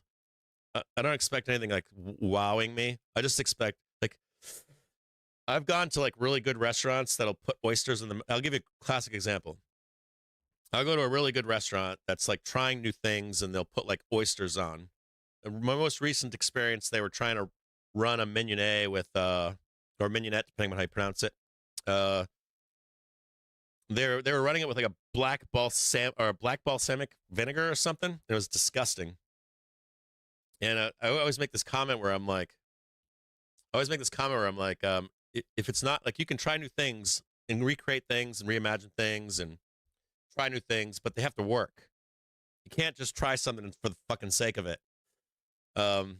So even if you're that restaurant, like we're trying new fusion things, where the fuck they're trying to do, if you can't make something new that's banging, like, oh my God, right?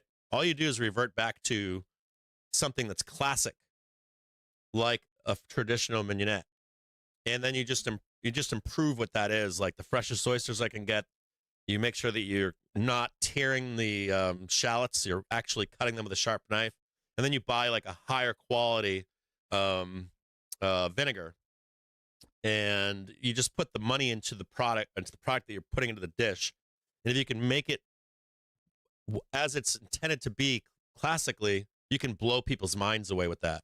The simplicity of that food, when it shines, it's beautiful.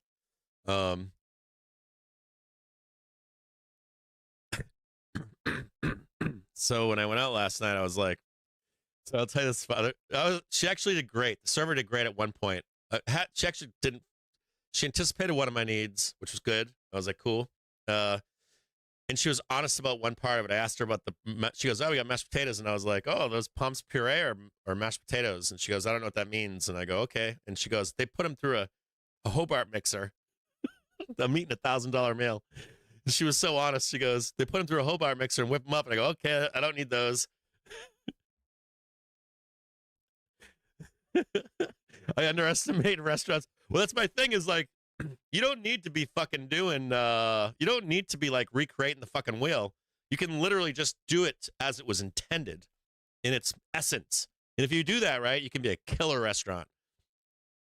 Because I'm like, if I can get the freshest oysters with a legit mignonette, I don't need shit. I'll eat that all night long. I'll tip you huge. I'll be stoked and happy and all that kind of stuff.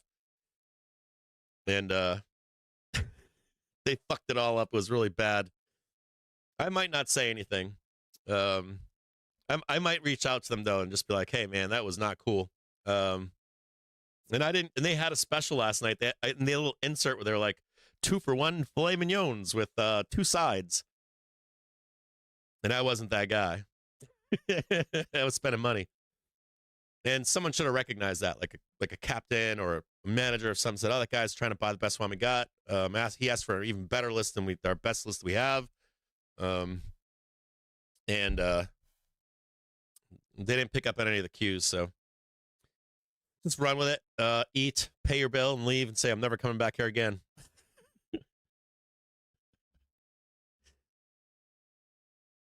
Yeah, it's movement right now. So this is do you guys know have you guys ever been to Detroit for movement? It's the it's also called DEMF. Detroit. This is gonna piss off David AMS. Detroit claims to have invented techno. And there are a lot of people out there that'll tell you that techno was not invented here, it was invented in Europe. And Detroit seems to think that what was invented in Europe was the precursor to techno, but that Detroit actually invented it, techno.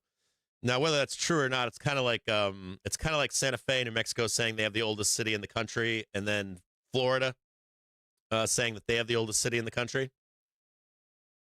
I know, you're gonna say, "Yeah, baby, what up, Fast Eddie? What up, Fast Eddie?" You goddamn right. Now, movement is not the Detroit Electronic Music Festival. Detroit Electronic Music Festival is now dead, but what it became is movement. And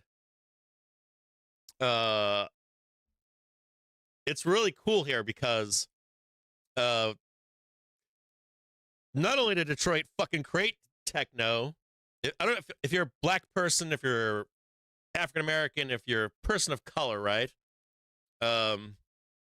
Techno has this like really rich history in the U.S. Detroit was very impoverished if you were a black person, right? And a lot of kick-ass musicians and artists were in so much like pain, like pain, and they expressed, they tried to like create a world for themselves in a history that wasn't real to deal with that trauma. And they expressed this through like music and artwork, and they had this like whole underwater culture thing, and they come from the sea, all this cool shit, and they made some of the most killer music ever made. Anyways, Detroit is like they'd still do this electronic music festival, but what's really neat is the movement has become more mainstream and more EDM, but the essence of the Detroit techno scene, they like left the festival and now they do DEMF, kind of like underground during movement. So if you go to Coachella, right? It's the festival. If you're going to an after hours at Coachella, it's VIP, it's high priced, it's exclusive. If you come to Detroit for movement, the real festival is outside of movement. The entire fucking city is one giant fucking party. The whole goddamn city. And people come here from all over the fucking world. Like a lot of people. A ton. And a ton never step foot inside of the festival. They just do they call them afters, but they're all 24 hours a day. And that music is all mostly Detroit techno with a smattering of all these big artists that also play outside of the festival. And it's insane. It's 24 hours a day. It started like 2 days ago. Or I should say it started this month. But I've been going every weekend, but now it's like every day there's shit going on. And the city is getting packed right now. I want to say there's probably, if let's say they're like this year, I think they're expecting 60 or 80,000 people. I would bet there's another 30 or 40,000 that never go in the festival, never buy that ticket, and they just do the outside shows. And they're insane. They're epic. So if you ever get the chance to come to Detroit and see Movement, if you ever want to come hang out at Movement with me, let me know. I go and I party the whole time that it's on. I party so hard that I crash out by Sunday, Monday, and go hide in a room somewhere. But it's a great festival. Go kids they have a kids day on Monday, family day. They call it Monday. So if you go on Monday, bring your kids. It's outside, beautiful. They got boats going up. They're dancing in the river. It's baller. Oh, you did? Fast Eddie, you agree? Yeah? Bro, I used to fucking chill with like Carl Cox. Bad Boy Bill was a friend of mine back in the day. Not no more. He did a bunch of bad shit back in the day too, but I was totally down with Chicago House, bro. Chicago House was the shit. It was the jam. Carl Cox was more like tribal house music or something, I think, at that time, but oh yeah, bro. Jumpin' Julian Perez. Bad Boy Bill, dude. We're boys. We used to hang out like when he was a nobody. When he was like a nobody, I used to like hang out with him at underground shows way, way, way back in the day. Does he really? Carl Cox is the man, dude. Oh, and what's his name just died recently? Was it DJ Dan that just died, I think? Recently? But I think he's from California, right? Carl Cox is the man, dude. I used to watch that. Dude, when that guy was young, I used to go to his shows. He'd have like 4 decks going. Be sweating, ripping down his chest and shit. Due to AI. Says, I'm nervous about the tails on both sides of the mandate and that employers outside of software are not yet reducing headcount due to AI. Longer-term bond market based on inflation expectations do not look like it's broken out. And says, we're not leaning towards overly focusing on the risk. Yeah, who doesn't love Carl Cox? Agreed. He's a good man, too. He's a really good guy. Or a nice guy, I should say. Is a time for strong forward guidance, and that it's hard to reach conclusions on short versus long-term effects of AI. Did you guys notice that the? Did you just hear this guy? Did you hear how angry he is? The new squawker, because we're up, and AI capex blah blah blah. Yeah, whatever, bulls.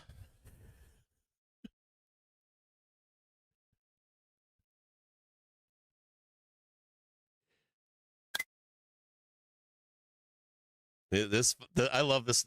David AMS says turn the news squawker off. He's like, I don't want to hear him anymore. Fucking Ultra Bear. He's like, I don't want to talk to him. He's like, you shouldn't play him on the show because.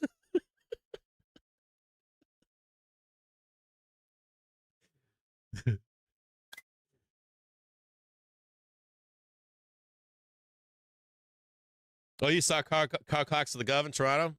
Nice. It was really weird. I was in the military, and when I got into it when I was in high school. High school, like,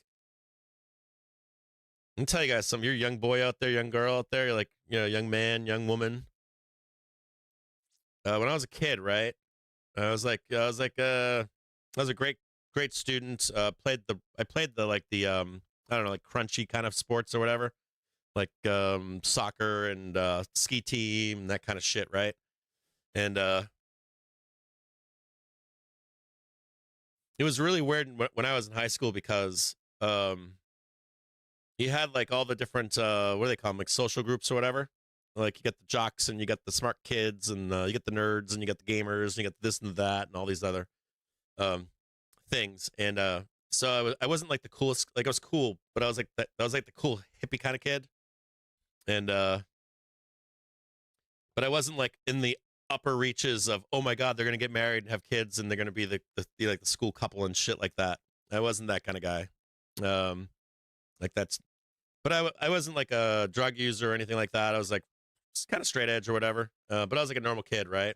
And I'm in high school at that time, and I was like a freshman or sophomore or something, and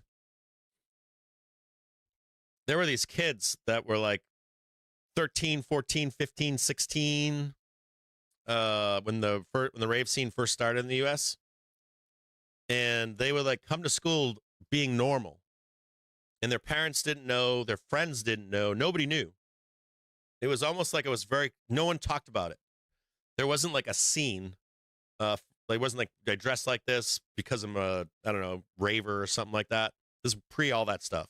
And like the rave scene. and these kids were partying, and they were going to like abandoned factories, abandoned strip malls, underneath bridges, you name it. And it was really weird because none of this music was on the radio, none of it was none of it was like mainstream. And back in the day, there would be like corporations would send out before there were influencers. Companies would hire people to pinpoint kids at shows, like a normal concert, and say, well, that kid looks different than everybody else. What does he do or she do? So they would interview you and say, why do you dress like that or look like that? And you'd be like, oh, I'm a rave, I'm a party kid. And they'd be like, what's Party Kids? And so they could monetize it eventually. That really happened. Now you have influencers and stuff, right? Back in the day, it wasn't like that. They would seek you out. And so, at any rate, back then, no one was aware of this going on. Is the greater point? No one was aware that this was going on, and these kids looked like they were just normal kids. Their moms and dads didn't know. Their friends didn't know. The coaches didn't know, and it was like the golden age of that scene. It got really bad because where I lived in Boston at that time, and I was partying in Providence, New York, Boston, and Connecticut, Philadelphia every once in a while. Chicago went there once, but then the whole thing changed. Like the mafia got involved, the real mafia, and any of the kids that were poor, didn't have parents and stuff, they literally were working for the mafia at one point. They would create these gangs, like they'd say they're producers of shows and stuff, but the whole thing was a scam. It was all like fronted by mafioso, and it got really ugly and nasty back in the day.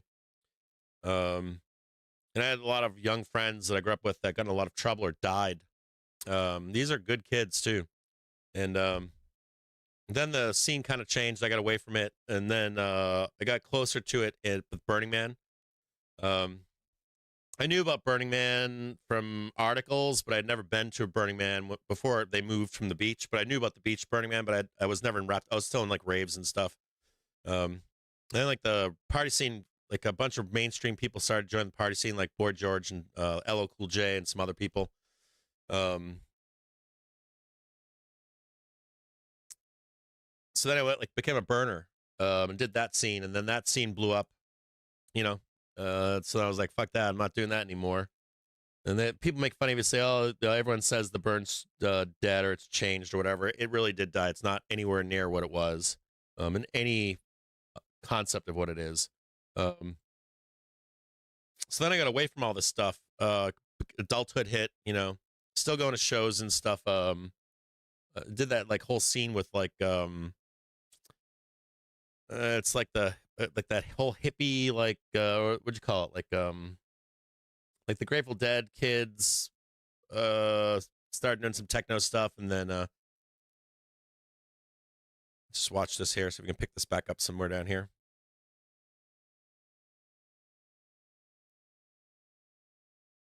Like String Cheese Incident, that kind of stuff, got on that music. But I had kids at that time. They'd do shows on hills and stuff, and it was all like kind of family friendly.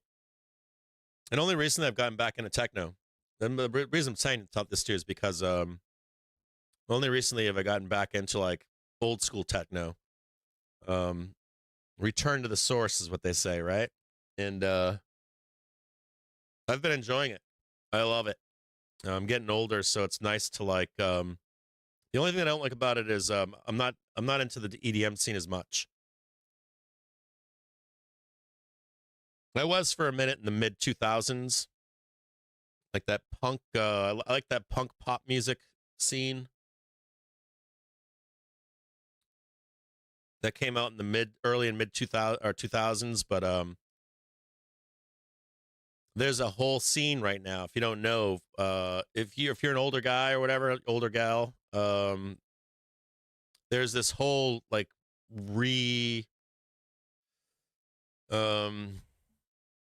I don't know, like, or trying to save what that original party rave techno house scene. There's like a real movement going on right now to save that stuff.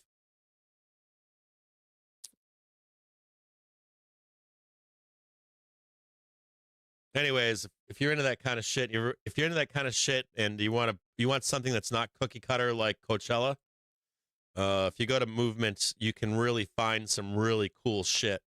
Just watch this line right here. See my cursor? I think we're going down here, but I want to show you something here. If we come up here and pop this, we could just park here and then grind up into the close.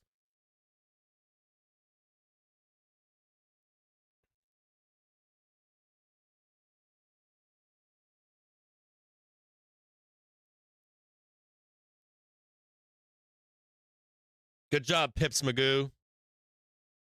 Yeah, like I'm not into that. I know I'm not into that part of the scene. When I was younger, I was never into like the Candy Raver thing. I was never into like, and it's kind of weird now. And this is the last thing I want to say to you about the scene. So when I was a kid, right? The scene wasn't built for a scene. It wasn't like there was no scene. The kids that were partying in those days, they were normal people, and they just all had style and the taste in music. They were tastemakers, you know. That's my point. Is like what that scene originally attracted was a lot of like more live stuff. It was either records or it was like live music. I used to go watch like live drum and bass all the time. Now there's like a rave scene and an EDM scene, and so it's meant for like, hey, nobody wants you, come hang out with us, and that's not really. I mean, was like that back in the day. I don't know how to describe it. There's something weird about today's party scene. I don't know what it is. It doesn't do it for me. So when I go to Movement now, I mostly just go to the after stuff. And that's where like people they dress normal-ish. I don't know how to say that. I'm not an EDM person. So I've slipped back into like old school breaks, old school drum and bass. I don't like new drum and bass that much. I do like that guy we played yesterday. Fred again. He's good for new school kind of guy, but I'm still into this like old school music, like old school techno, old school house music. It's kind of funny, I also like anthems and bangers and all that kind of stuff, but that old scene, man, there was something about it. It was fuck. There was nothing like it. I've never seen anything like that since either. Nothing quite like that thing. It was its own thing. It wasn't corporatized. You weren't paying fucking some corporate fucking entity. There was no fucking clothes. There was no nothing. It was its own thing. And people just did what they did. And it was so cool. Now there's like a scene, I got to get this. I got to look like that. You know what I mean? It's kind of bullshit. And I wish there was another one. And the reason I'm bringing this up too is because I wish kids had something like that today. Like my kids are into K-pop. And they were like into K-pop before K-pop was cool. I used to talk about it in the show. Nobody knew what it was. But it was all corporatized still. Right at the beginning, it was corporatized. And it's been corporatized as it's grown for money, And so it's kind of unnatural. I wish kids today had that thing. Like the hippies had the 60s and shit. And then in the 90s, those kids had the party scene. And I've, to this day, have not seen something like that. In the U.S., that was like, it wasn't based on money, merchandise. What are we doing? We're going to the K-pop show. Okay, get there a day early. What are we doing? We got to go to the merch line. How long? Oh, like 12 hours. We're going to wait outside. I'm like, for what? Oh, some overpriced crap that's like you could buy on the internet? Yes, we have to do it. That's what it's like today.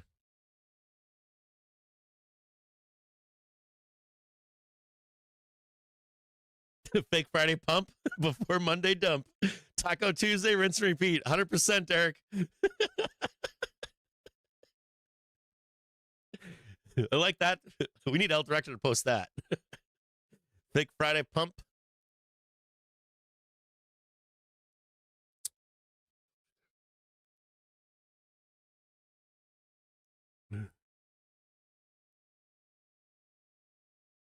String Cheese, man, they started doing that.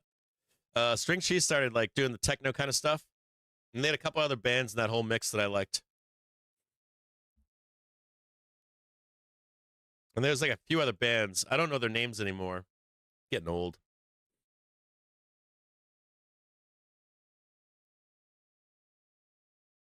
Just be patient here.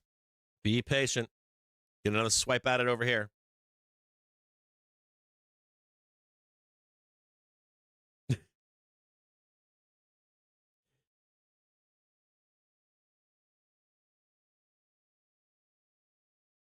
Yeah, we got one more full day here. And a whole nother day. If anybody, real quick, does anybody want to go to Movement this weekend? Anybody down to go? I'll see if I'll check the tech. If you're down to go to Movement, say something in the YouTube or Twitch chat and I'll try to read it. Or how about this? Forget all that. If anyone here wants to go to Movement and you're nearby, don't fly here. Flights are expensive as fuck. But if you're nearby and you want to go to Movement tomorrow, or Saturday, Saturday would be the best day, like daytime Saturday. Let me know. Hit me with an email. WSBGAWD. WSBGAWD @gmail.com. If you fucking email me today, I'll ping you, and if you want to go to if you want to go to like Saturday during the day, I'll meet you at 11 a.m. You ready? If I don't contact you and you want to go, I'll be at the apparatus room at 11 a.m. and it's right outside of our Movement, and I'll take you in. And if you email me now, if I can get you a ticket, I will. If I can find one, I'll get you a ticket.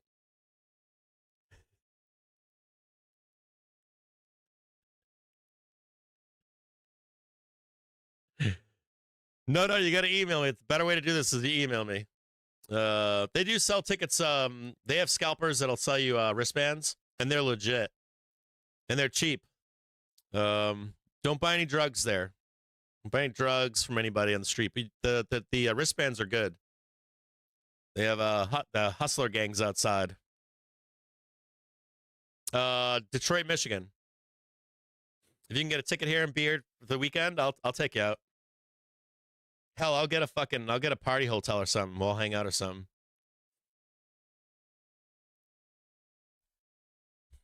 And it's round the clock, 24 hours a day. It doesn't stop.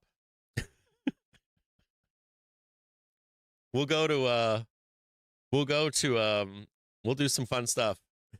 I'll take you up 24 hours. Yeah, if you want to come out. My email is some people know what this email is. They know what this means. Very rare, but if somebody just laughed about my email because they probably know, but if you just email me WSBGAWD @gmail.com, ping me and just say, hey, I want to come out or whatever, and we can hang out for sure. It'll be a fucking blast, I promise. And I know I seem like an asshole on the show, but people here know me in real life. I love having fun. I'm not an asshole or anything. Like if you're like, oh, well, you might be a dickhead or something. I'm not like my online persona is completely different than my real life. Well, I shouldn't say that. It's when I'm doing business and stuff. My online persona is very similar. When I'm trading, this is what it is. But my like have fun and all that kind of stuff. Easy guy, super easy. Good times, no matter what. Seek out good times. Love having fun. Love enjoying things. Love trying new things. I'm down for anything, like literally, not like crack or anything. But I don't mean drugs either. I mean like, cool shit. First time experiences, that kind of stuff. Unique experiences. I'm game on. You're like, hey, you want to go to I got a rocket ship. We're going to Mars. I'd probably jump on that flight with you too. So. My belief is that I got nothing like there's like when I was in the army they taught me about pain, and They teach about pain because when you go into combat, you have to realize what the human body can actually do before you die. And plenty of time to take a long dirt nap and stuff. So I've carried that through my life, that value. You only live once, and you should do everything that you possibly can to enjoy this time around. So if you ever want to hang out with me, I love having fun. And no, I'm not drunk at nighttime either. I'm not shit faced. I hang out with these people here all the time. I don't get shit faced. I'm just usually tired because I don't sleep. I got kids, wife, got fucking responsibilities. I got fucking business. It just never ends. So I get loopy late night. I guess like it's kind of like when you get arrested for DWI, but you haven't been drinking. You're just tired. That's how I get. Like brain is fried. Just remember this, right? There's a little line right here. If we get up here, we can take a back test and go up, but otherwise look lower. Don't do anything right now. Just hang out. They're gonna kill some options here for a minute.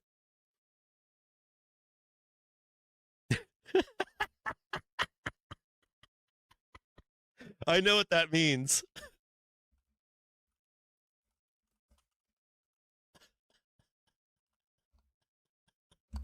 I'm not going to say that on the show. I know what that is, though.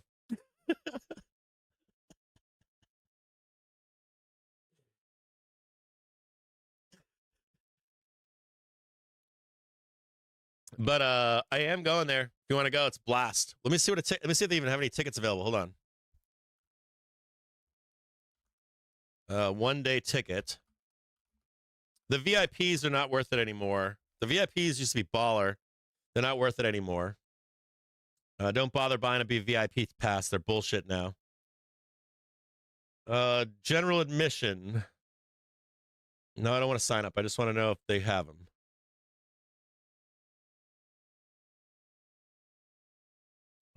Saturday. For Saturday,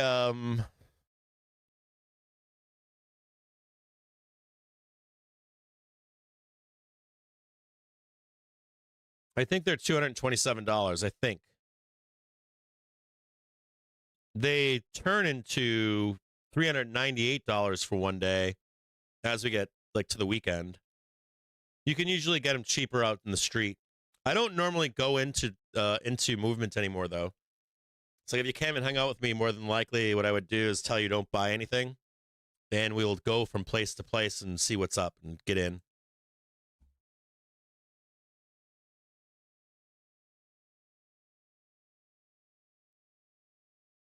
But if you want to go inside the festival, I'd be down to go in.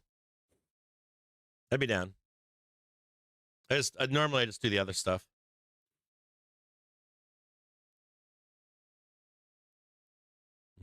Carlos knows what that is. Carlos knows what that name is in reference to. There's old lore behind that name, isn't there?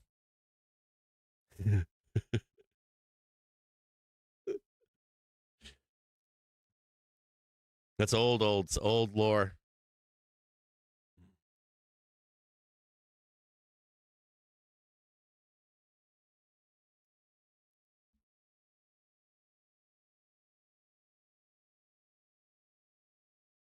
Thirty-year US Treasury yield hits new session low, last at 5.089%.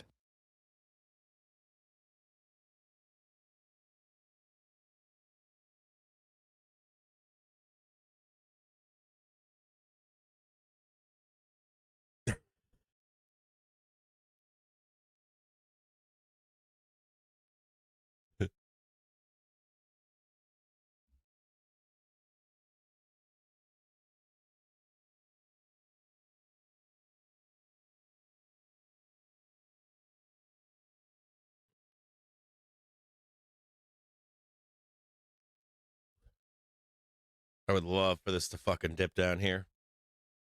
Is that the halfback right there? Like, there's the halfback right here. Nice little place right in here. Right on this one right here.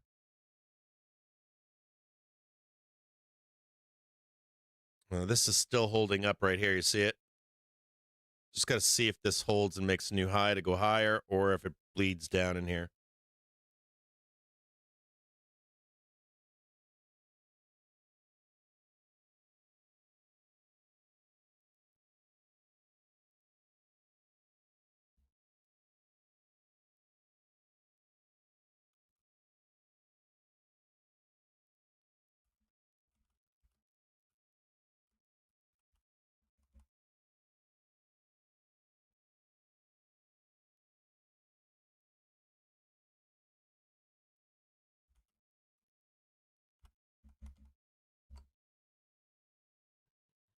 Give me a second, guys. I got to take a quick break here.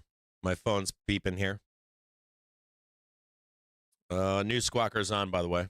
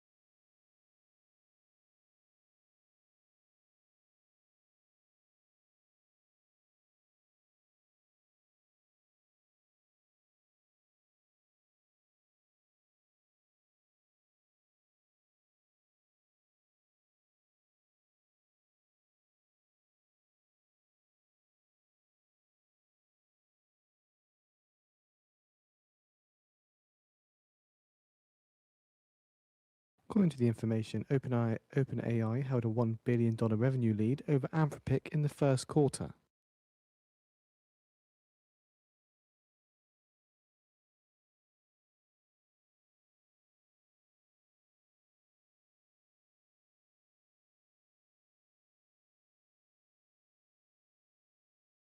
So furthermore, from the information, Anthropic projects Q2 revenue to double to $11 billion, anticipating $600 million in profit.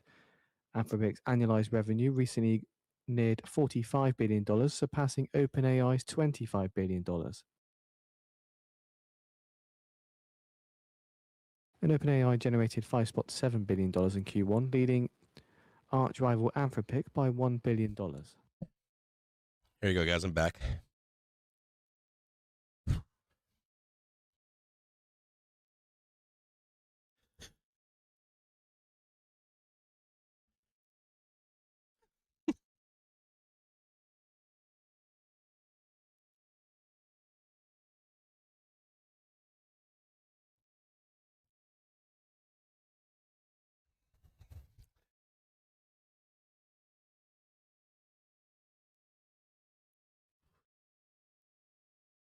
Sorry, I just worked out. I like slammed some weights really quick. Move that one over here. 2 p.m. Just grinding away right now, looking for the end of the day.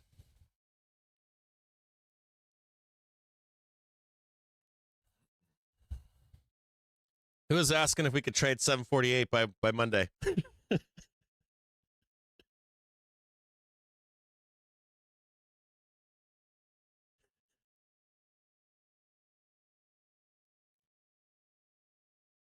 What are you talking?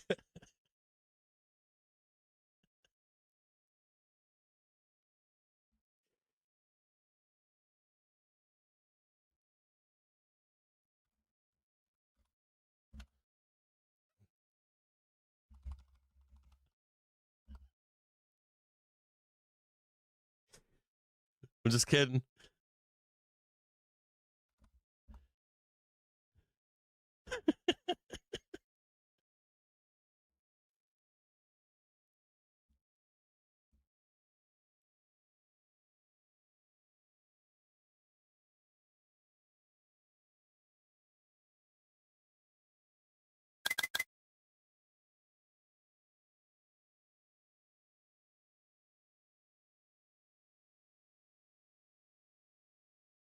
Take time to just check this here.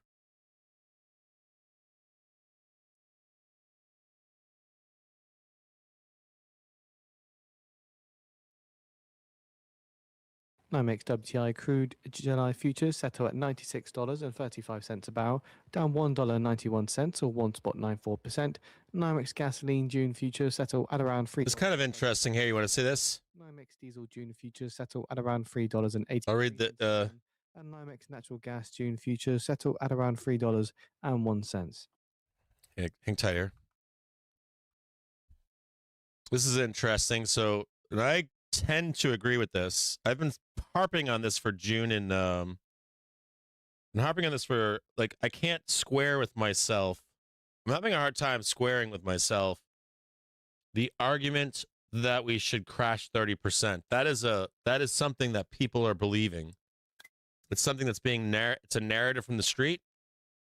And they're all over the place. Some of them are like 20%.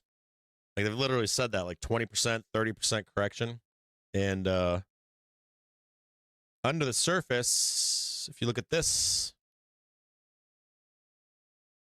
hold on here, not that. Oh yeah, that. Hold on. This is saying that the unwind is done.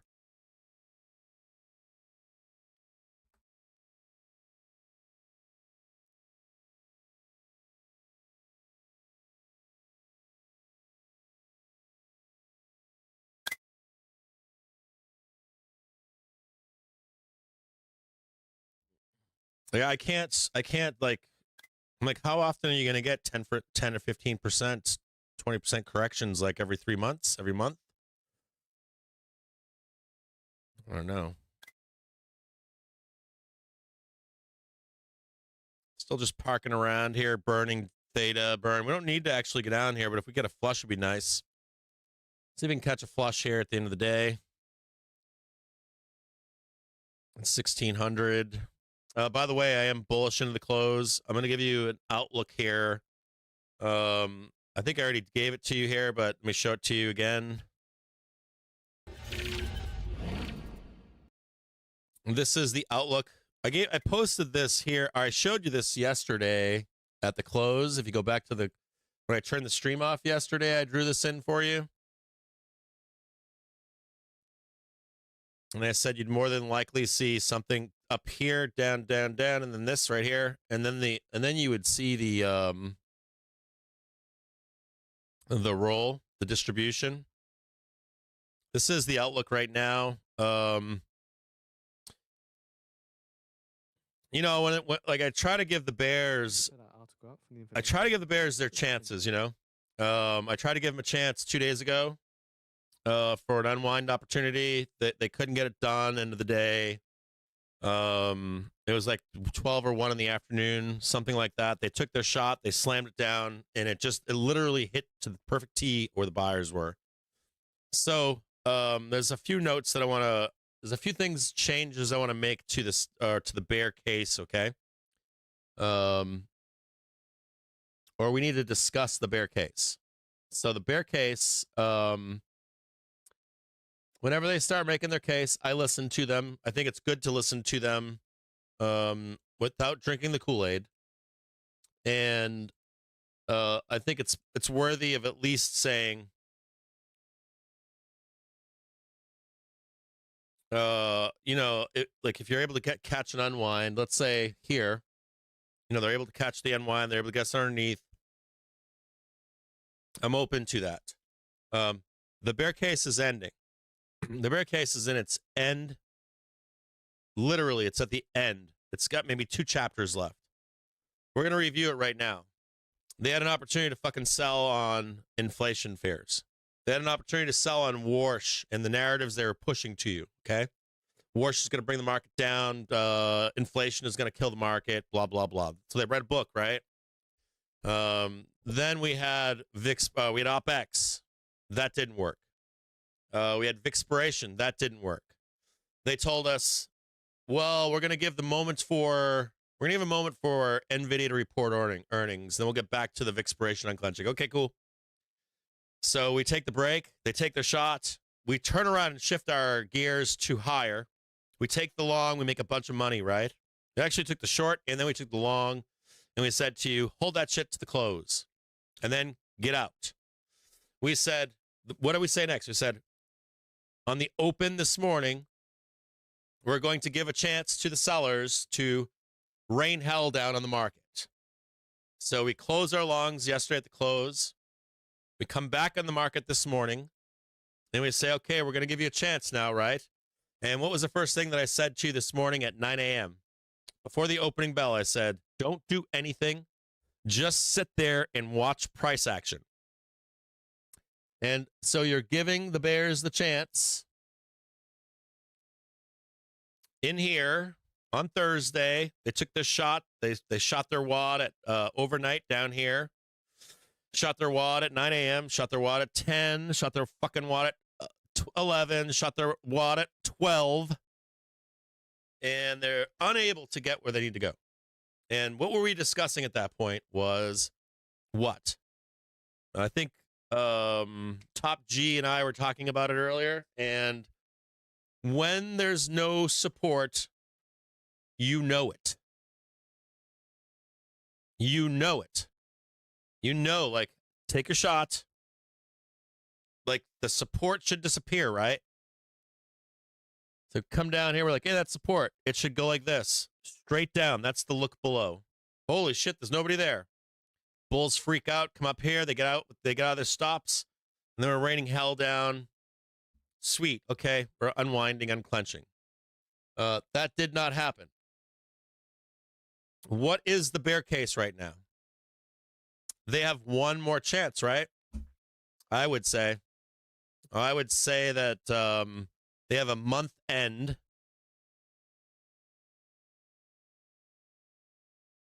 Unwind right here.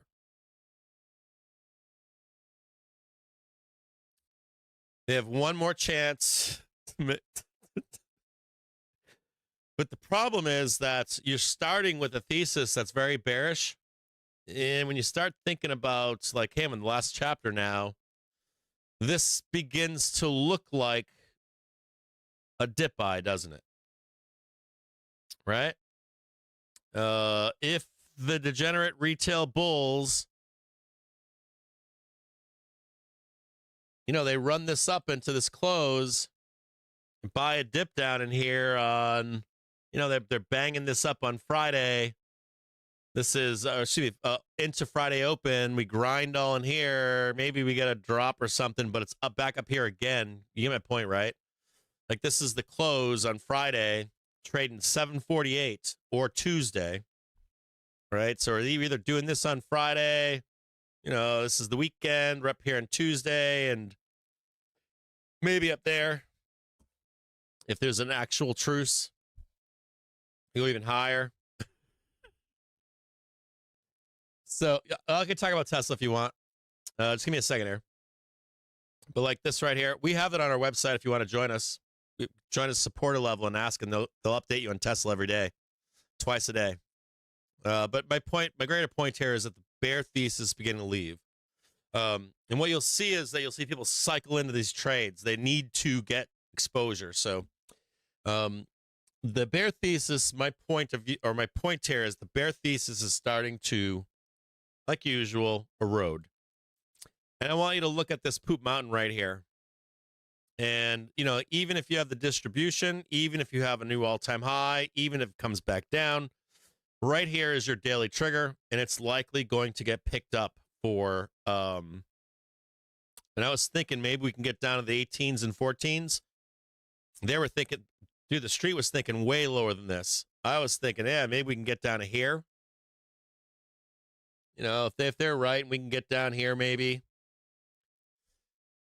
This is looking more and more like this is looking more and more like you'd be lucky to get that. You'd be lucky. That's like now becoming like a 15% chance, where before it was like 60, then 30. This is like now like a 15% chance. You can't trade that. Now you have to target this, which we already hit that, didn't we? So, you know what I mean? We already hit it. So, like, all those bears in their bear case, they're going to say, oh, we wrapped it up, aren't they?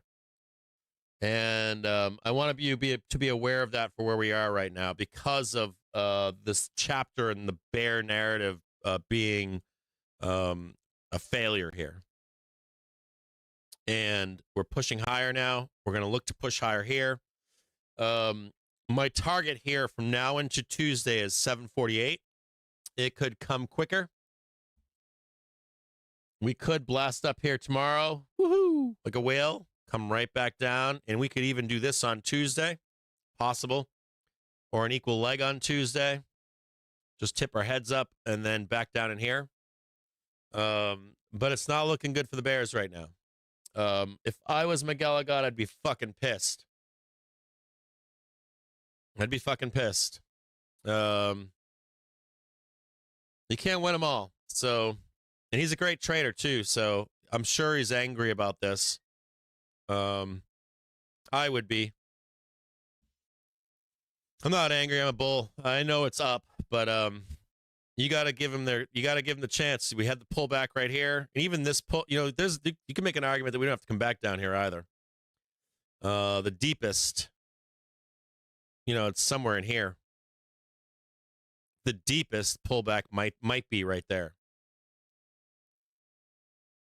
Like, I think that's the best you can hope for at this point, or at least statistically and probability wise. Fuck, man. You try to give him the. Then just note this right here too. This just note here. This is Thursday. It's like you come up into Friday, right? Forget about all this, but you come into like Friday. It doesn't chart well, but you can like pop up on Friday, like way up here. And, you know, then you're trailing back down here, and then you could even ramp up into higher highs on Tuesday. If it's real that there's going to be a truce, ready? If it's real, it's going to be a truce. I think we trade 460 on Tuesday open. If you wanted to put that trade on, look for a pullback and get like 450, or excuse me, 758. Sorry, I'm looking at other shit right here. 758 look at. What are those calls right now? And the only thing I would say to you would be, you have to be with, this is not financial advice. I don't want you to take this trade, but if you were to take it on a pullback to this half an hour trigger right here. You'd execute it on the half an hour trigger, hourly trigger somewhere in here, this vicinity. And I would have like a either a call spread with a range to 760, or a I don't know if you'll get paid on zero dates on Tuesday because of the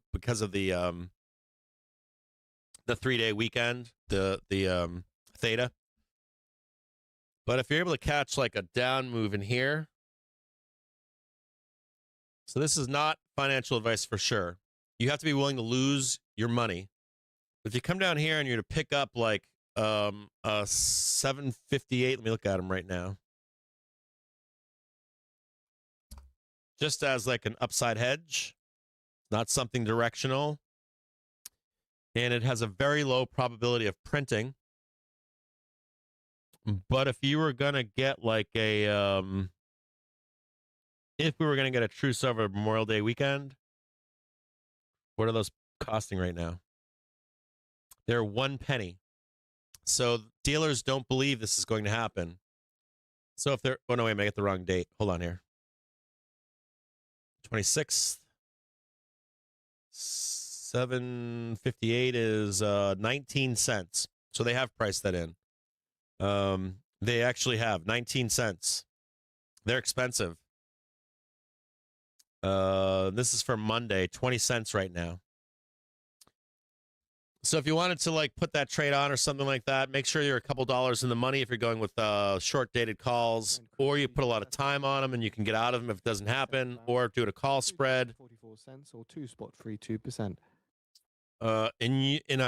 I'll say something else here. It's kind of neat too. Because of this price action, puts are very expensive on specifically tech. Yeah, tech is the most expensive puts, like Qs or SMH. You could potentially sell a bunch of puts below 32 or its equivalent, and they will never fucking print. Not never. There's like a 65% chance that they will never print in the money on their expiry post first week of June, second week of June. And these are juicy right now. Just a heads up on that. These are super fucking juicy. They've got tons of VIG. Or not that. All this has tons of VIG on it. So there's a bunch of different ways you could express that trade without losing all your money if it doesn't happen. But just be aware of it, okay? And this is definitely landscape changing, expectation changing. The book, the Bear book, they're on the last chapter, guys. You can rest a little bit easier to some extent.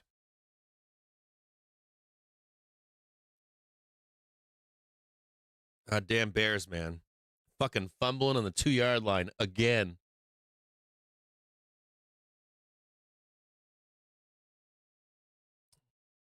I'd be enraged.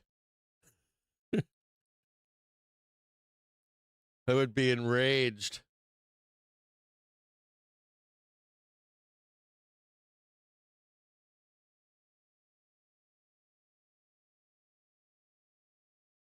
If I was a fucking bear, I'd be fucking... If I was a bear, I'd be throwing my desk somewhere. God damn fucking bulls. Killing volatility, smashing volatility.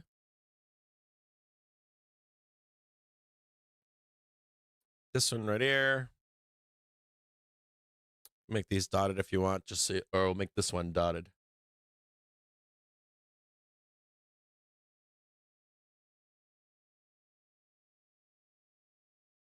$1,600 right here.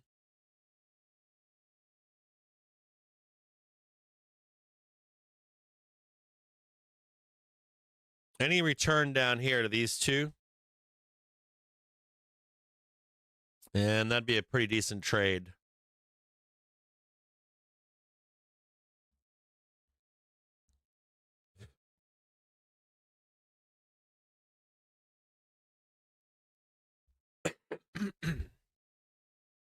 That high was 744.87. God damn.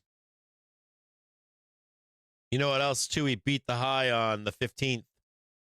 You guys see that? TV, Iran president says he won't back down in talks. Did you guys see that we beat the high on the 15th? We beat the leg. That means that our next target is 748 flat. 748. Just waiting on a back test. 748 flat. Price target. Remember to be buying off the half an hour and hourly trigger. That's the next move.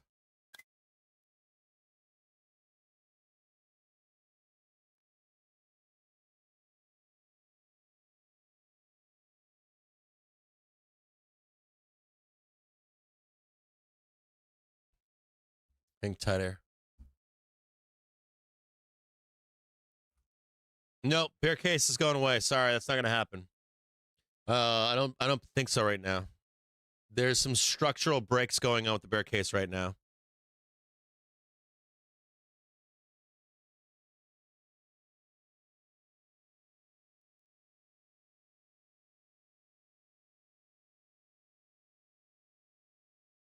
There's like structural problems with the bear case. Like that's the thing about the bears in a bull market in bull seasonality is they have certain windows where they can get things done and they must make progress. I have to impress upon you guys something here. Like this is so critical. You have to understand. I'm going to go explain this again. I got to make sure people understand this. So listen, when you're in trend, major trend, like stonk ETF, I don't care. It's just classic charting, okay?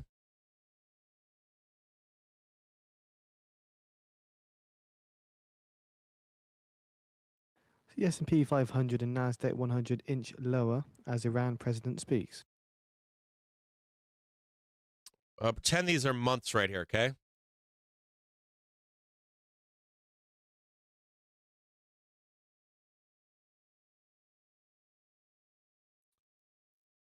I want you to look at the markets. You don't have to look at it the whole year, but if you just look at a quarter, just a quarter, okay? 1, 2, sorry. 3,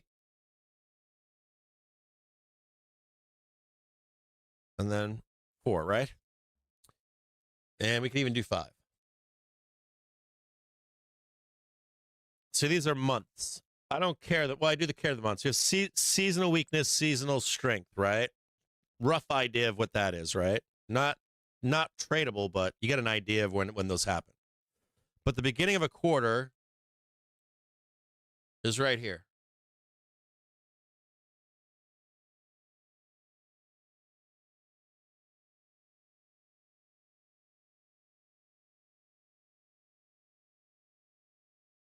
This is the end of a quarter, right? Start the quarter. And what happens is you have the initial, hey, we're going this way, right? Which way are we going? And you look at the third quarter here, and you go, we're going this way.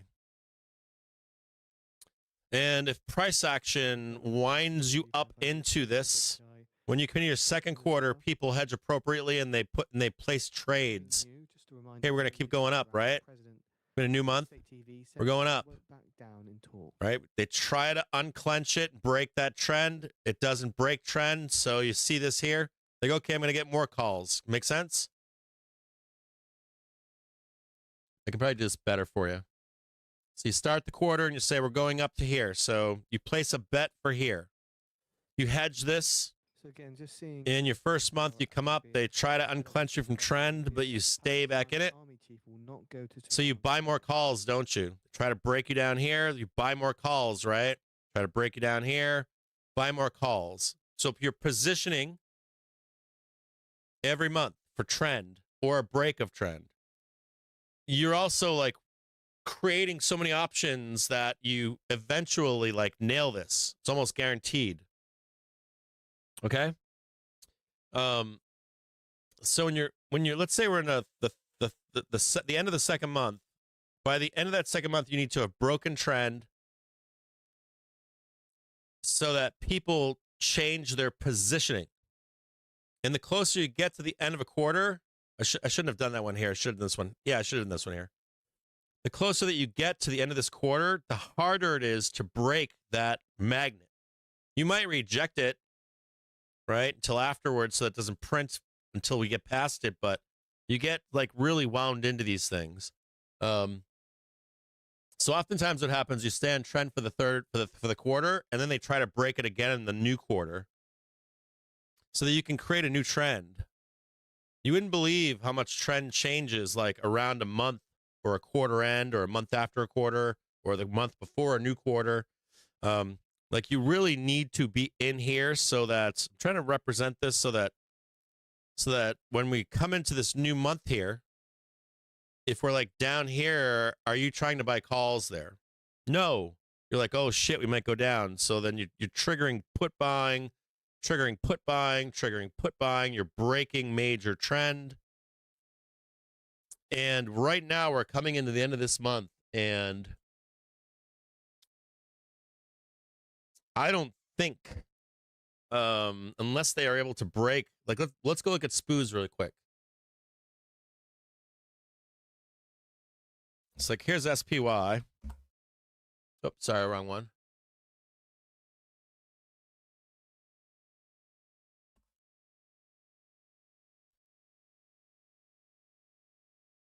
Like this is general trend here, right?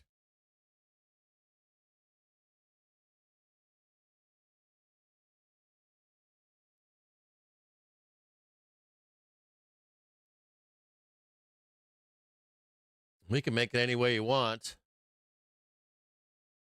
This is the lower. This is the main trend right here.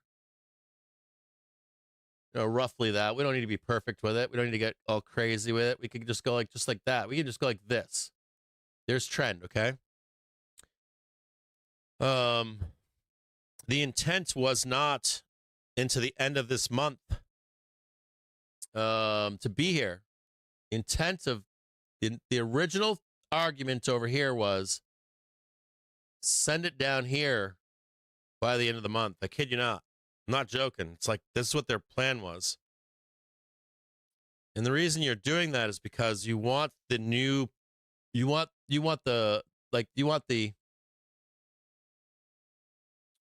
people looking lower, sentiment looking lower, close the gap, change the direction of trend. You know what I mean? I don't know if you understand that, but you know, I remember Mike Barry saying this is the top, right? So like, if Mike Barry is right,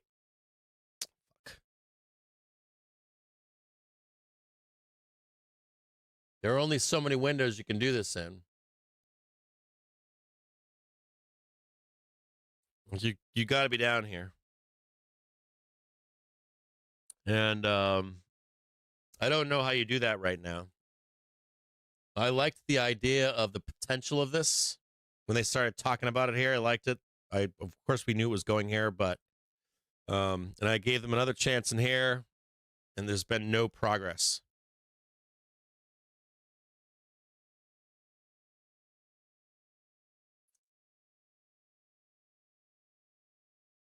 Mm, 9% over Memorial Day weekend. That's why we start wars post OpEx, or just before OpEx. We start wars just before, just after OpEx, because we can position for it. Like our whole market is contrived. It's not real. It's fake.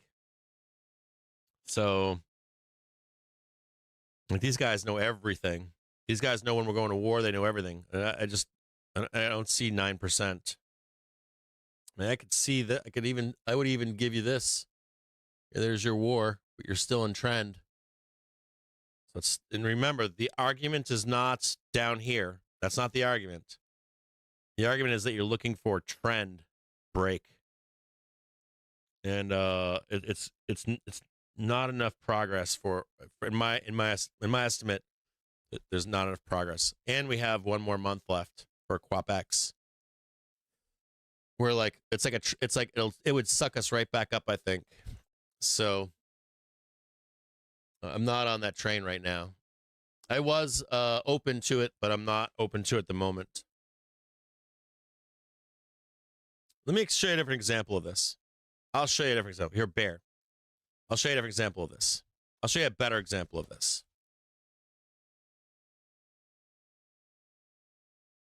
I'll make it really fucking easy. So when you have a downtrend in this case, right? You need to break away convincingly enough to get back into trend. You need to break away convincingly enough for people to think we're going back into trend. Same thing over here. And I want to show you the dates on this stuff. So if you ever have the chance, right? I want you to check when these time periods are. You'll notice that we check on OpEx. We check on end of month, new month. Like these dates typically will come in and they'll check. And they come back down, they'll check again, come back down, check again, come back down. But see how in this case we break above, we back test that trend and we start going up. Guess what people say here? They get bullish, right? Holy shit, we're breaking up from trend.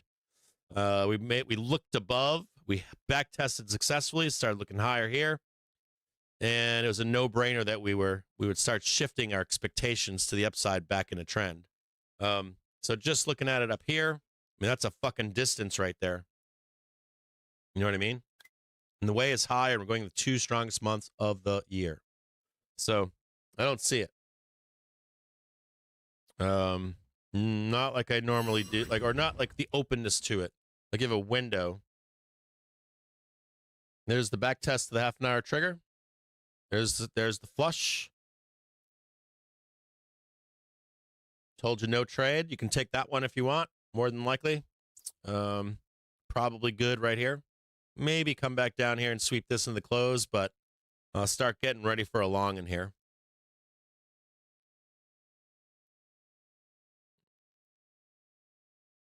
Potentially have one more over here, but it ain't going to matter. It's going up. Take that trade there and add to it if you like. We've flushed half back trade right here. Actually took it right where it should be, right here. Well, you can't see that. Just so that's probably bottom right there. You can see it right here. Initiation of the trade. This is where they should be, right? Or right here. And we just hit this one right here. You can see it. You might get one more down move right here, but these two are the places where the buyers are. They're right here. You could theoretically buy that hourly trigger right here. Potentially, you can come down here like a little sweep. But they're here. So you're a buyer here, buyer here.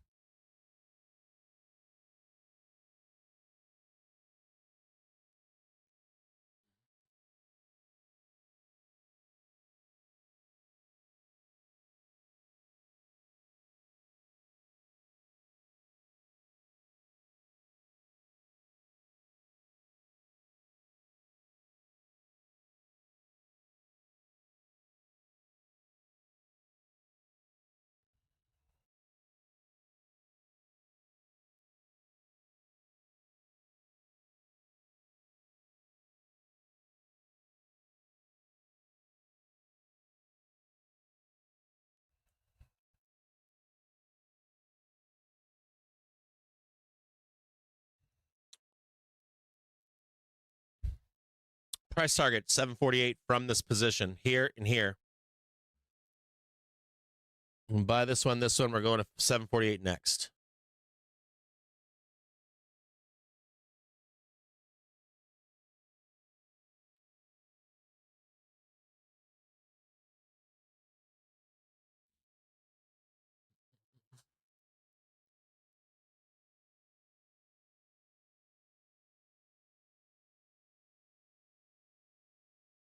They're going to be pissed. You're going to see a bunch of new white papers come out, I guarantee you. I guarantee you on Monday, Tuesday over the weekend, you're going to get a all JPM, all those banks, Nomura, Citadel, JPM. They're going to tell you that their plan is kaput. I keep track of the bears, man. I don't hate bears. People think I hate bears. I don't. I try to give them their time, guys. The thesis is dead. The Put wagon is dead.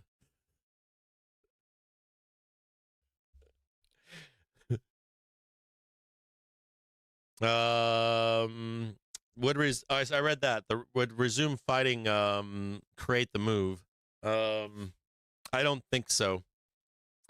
I'll be honest with you guys. I know but I know there's an armada floating around. I know that I know there's a coalition of troops on scale of the invasion of Iraq, with multiple countries. I think it would be perceived as a good thing if the U.S. were to control the Strait of Hormuz, or our allies, or it was like a neutral place, like the Suez Canal or something like that.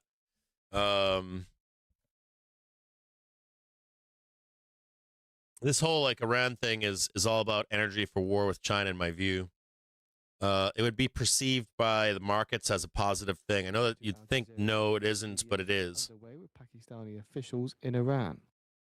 At least the stock market, I think, would perceive it as like if the U.S. were to take full control of Iran.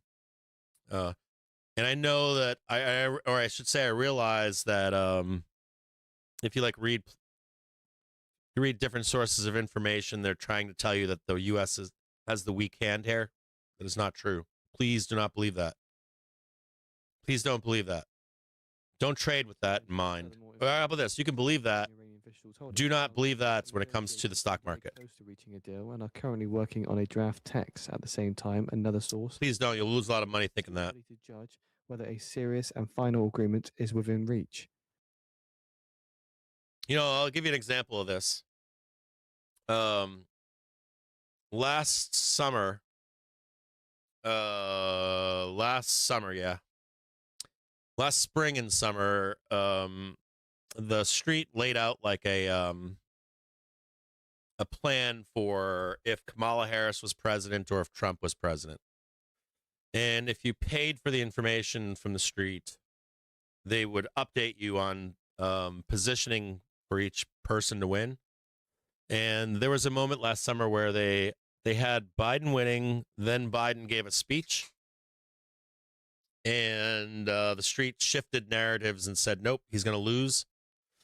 And then Kamala was put up as the nominee, and she started winning briefly. In her first debate, I believe.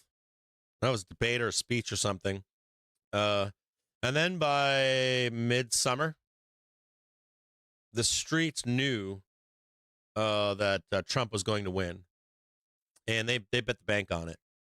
The reason I'm saying that too is because that enraged me. Like when Main Street had, I was fucking pissed. But I had to trust that because probably the best intelligence you can get as a civilian is paying for a Bloomberg terminal, or if you're in private banking with JPM or one of the other banks, or you can get white papers.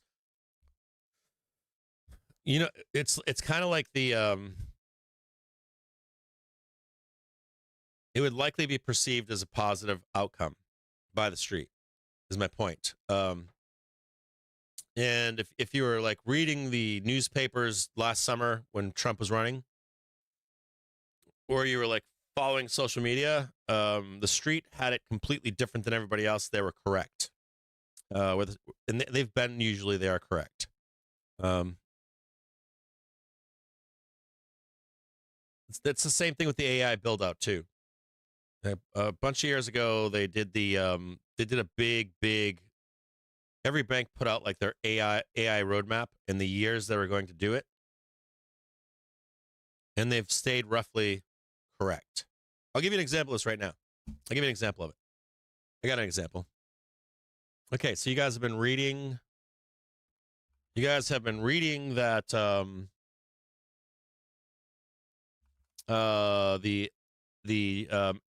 energy and data center build out is stalled, right? That's what it's telling you, right? So when you're reading that, why are you being told that? The reason is because they don't want you to fight it. Like if you're on Main Street, if you're a voter, if you're like just like Bobby Main Street, go to work every day and you're concerned about AI data centers and energy build-outs. I don't want that. So you read a story that says to you, don't worry, AI data center build-outs have stalled. That's not true. And I've got the data that proves it. Now, these people will lie to you about this for a multitude of reasons. It can be because of politics, because they want to get it built out. It could be because it hurts you, or it satiates or hurts your feelings, one or the other, right? Makes you feel better or makes you feel worse. But you read the article is the point. I've spoken to you about, for the past few months, saying you should, if you don't have a job and you're an engineer, shift over to nuclear engineering. It's a huge thing right now. If you're an electrician, go work to build these data centers and power plants. Hey, there's no jobs in tech. Yes, there is. It's just not in the field that you're looking for at the moment. So let me show you guys something cool. It's not cool. I'm kind of pissed off about it, but that's the message though right now, right? Think about that. Like, how many people have told you, like, data centers have stalled, energy stalled, right? Everything's stalled. That's not true. So it's a fucking falsehood. Here, I'll show it to you.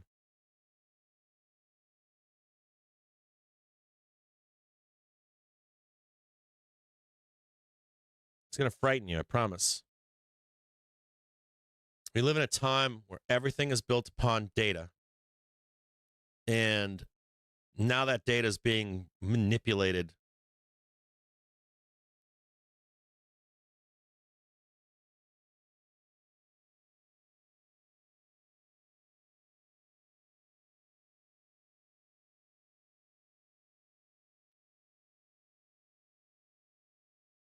Let me explain this to you, how insane this is.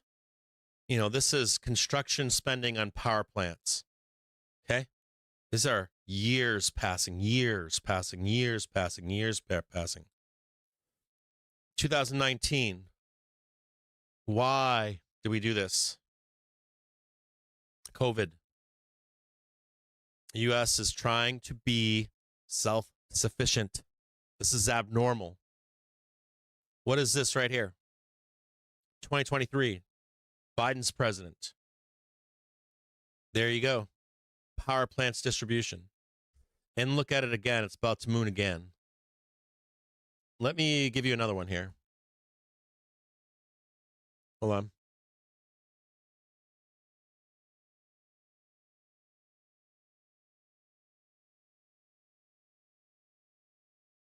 One second here.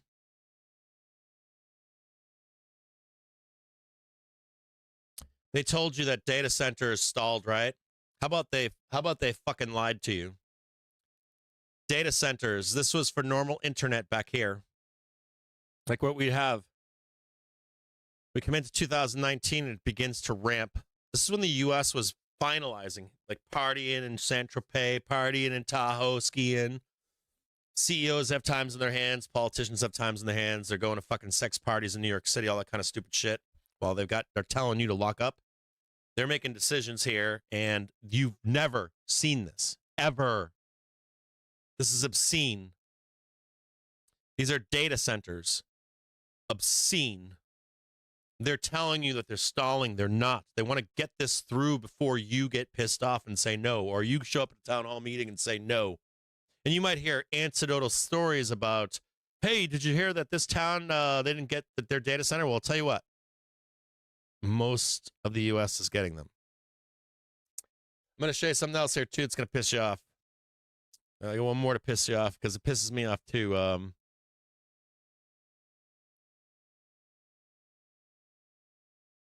Electricity. I'm going to fight the electricity inflation, right? Nope.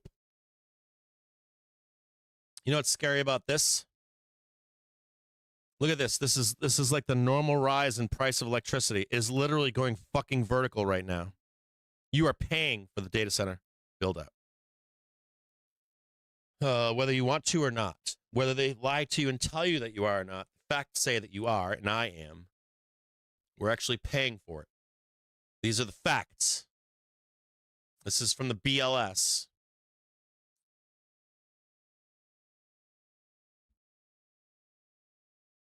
So like talk about like war with Iran or why we're going to war with Iran or like, oh my God, Iran's going to beat us or all this other stuff or bad position, all that kind of stuff. I think that's fine for you and your politics, me and my politics. But when it comes to like reality, I think the street welcomes a full invasion of Iran for raping and pillaging and control of the strait and the oil and gas fields. So I don't think it'd be seen as a negative. You know, like down 10%, then crash 30% because we're at war with Iran. I don't think that's going to be the case.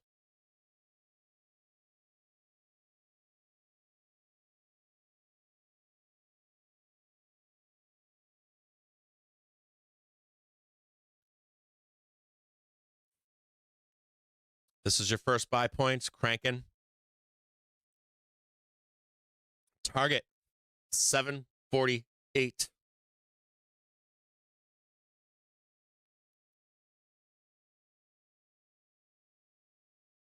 Isn't that crazy to see those things?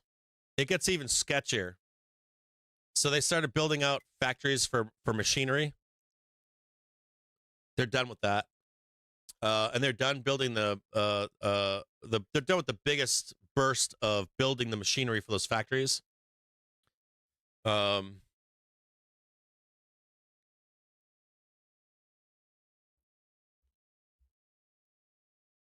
know, it's kind of like you ever like when you're a kid and you like read the history of, I always relate it to like World War II. It's an easy one to kind of relate it to. People can kind of grasp that stuff. Like, why do you stay there when like the World War is starting? Why don't you flee your country? The majority of people just stand there like a deer in the headlights, or they complain, or they don't see it, or they don't acknowledge it, or they're unwilling to confront the reality of life changing, things happening. You never see those numbers on the news, do you? I don't. Do you guys see those in the news? I don't see those fucking numbers in the news. And that's because they don't want you to know them. They want the least amount of resistance as possible. They want to placate you and feed you, you know, oh, look, you went over there with that one data center. So it gets like traction. It gets big. Everybody's talking about it. Hey, did you hear? You know, we're winning. What they don't tell you is what the facts show, which is they're steamrolling everybody. And it's very similar to those situations where all of a sudden you're in that country and that country's being overrun by another country. And you're like, oh my God, these people are dying and they're civilians. And, you know, there's the easy way, the hard way. And there can be the acknowledgement of what's really happening, or at least try to seek out what's really, truly happening. And most people don't, you know, they like being asleep. So, you know, red pill, blue pill kind of stuff, whatever that is. You know, none of that's conspiracy. That's all data from the government. That's all shit that's widely available. Just no one looks at it. No one acknowledges it. If I owned, you know, if I owned CNN and MSNBC or whatever, doesn't matter politics either. They're not going to tell you guys that stuff. They're just not going to harp on it. They're probably involved in it. The DNC is probably involved in it. You know, you get like nice dad or mean dad, nice mom, you know, that kind of stupid shit. Meanwhile, it's like everybody's got their fucking hands in it. Like they got the hands in the money, the power. They want a seat at the table when this new economy comes online. And they all think they're going to get a seat. So they're clamoring for it. No matter their politics, they're all clamoring for it. And they'll tell their constituents whatever they need to tell them to placate them while this gets built out. And if they can't get it done by being a nice guy, they bring in a person that's willing to break shit for a fee, right? So no matter what, this happens, whether you like it or not. And anything that they can do to not give you a say in how it happens, they'll do. And that's exactly the time that we're in right now. It's what it is. This one's good right here. We're higher now. Raise your stops to right here.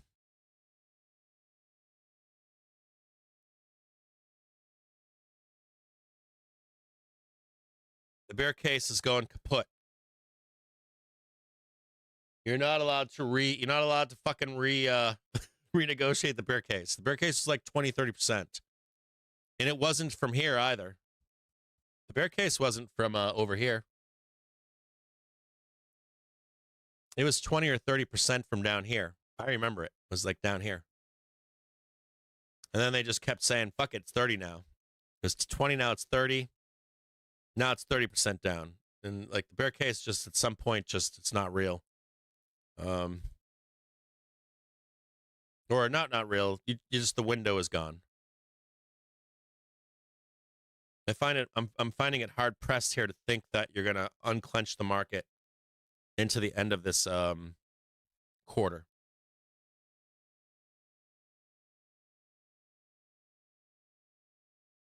This is your next target right here.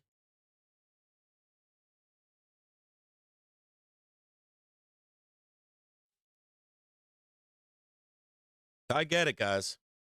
If you're a bear, I get it. That chart's bullshit, right?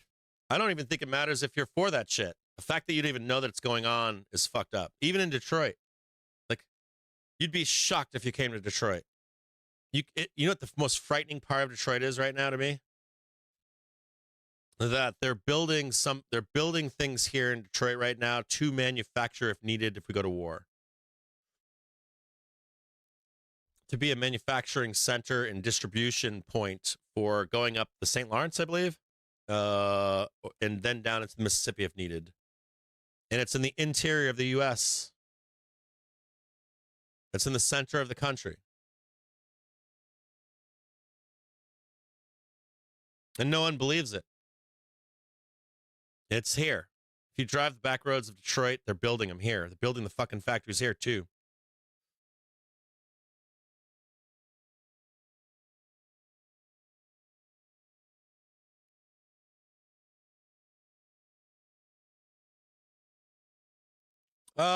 No. What's dumped the shit out of the market, though? Damien, I'm not disagreeing with you. What I'm saying to you is you can't renegotiate. There are moments where you can dump the market 10% and break trend. That's the argument. If you're too high up here and you dump 10%, you stay in trend, it's just a pullback. It doesn't mean anything. It's not the same argument. You know what I mean? Like, you're still in trend.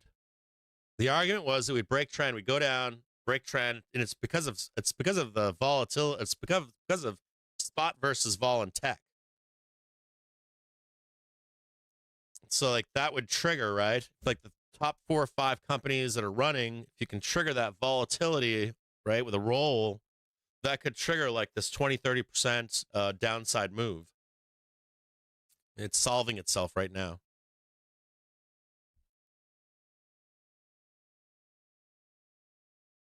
How about this? I'll put it a different way.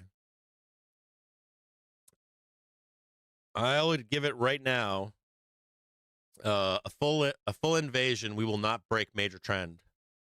If I'm wrong, I'll make $1,000 donation to your favorite charity, Damien. As long as it's not something fucking crazy. You know, we're not funding like the fucking KKK or shit like that. But if you're like, I'll give you $1,000 in your name. I'll put it in your name $1,000 if you're correct and I'm wrong. If we invade a full invasion and nothing goes wrong, like there's no nukes going off, that kind of stupid shit, I guarantee you we don't break trend. 100%. They just contact me, Damien. Be like, hey, Cap, you were wrong. We're rolling down. We're down 20, 30, 40%. We're crashing. I'll donate $1,000 anywhere you want. Except for you. And you don't have to do nothing if I'm wrong. I don't want anything back or nothing like that. I don't want you to do anything. That's how confident I am. I wouldn't have made that bet with you before today, though. I still thought you had a chance. Like the original proposal of, big war, all that kind of shit. And I think that's getting stale. You I'd say you could revisit it in the fall.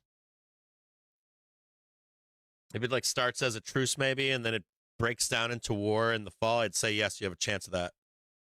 This is only valid from now until like July, middle of July. My statement is valid to the middle of July. Like technically, how the market is positioned, like it's so bad right now, right? That there are moments in the market. I'm being serious here. There are moments in the market where a nuclear bomb could go off and the market would not move down. It would not happen. It would print out those contracts and then it would roll. There are times in the market where no one could break the no one could stop where the market's going. And I've had so many people tell me that can happen, and I've fucking never seen it one time. Not once.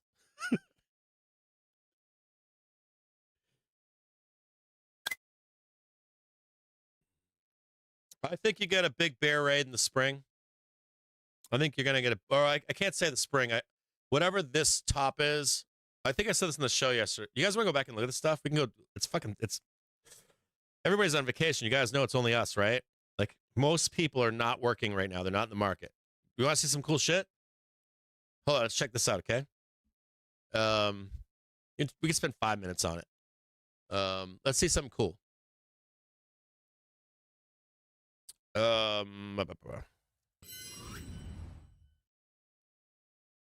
Let's do SPX. Or you know what you could do is what is it? ICXI or something? ICIX? I don't know if I got that right. XIC. It's the I don't know why I'm getting this wrong right now. I'm a little tired here. Hold on.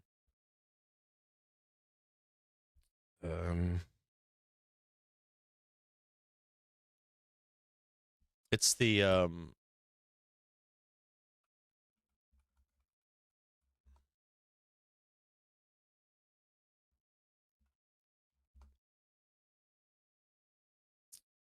no, not NDXT. I forget what it's called again. It's IC. It's IC. Shit. We could just do SPX. Doesn't matter.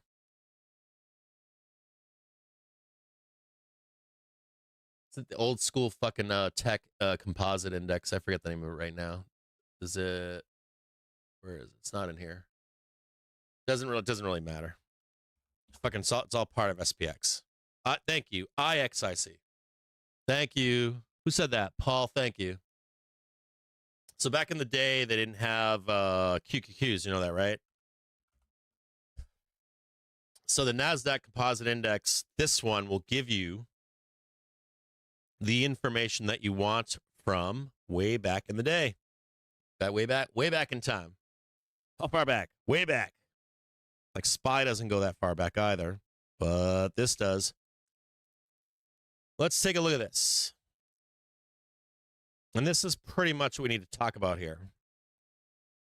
There are a lot of people in the street that seem to think that we are here.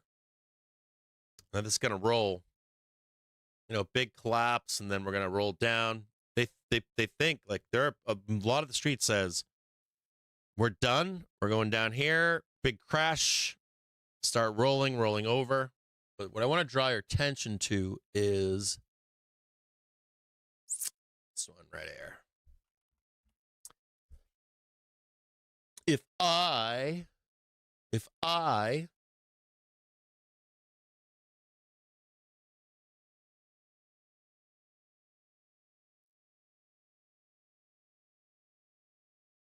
this is when Amazon IPO'd right here.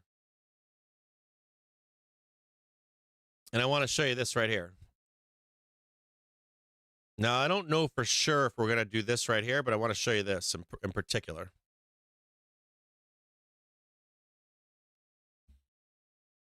You know, you could argue that we're in 1997 right now. You could make an argument that when OpenAI and Anthropic and SpaceX, that we're actually like right here. And what did Amazon do? Nothing. This could be like June of next year. Kid you not. And June of next year is 1998. And, you know, like we're trading all this summer, right? Up, down, bear raid. And meanwhile, OpenAI doesn't do anything. I mean, I think it's going to rip, but I think everybody knows OpenAI is the company or Anthropic or whatever. Then there's a few others, but if they're modeling like I have to IPO, what company would I want to IPO? And remember too, we missed, or Amazon missed the entire tech run. This run started in the 90s. You got to remember that this run began back here. And it just climbed and climbed and climbed and climbed. And one of the late additions, this is when people are like, oh my God, it's not, you know, the top is in the tech bubble. In 1997. And guess what the market said? Oh, hold on, bro. they were like, oh no, we're not done. We're going to do a blow off top right here. And we have not launched those companies yet. Can you imagine this kind of a move? In like 27 or 28? Or even right now. Like you get like these guys all starting IPO now. All of a sudden, this is the end of the year. Bear raid, boom, crash. And then it's just Rampo-Rama. What was that?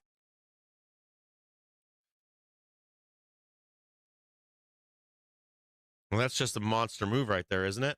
Look at that shit. You know, this went from 98. Yep, that's all this is. So 1997 was at 1,400.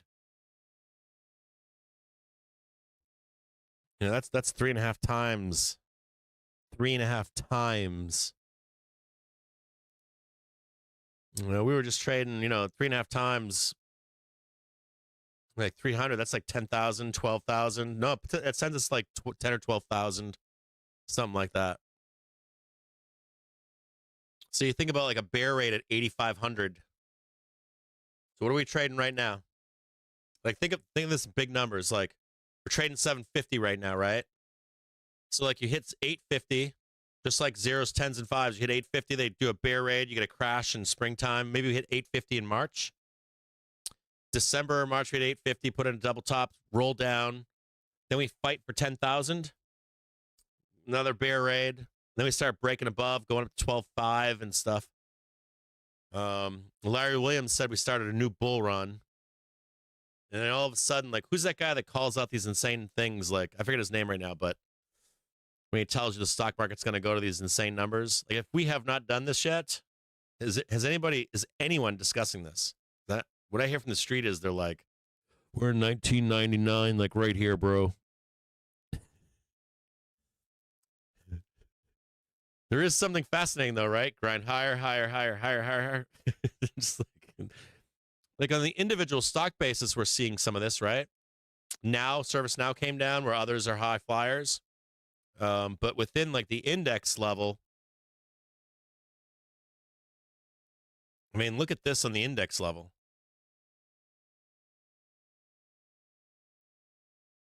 Do you guys remember this? I remember it. When this was going up, CNBC would just say, Apple's up fucking 6% today. This company is up 7%. His company's up 10% today. This company's up 20%. All the way to the top. What else is interesting is here is this.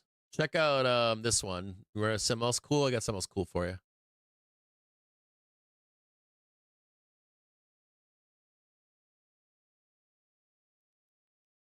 That's a bumpy ass road, right?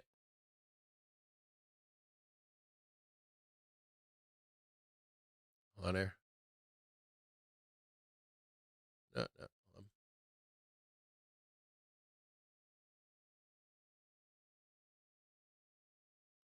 This is same scale. But what I found really neat here is this is when Amazon IPO'd, right? Let me just put Amazon up here. This is kind of like a neat little.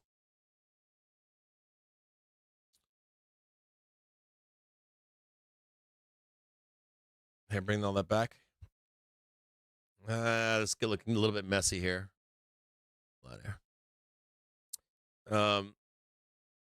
It's somewhere in here. See how like SPX is no, IXC is yeah, this is IXC right here. This is SPX, but let's look at this really quick. Trying to show you guys something here. Do you see how there's like violent, like flat on tech? Like this is IXC right here.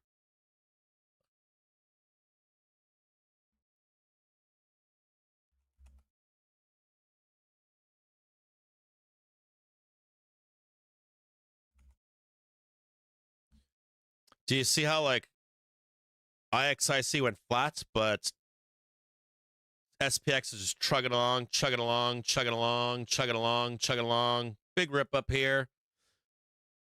OPEX options, right? They don't print this to the last minute on the index, but notice how it rolls more slowly. Notice how like SPX is a slow mover, and you can kind of see the roll off and over, but in here it's kind of more brutal to see. You get the highs, the highs up here, down here, never comes back again. SPX actually comes back up and puts in a second lower high, double top. But we haven't even launched these companies yet, is my point. They're down here. Oh, excuse me, right here, 1997 or 1997. It's the only point I'm trying to make to you is that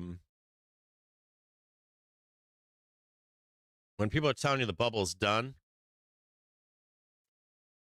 they're afraid of that move up. And so there's like let's look at it from this perspective. Let me show it to you in a different way. So, or let me just describe it to your mind. So we kind of trade flat this summer, right? Market's trading flat. Maybe you're putting in a new all-time high this summer, and then they send you back down. So it's like we're kind of flattish sideways. But then all of a sudden, when these companies all IPO, SpaceX, Anthropic, OpenAI, you name it, any kind of fucking AI shit, they all start being like, I want to be like Amazon. So they all fucking IPO. And then what happens? Money gets sucked out of the market, and it all concentrates in those 3 or 4 or 5 AI companies, and they carry the market. So money cycles out of NVIDIA, money cycles out of Microsoft, Apple, you name it. And there's now a race going on, and people are just shoveling money into it. Must have exposure, must have capture. You know what I mean? Like just that greed. You know what I mean? Like just the greed. And so like you're outrunning inflation. You've got the hawkish Fed. Like you're outrunning inflation. It gets too hot. The Fed slams you with doom, right? Oh, it's like there's a hike. There's another hike. And then all of a sudden they go, oh, we're going to OpenAI. We're going to do OpenAI. And what does OpenAI do? They got a hockey stick. They literally save the market for the rest of the build out, pay off all their investors, and the money comes back into the market in the face of a hike or two. And then, so we're going flat, maybe dipping down on a hiking cycle. And then all of a sudden the market just gets reignited with, I have to be here in case we get a blow off top. How much do you have to be here? Hundreds of thousands of dollars, $1 million, close your 401k, slam it all on OpenAI, and just for the chance of that vertical. Whole world jumps in, right? You got money in Europe, you got money in Asia. They go, oh my God, OpenAI is going to do the thing. And all of a sudden it's like fucking womb. And there's no price that won't satiate me, you know? And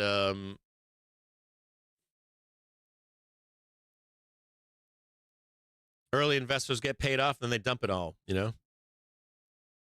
And they'll start probably spinning you a story that whatever that roll, that recessionary roll is at the top, they're going to tell you it's not going to be as bad as it was in the great financial crisis. It's not going to be bad as it was in the internet cycle. They're lying. It is going to be that bad.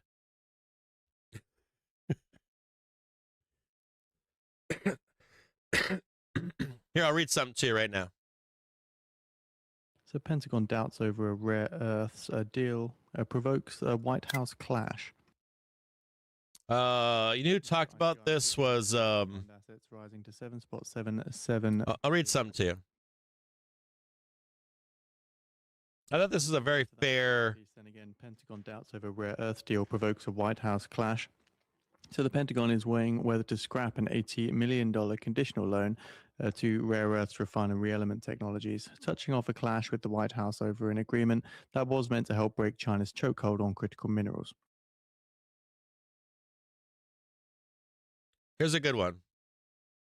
This guy says, a commenter says to Wolf, he says, Wolf, it is your job or mission to be the attendant in the movie theater. So I'll just put it on the screen for a minute. Let's read this thing. It's kind of cool. So he says, Wolf, it is your job or mission. It is your job or mission to be the attendant in the movie theater, to stay calm, stay in your seats. It's just a little fire, or to say over the bullhorn, everyone stay in your homes. It's just a little tsunami. Sometimes I wonder, interestingly, you do calm and convince some people, as evidenced by the responses in the comment section. Is there a point where if the data were bad enough, you would come out and say, the U.S. economy is in big trouble, abandon ship? Nice nod. And he says, I'm genuinely curious. I'm also one of your most avid readers who reads every fucking article. And Wolf, in this article, goes on to say, I'm one of the biggest bears out there. But I do look at the facts. And consumers are fine. The problems are elsewhere. And my articles show that. The next recession won't be caused by consumers, but by the AI investment bubble when it implodes. Just like the great financial crisis and the Great Recession wasn't caused by consumers, but by housing imploding. Those were the triggers. As consumers lose, the after effect should be retail sales. As consumers lose their jobs and get scared after the triggers cause something to implode, then you'll see a tiny dip in consumer spending. This is something that you should know about. You'll see a tiny dip in consumer spending as a result, not a cause. Inflation is a big problem that is now bleeding into the bond market. The government's fiscal situation is a fiasco that is now also threatening the bond market. I agree with that. There are plenty of big issues. I don't know why people are so hung up about consumers who are doing fine and then close their eyes to the real issues all around them. I know the reason. It's because our society runs on data now, and so it's very valuable. Who has the data, who allows the access to the data, who sees the data, and how it's spun for you and I to read. He's in here talking about a bunch of stuff, though. He comments in here. He has a bunch of comments there that are really good. Like, there's this one right here.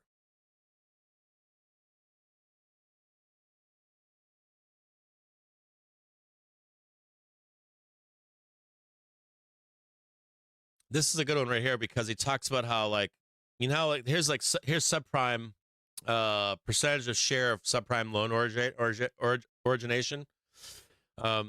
This is 2007, 2008. Everybody got flushed out or declared bankruptcy, right? But look at this. This is 2019.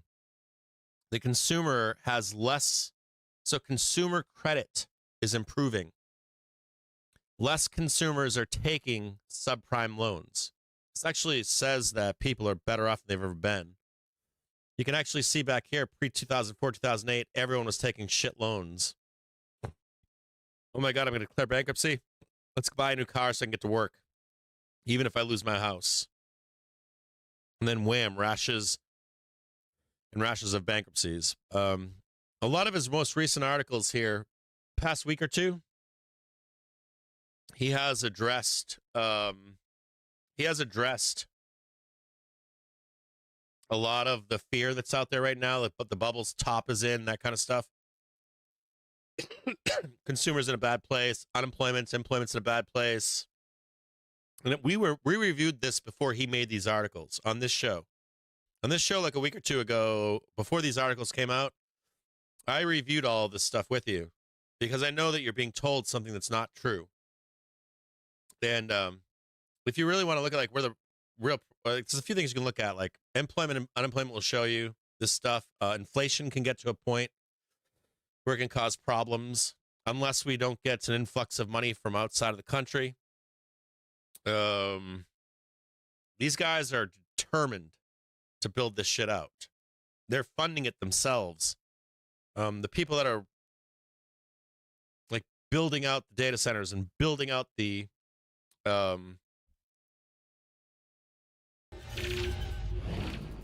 power centers, building out the AI, those are the ultra wealthy, and they're the ones that are rolling their money back into this build out to make a bunch of money.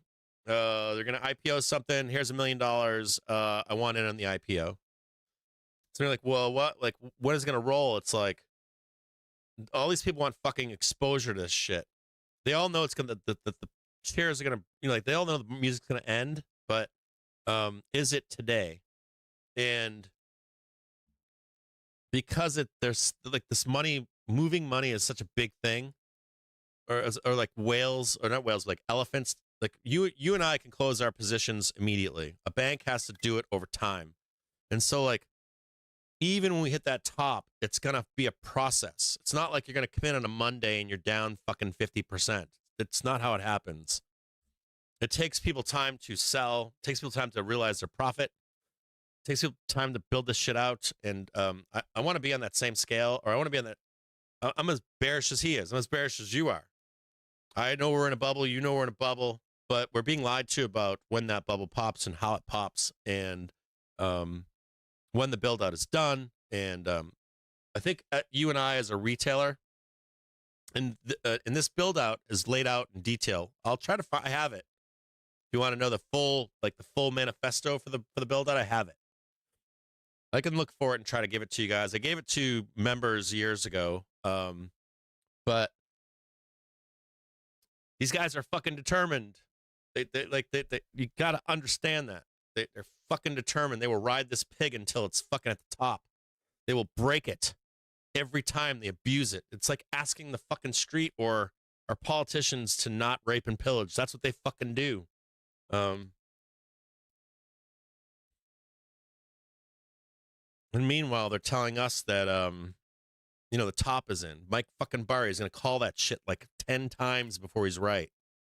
I'm sure in whatever time scale he's on, it'll be fine. But in the meantime, you're not Mike Burry and I'm not Mike Burry. We don't have his fucking money either. So we have to have exposure to this until the real top is in with duration.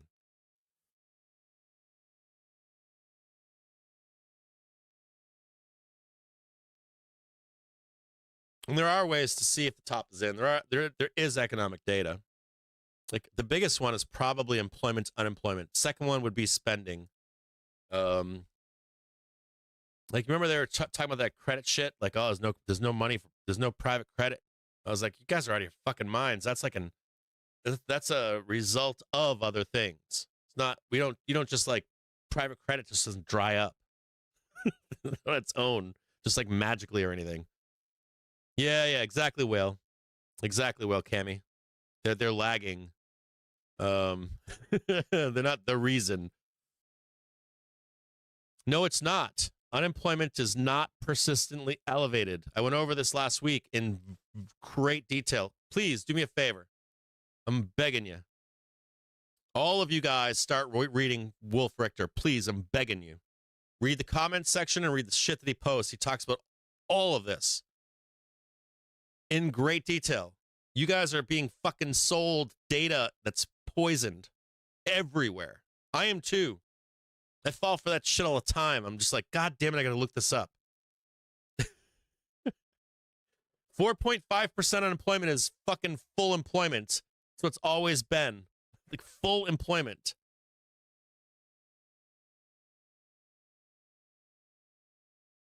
Yeah, you can. I'm telling you guys, like, please believe me. Or just start reading Wolf. If you do that, right, it's going to make your life so much easier. Especially if you're bearish. Because then you have the facts of, like, when it's time to be bearish, you want to know, right?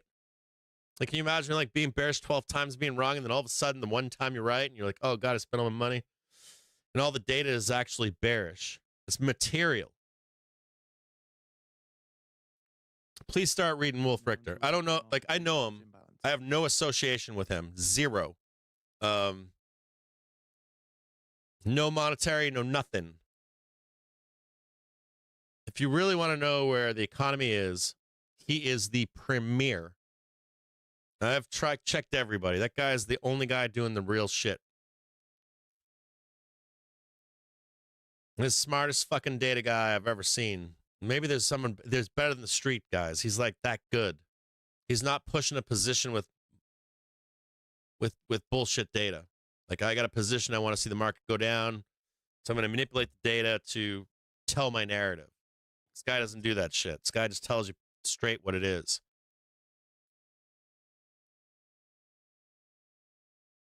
All right, coming in 350. Watch out for a quick rip to the downside. Bam, bam, then up. Imbalance S&P 500 buy side 1.2 billion. Nope, we're going up. Buy side 795 million. Microsoft, MU, TXN, AMD, GLW.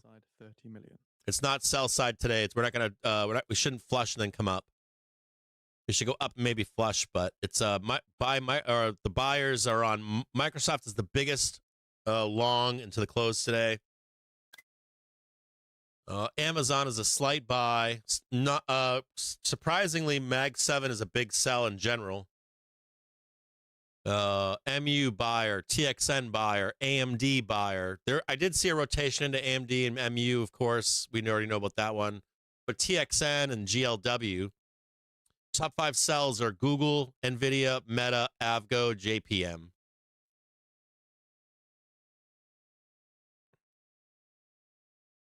I'm begging you guys out there, please.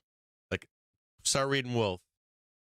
Get involved in their comments, ask questions, and read his most recent articles. Past like week, we're coming into like a data desert right now. That's why I did that show here about data, because most of it is out, and the state of everything is good. State of employment, unemployment is outstanding. State of the consumer is outstanding. Or it's not saying it's a weird employment market, I should say. Weird labor market. There are problems. Inflation is a problem. But that can be dealt with. Exogenous events like war is a problem, but we can't trade that. We're not going to trade a nuclear war. We're not trading the AI apocalypse.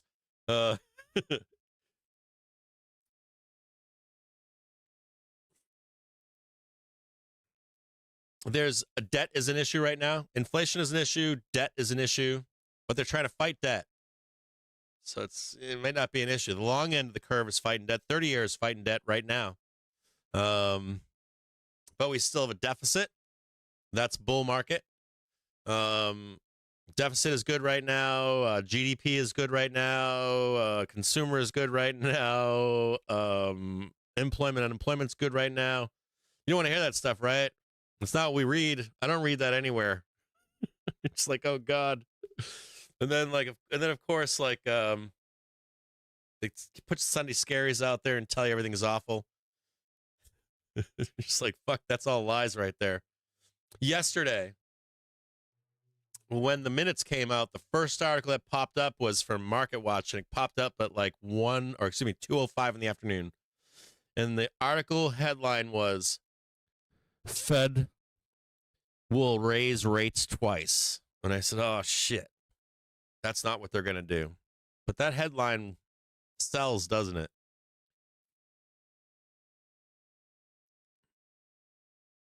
Yeah, you guys got to start reading that stuff. I'm begging you, because you'll be a better trader when you start to understand data and its implications. And you'll become a better trader when you realize how many people are fucking lying to you. It's literally like everybody. It's like 90% of them are lying. They're all fucking lying. They like manipulate data.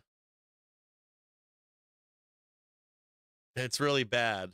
One of the things they do is like they'll give you like the weekly or monthly reports, but they're only, up and down, up and down, up and down. But the trend might be completely different to what they're portraying to you. Yeah, consumer's tight right now, man.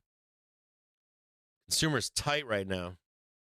I think we've built a better consumer. I think between what happened after 2008 and then the free money shit that went on during the free money era, I think created like a, and we were told bullshit then too, right? We were told they were all in fucking. We were told they were all in fucking at the casinos with their Bentleys and shit. I mean, there were people doing that, so they get a headline. Somebody's arrested for buying a Bentley and spending $1 million of PP whatever loans, and so that runs. Everybody sees it and like, oh yeah, dude, everybody's fucking around. Everybody's doing that shit. But that wasn't really what was happening. What was really happening was like Bob paid off his college loans. Mary got a landscaping business. Fucking Mike did this. I'm serious. Like that, they fixed up their houses, sold their houses, made a bunch of money, or not. They're still living in them. You know, people out there buying fucking houses with cash in the free money era. It was crazy. And so you and I are being told, oh no, they're going to suck the money out of the system. They're going to get what's coming to them. That's not what happened. It's not what fucking happened.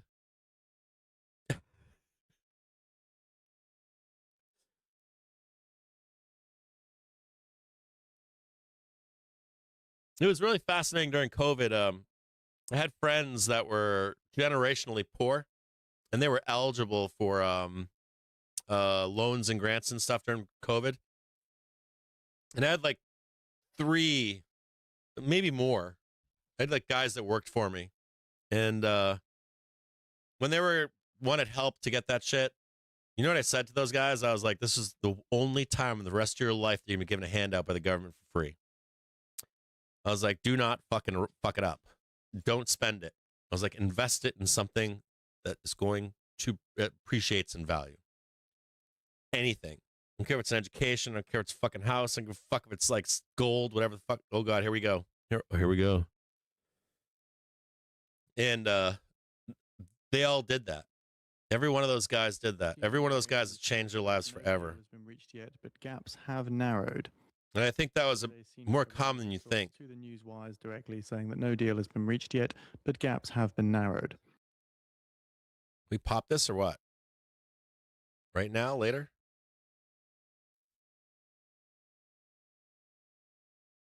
Senior Iranian source says Iran's uranium enrichment and its control over the Strait of Hormuz remain among the sticking points. Invested in horrible Chinese stocks?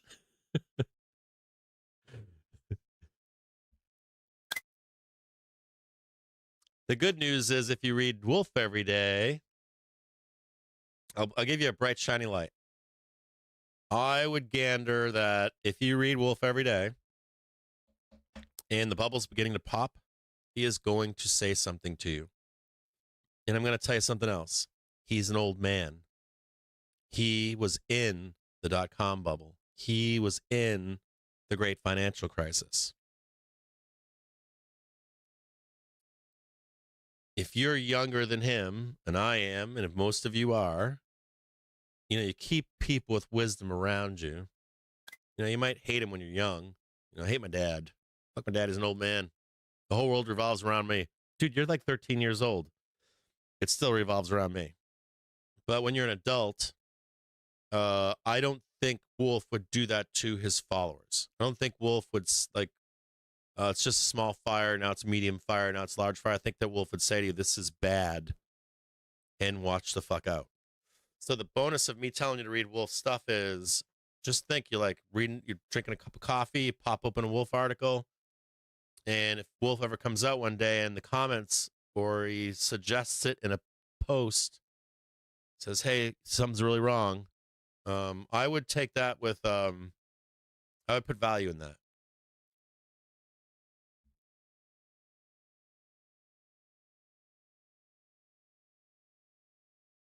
Going higher. Remember, this is your first place to buy to go to 748. We're now trading 743.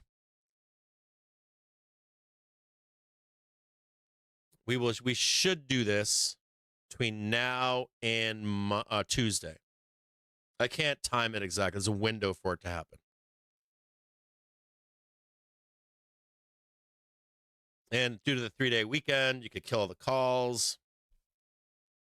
Now, if there is an unclench in the end of the month or anything like that, I'll trade it with you if we break the weekly or the hourly or whatever. Just be afraid of the subside move. Is the week green right now? Anyone know?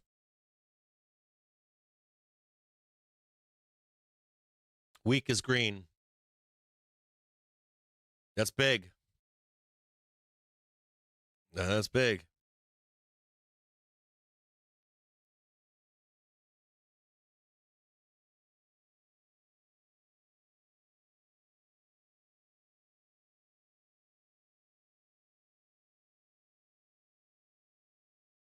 Pop up here, roll down. What is this right here? That's Friday in here, buy the dip. Here's your first dip right here. And I don't even know if you'll get this one. Maybe. I don't think we're coming back for this one. You might get lucky and buy this one next. 740 to buy. 740 better to buy unless we break underneath hourly and half hour trigger. Better to buy than to sell at this point.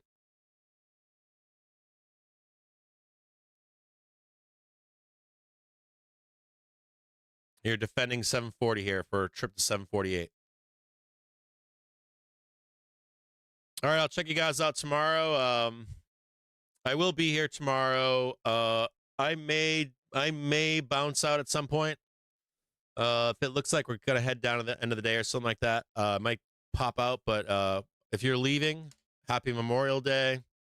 If you are a veteran and Memorial Day still bothers you, please be safe. Ask for help. I used to have a real problem with Memorial Day. I used to go and hide. I used to go camping with my wife and kids and duck out of society for the weekend. If you're still that guy, I love you. Please do not do anything rash. If you're a civilian, enjoy your weekend. I'll see you on Tuesday. Please be kind to people. It's a very sensitive holiday for some people. But not everybody. Most people are civilians. They don't care about that holiday, or they party or whatever. Do like the Walmart Warriors shit.